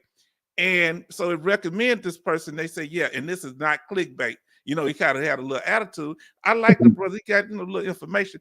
Here's the thing. If you're not talking to veterans and listening to them and interacting, and I got to get, he tried. My thing is you got to be authentic. You got to be real. See, because one of my biggest issues is I don't think Do you think they don't trust other veterans, or they worried about losing subscribers? I think people just worried about how they'll look. Yes, yes, exactly. They Yeah, embarrassed that they're gonna look like they don't know what they're talking about, so they stick in the talking points. Go ahead, brother. right. No, and like, exactly, it's the persona, that they feel like that they have to fulfill these shoes, that they Yes. build. But most important thing, a lot of times people forget, where they come from too. Once they build up the platform and they get 100,000 subscribers, or I would say 20,000 subscribers, just give an example, they tend to forget where they come from, and that's something that comes in time. But I know with you and with your personality and how you are and how your upbringing, that it's not going to affect you. It doesn't matter if you have 2,500 or 20,000, whatever it's going to be. You always got to go back to your roots, and that's what matters the most. What's the purpose of you making this channel, and that alone is going to expedite and excel your career. As a content creator, because that's what you are for veterans, and that's what matters the most. That's what my message is. We here to bring a variety of benefits available to veterans and their dependents. Man, the other day, I don't know if you came in, because I know you probably handling some business. Yeah. Boy, we had somebody named Dome come in that wasn't even a veteran. And they showed Dome so much love. Mm-hmm. And he said, I'm not a veteran. I just want to know what y'all doing in here. And he said, I support veterans. Can I come to the, say, yeah. And the interaction, see, we have to have an environment. This is what people need. For those of you content creators who be watching me, let me tell you something. People think that, when I talk about black people, I'm talking about my people, descended from the slaves. We are embracing and welcoming people. People come move in our neighborhood. They open up business in our neighborhood. We don't run them out.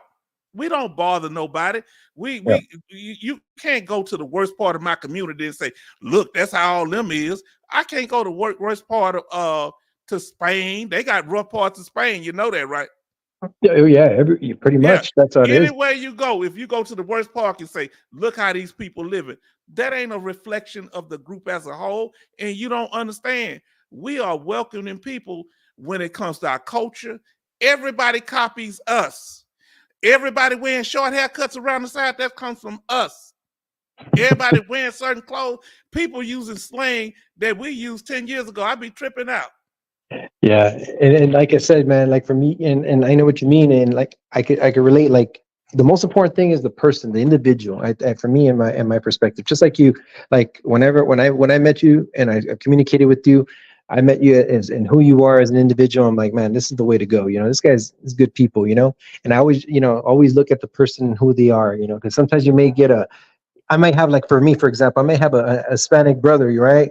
He may not be good people, right? Yeah. But I have, a Caucasian, I have a Black, I have a, Middle Eastern that are good people. I tend to gravitate more towards them than my own person that probably would throw me under the bus if he had to, because I met a lot of people like that, that would rather throw you on the bus, and you're like, hey man, aren't we, in Spanish, raza, aren't we the, my brother? And they're like, nah, man, you ain't my brother, I'm just looking out for myself. So I'm like, man, I don't care about how you look like from the outside. I care about who you are as a person, as your heart, And I think that's that's what matters the most. It's like the military, right? It doesn't matter if you're brown, white, black, whatever it is, man. We all wear the same uniform.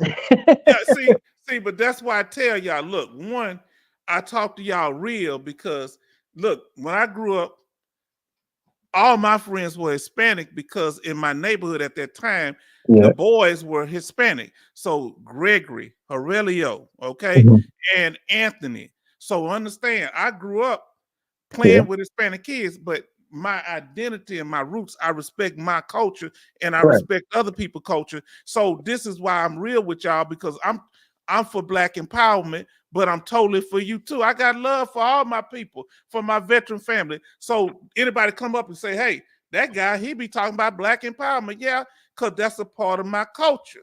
I'm over here. We veterans, we making this thing happen. We gonna lift each other up. Brother, I don't think you feel anything that if I could help you, there's nothing I would withhold from you. Do you feel that way? Not at all, man. You've been real, and that's what I like, man. This is what matters the most. We're all family. I think that's what matters the most. Well, God created us, in His image, and that's what it is. From Adam and Eve, and here we are. It wasn't Adam and it was no Adam and Steve. Adam and Eve. Adam and Eve. Adam and Now Eve. let me ask you, what was your first impression? Was it through my YouTube videos or when you first saw me? What was the impression that you said? Because I'm learning from this. You know, this makes me feel good because I very seldom get feedback. Y'all don't understand because when I talk, people be happy, but I be want to know what is the thing, what is it? Because if I go to the rodeo down here in Houston, people walk up to me and start talking to me, and my daughter never figured. And I'm just so used to it, they'll just stop. I remember a man was sitting down, an old country white boy. He's sitting down, he got up because we sitting behind him at the rodeo on a little, like you got a little table. We can look because I didn't have no seats. He come up and stood next to me and started talking. And my daughter always asks me, why people, they just, wherever you at, people want to talk to you. I say, because your grandmother was like that. Your mother, great grandmother, and all of them, my grandfather, them, people gravitate to us. When you have a genuine spirit, people can tell it. You know, I don't know how to be nothing else. Now, what you say, you saw, I run my mouth too much. Now, what did you see as far, was it in my demeanor? Because I want to know so other people that might help them with their channel. What did you see in my demeanor? I felt like you've been very approachable. Like if I've known you for years, brother. You know what I'm saying? Like if you're like my best friend, you could, that's how it's supposed to be. You know what I'm saying? Someone that you could relate to, that you're going through the same struggles. When you talk about your experiences and what you've gone through, not a lot of people do that, and that's what makes you feel like, hey, you know what? He's approachable, and he's sociable for that reason. And those are the qualities that people ultimately look for, especially when they're going through issues themselves. When I'm going through issues, we all have crazy times in our life. When other people going through issues, we could go to YouTube or we could even email you. And we know that, we're not going to get someone that's, all into themselves, know what I'm saying? Or that's airheaded, right? No, we got somebody that's down to earth, and as transparent as possible. And that's what matters the most, that you could relate to somebody, you could relate to us, just like I could relate to you, in that way. And that's what it's all about. It's like a good friend, like a counselor, everything on combined, because it's not just information, but it's understanding the individual, and you understand the individuals. Anybody that talks to you, you want to get to know them. You just don't want to just answer the question, like I said, like I said before, robotic. You want to, get to know the individual, where they come, what's going on with them. You know what I mean? You're right. Yeah, because you don't know what they're going through. No, you don't. Yeah. Everybody's going through different things, but here we are. That's what the platform is about. And I think, and I pray to God, man, that this will continue this way, brother. And I'm really happy that I talked to you on your birthday, bro.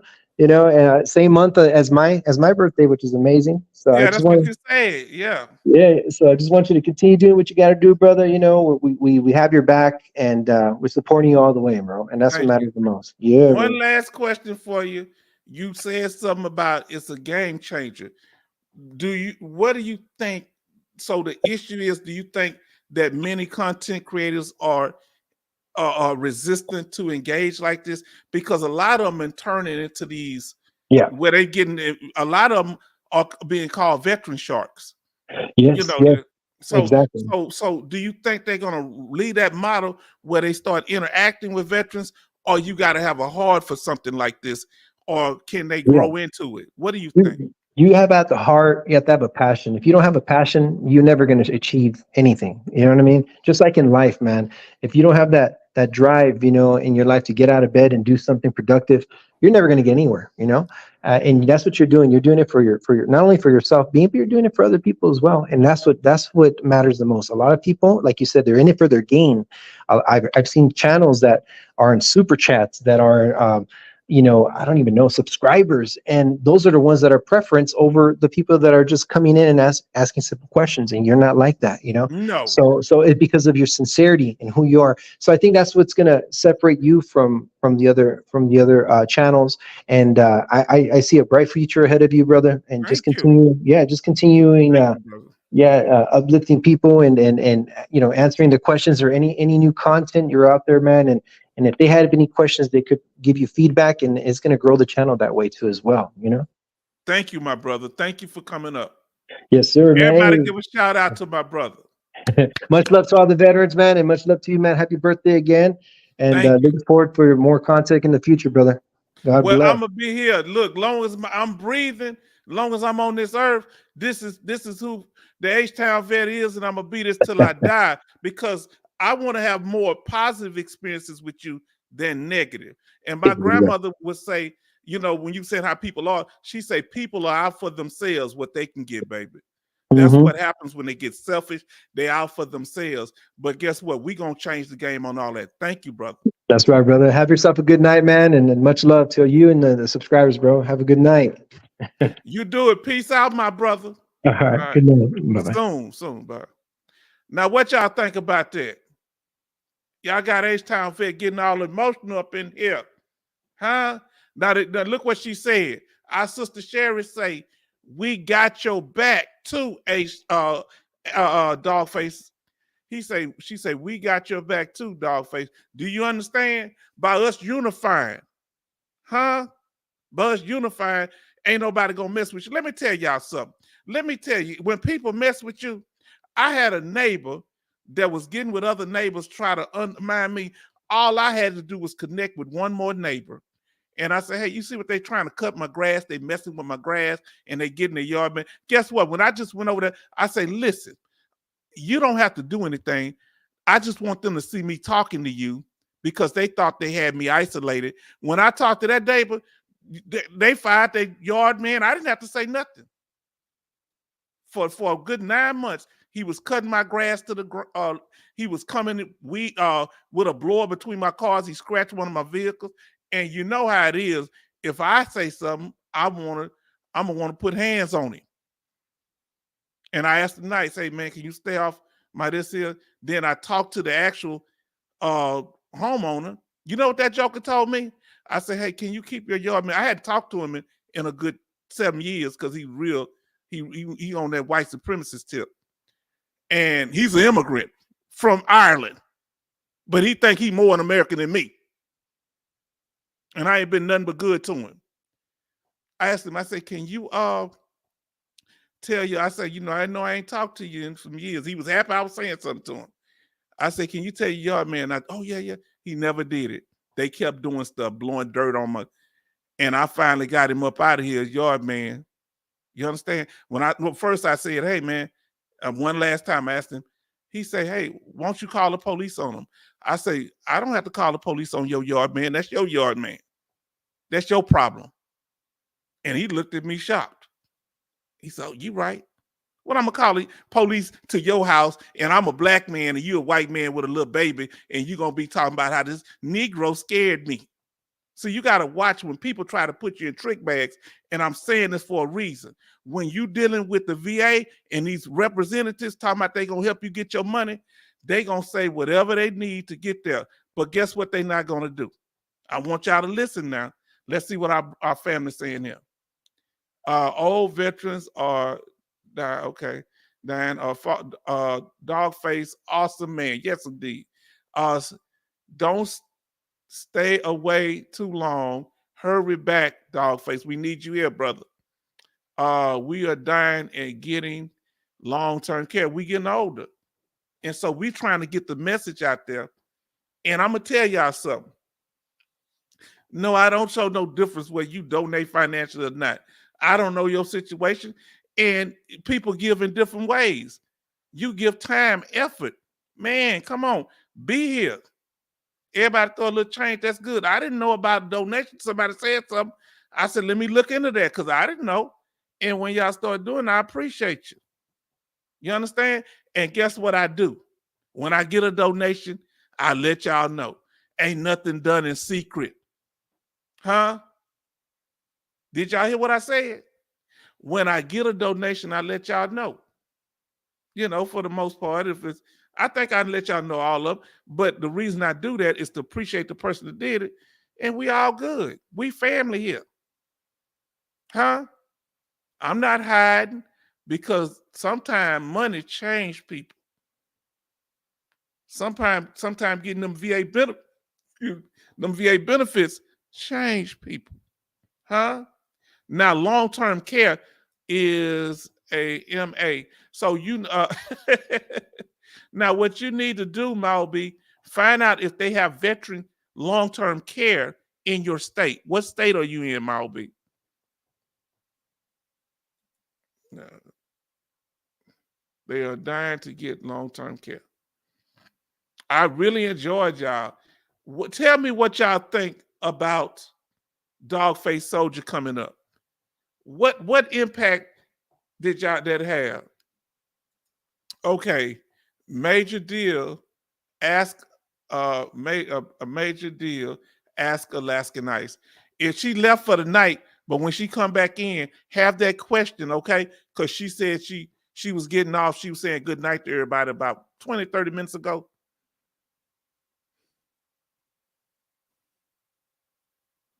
Tell us, y'all, can we get more people making channels where we interact? Some of y'all need to make channels. Alaskan Ice, Sherry, step out there. I'm going to support you. Huh? You know, if y'all get too much time, be like, y'all don't never come see me. Don't nobody want to spend time with me. I'm going to do like my family do. I'm a guilt trip. Oh, look, I got two aunties, two as far as my mom. You know, I got great aunts, but I got two aunties, and all of them both of them wanted to always tell me me to say who the favorite was, or try to. That's all right. I said I got no favorite. I love both of my aunties, and I'm gonna tell you what I say with my daughter. Okay, that was a breakthrough for Dogface. Yes, it was. Y'all don't know. See, Sister Sherry, she has a spirit. She felt that. I felt that. That energy is all through me when that brother was speaking. Huh? My OB, Alaskan Ice, we need you. We need to do like the Batman symbol. We need to have one for Alaskan Ice. But she left for the night because she got to take care of family or whatever, or go do some personal business. But she'll be back. Have your questions. Huh? Where is Wonder Woman when you need her? Talk to me now. Man, how long? Wait a minute. That's some hotel stuff. That's a Black empowerment term, hotel. Talking about one of the African kings in Egypt, Kemet. Look, y'all done had me on here 4 hours. What y'all doing? Let me tell y'all something. Y'all trying to trick me. Dogface Soldier was in on it too. My old B laugh out loud. Y'all tricked me in the 4 hours. How am I gonna be doing these 4 or 5 hour broadcasts? Y'all supposed to be easing up out of here so I can close out. What y'all doing? It's my birthday. My birthday is another 31 minutes because I'm Central Time, of course. It's all about H-Town. Now, I want to ask y'all a question. H-Town want to stroke his ego because it's his birthday. It's my party, and I'll cry if I want to. I'll cry if I want to. You understand? I need y'all to tell me again, because, you know, I guess, you know, H-Town want to hear it. What's one, give me one thing that the channel that's continuously helping you, not just one time. What's the continuing benefit you getting from the channel? How are you, is the channel helping you to grow? If so, how? They say, how's the hurricanes there? Okay, well, the hurricanes, it's been dry the last few days, but they haven't hit in a while since Barrow. We've been good since Barrow. All right. Now we've been on 4 hours. I'm gonna go in here and eat some more of these oxtails. You understand? I hope my cheesecake ain't frozen. I'm gonna go get my cheesecake and I'm gonna show it to y'all. I'll be right back. Give you a shout out. I'll be right back. Let me pull this back up on the screen.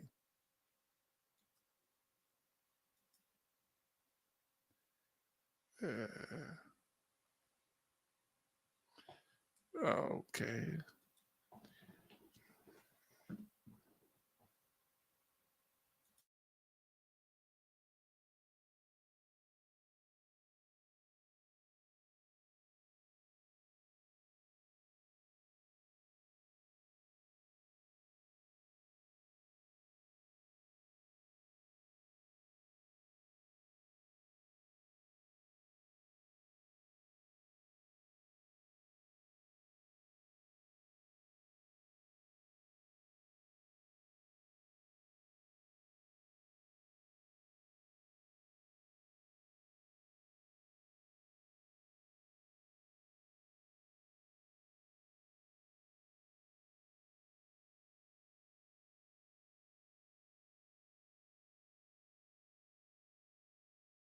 Okay, I done had y'all on here long enough.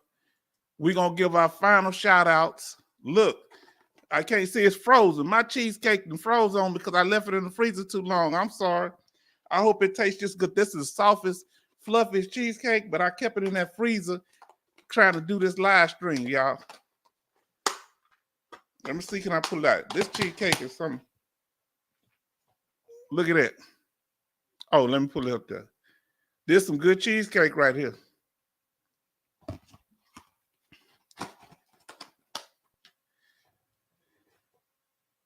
Okay, she right. She told me, look, y'all give me my final happy birthday shout out. So we're gonna close out. Happy birthday, my brother from my OB. We want to work on that. I'm gonna find out about the blind clinics and Sister Sherry. Everybody look out. Let's look.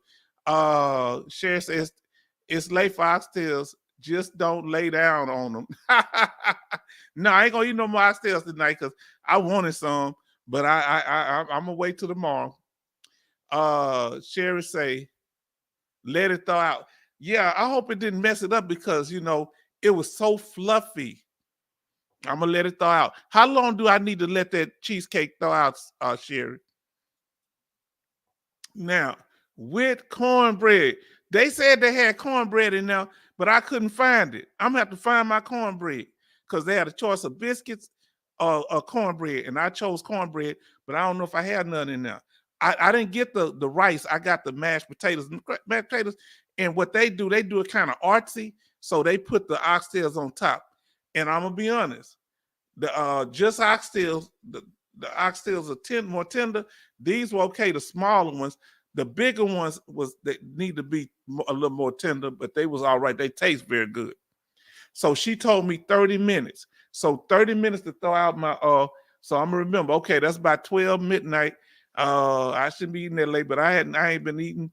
I had to go get them hot tamales. That's why I was late with y'all. And y'all don't know.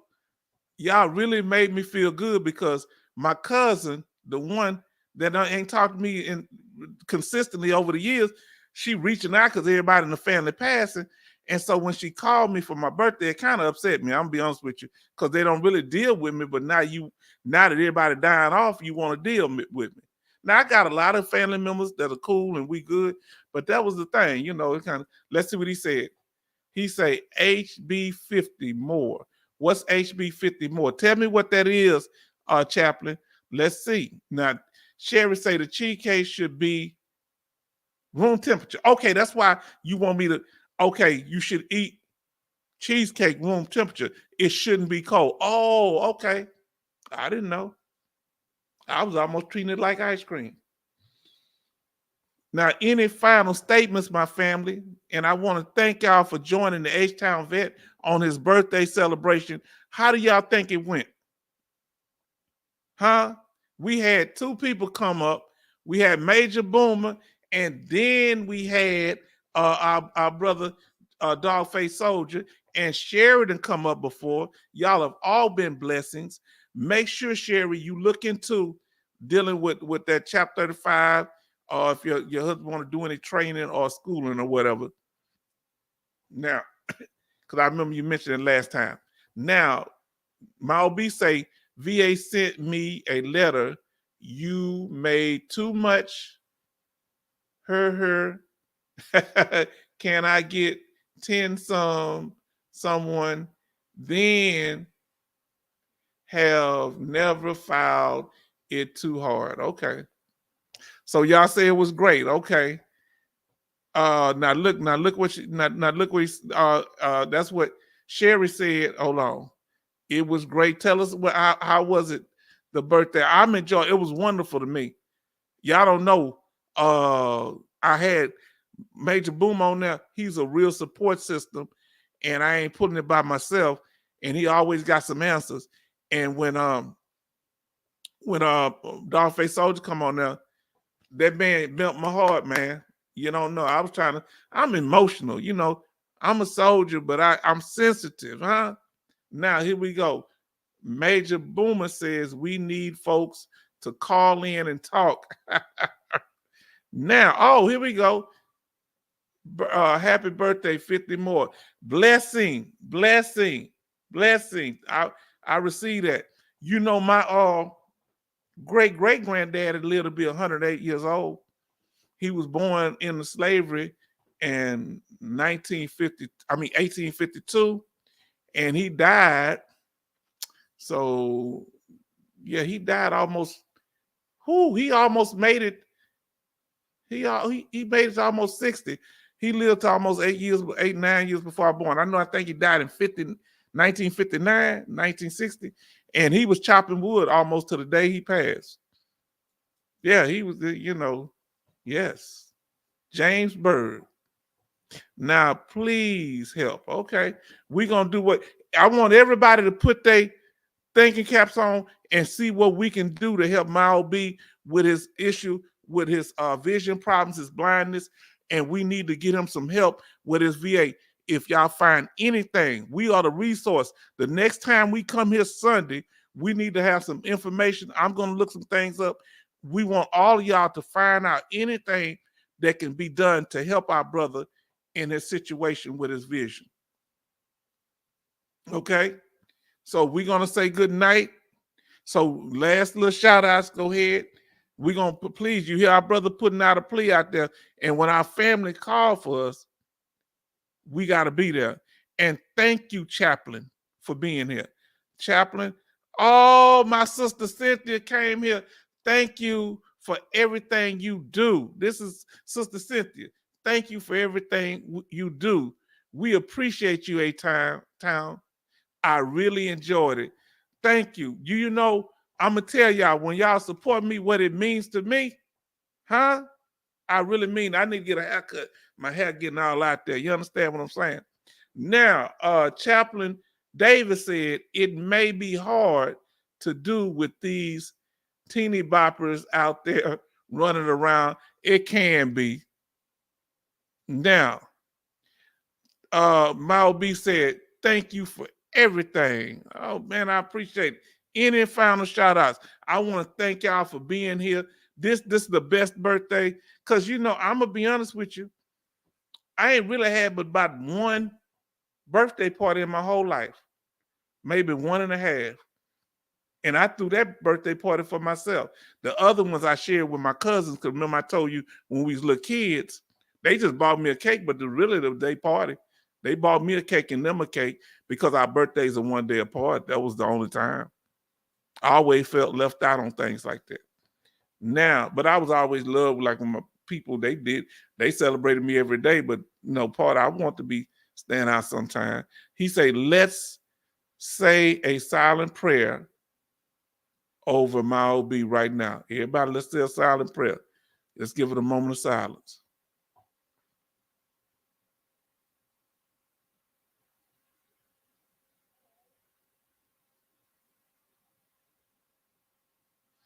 Thank y'all. And thank you for that, Chaplain. We appreciate you. And we pray that God bless you.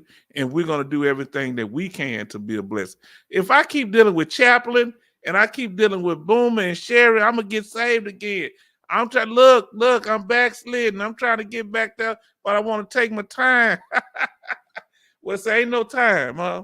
We thank God for y'all, though. Happy, wonderful birthday from Sherry. Y'all gonna remember this, and next year we're gonna do it up. Next year we're gonna do it up. And when y'all birthdays come through, let us know so we can acknowledge you. If you just want to tell us the month, that's cool too. Now, okay, Major Boomer, glad you had a good birthday party. This was my birthday party. Let me tell you, let me take it back. My daughter them have thrown me all kind of little get together. They at school. You know what them jokers did? Let me tell you what my daughter and my niece did. My daughter and my niece when they left for school, they left my present here, one of them, in their closet, because I don't go in people's closet, when they grown folks. They grown folks now. They was children, I'd be checking, make sure everything all right sometime. But now grown folks. So one of them in the closet, and the other one, my niece had it shipped to the house. I thought it was her. She told me to put it on her dresser, and it was for me. Thanks you, sir. Salute to the veteran family. We're gonna make this thing work. We're gonna let y'all get out of here. We're gonna make it work because we're gonna give each other feedback. We're gonna try to make sure we help our brother. So final good nights. Thank you. Here from the H-Town Vet, and we wish you a well night, a good night. Let me put this up on the screen, full screen, because I don't like my face being the last thing you see. And good night to the family, and thank you for joining us.